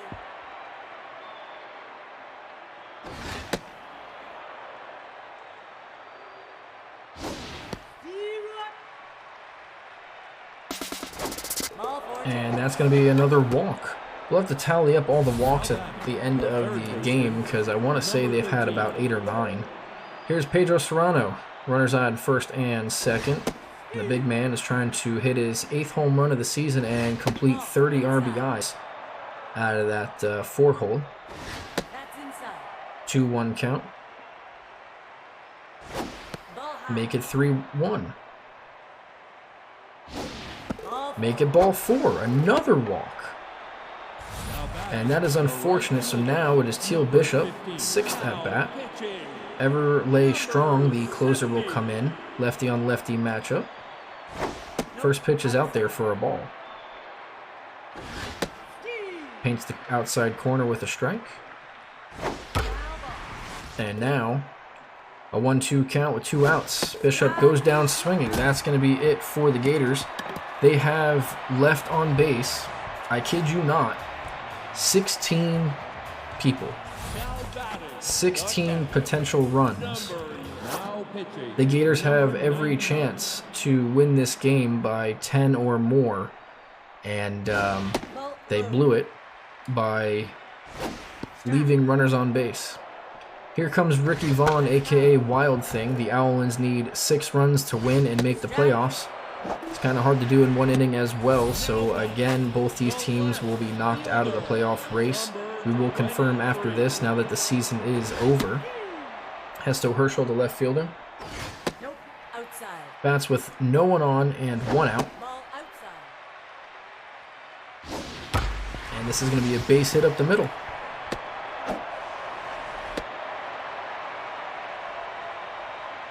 Now back, the center fielder, number 6. Nope. That's low.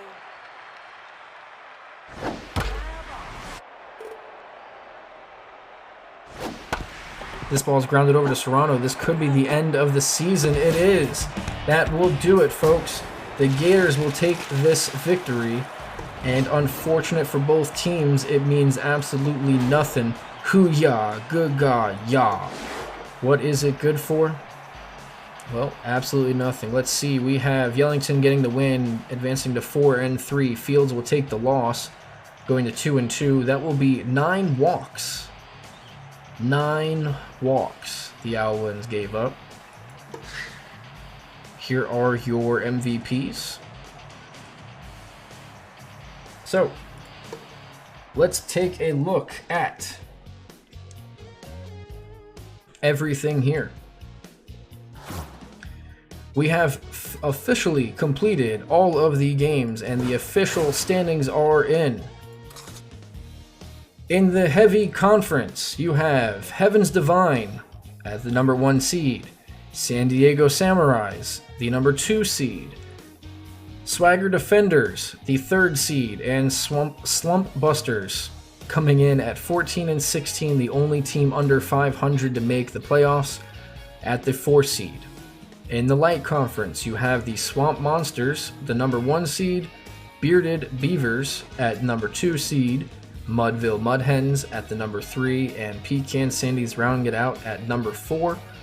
It is unfortunate the Gators have the same record, just the run differential is not there. So that will end their season. The Owlins had to have won there. We will also go into some league leaders. According to the league, the MVP would have been Cam Newton, with Shelly Kane and Buchanan rounding out the top 3. The Samurais allegedly would have had 3. Count them, 3 in the top 10, and the Mud Hens would have had 2. Your batting leaders: Hemmingfields, and Buchanan.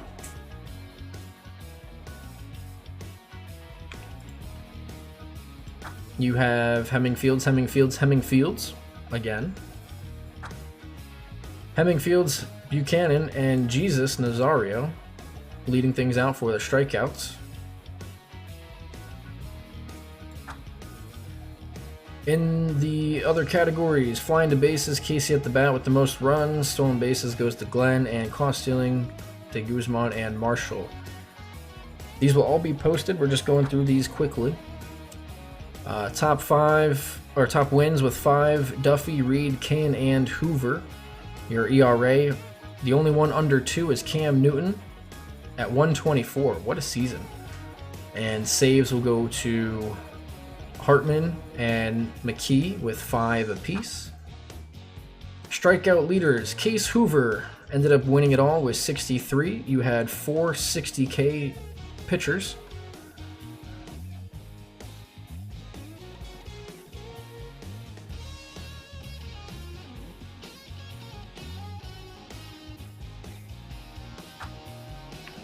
And lastly, for the pitching, strikeout to walk ratio goes to Shelly Kane. Walks in 9 innings, Shelly Kane. Strikeouts goes to Blaze Olympus. So overall, a pretty good season. I can't thank you all enough for how it turned out. Again, we will have all of this going on. I will officially start the playoffs, and we will look at the bracket. You have Defenders at Samurais, and Slumpbusters at Divine, Sandies at Monsters, and Mudville vs. Beavers. I will find out the exact schedule and how it plays out. Every series is best of 5, so you have to win 3 games. We have a potential of playing a minimum of 3, 6, 9, 12, 15, 18, 21 games, and a maximum of 35 games. And we're going to try to get it all in 1 week, so hopefully some games go quicker than others.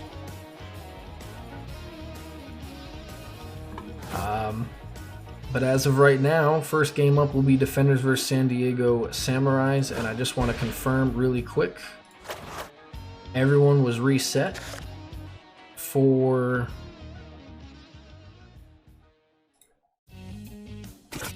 the playoffs. So everyone is no longer tired, no longer hurt or anything like that. Everyone is back to normal. So the playoffs will be as such. Again, I can't thank you all enough for the first season. It has been a pleasure. We will continue the playoffs. The regular season has been a pleasure. The playoffs are going to be so much fun. It'll start next Monday in 2 days. Technically 1 day because today is Sunday now.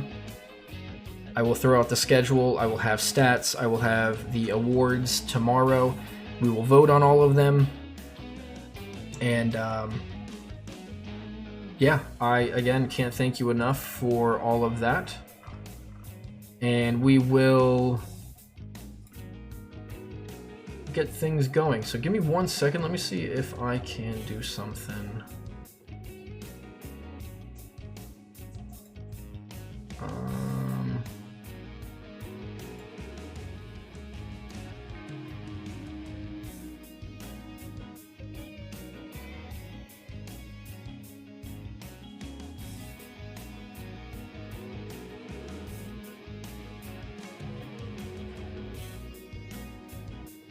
Alright, what I'm going to do here is I'm going to hop off and I'll get everything done tomorrow. Thank you again all for coming in. I appreciate you. One last time, if you guys want to do any kind of giveaways or help out with the stream in any way, go ahead and click that link and play the tutorial and try to get to Division 9. It would help out a lot. And I said anytime that we get anything from any sponsorship, it goes straight into the stream, straight to you guys. I don't want it, I don't need it. It's all for you. Without you, I am nothing. So again, appreciate you all day in and day out for everything. I just want to do this for fun. You guys make it so much fun, so thank you again. With that being said, this is your commissioner, and I'm signing out for the night so I can go to bed. Love you all. Kisses. Mwah mwah. Bye-bye.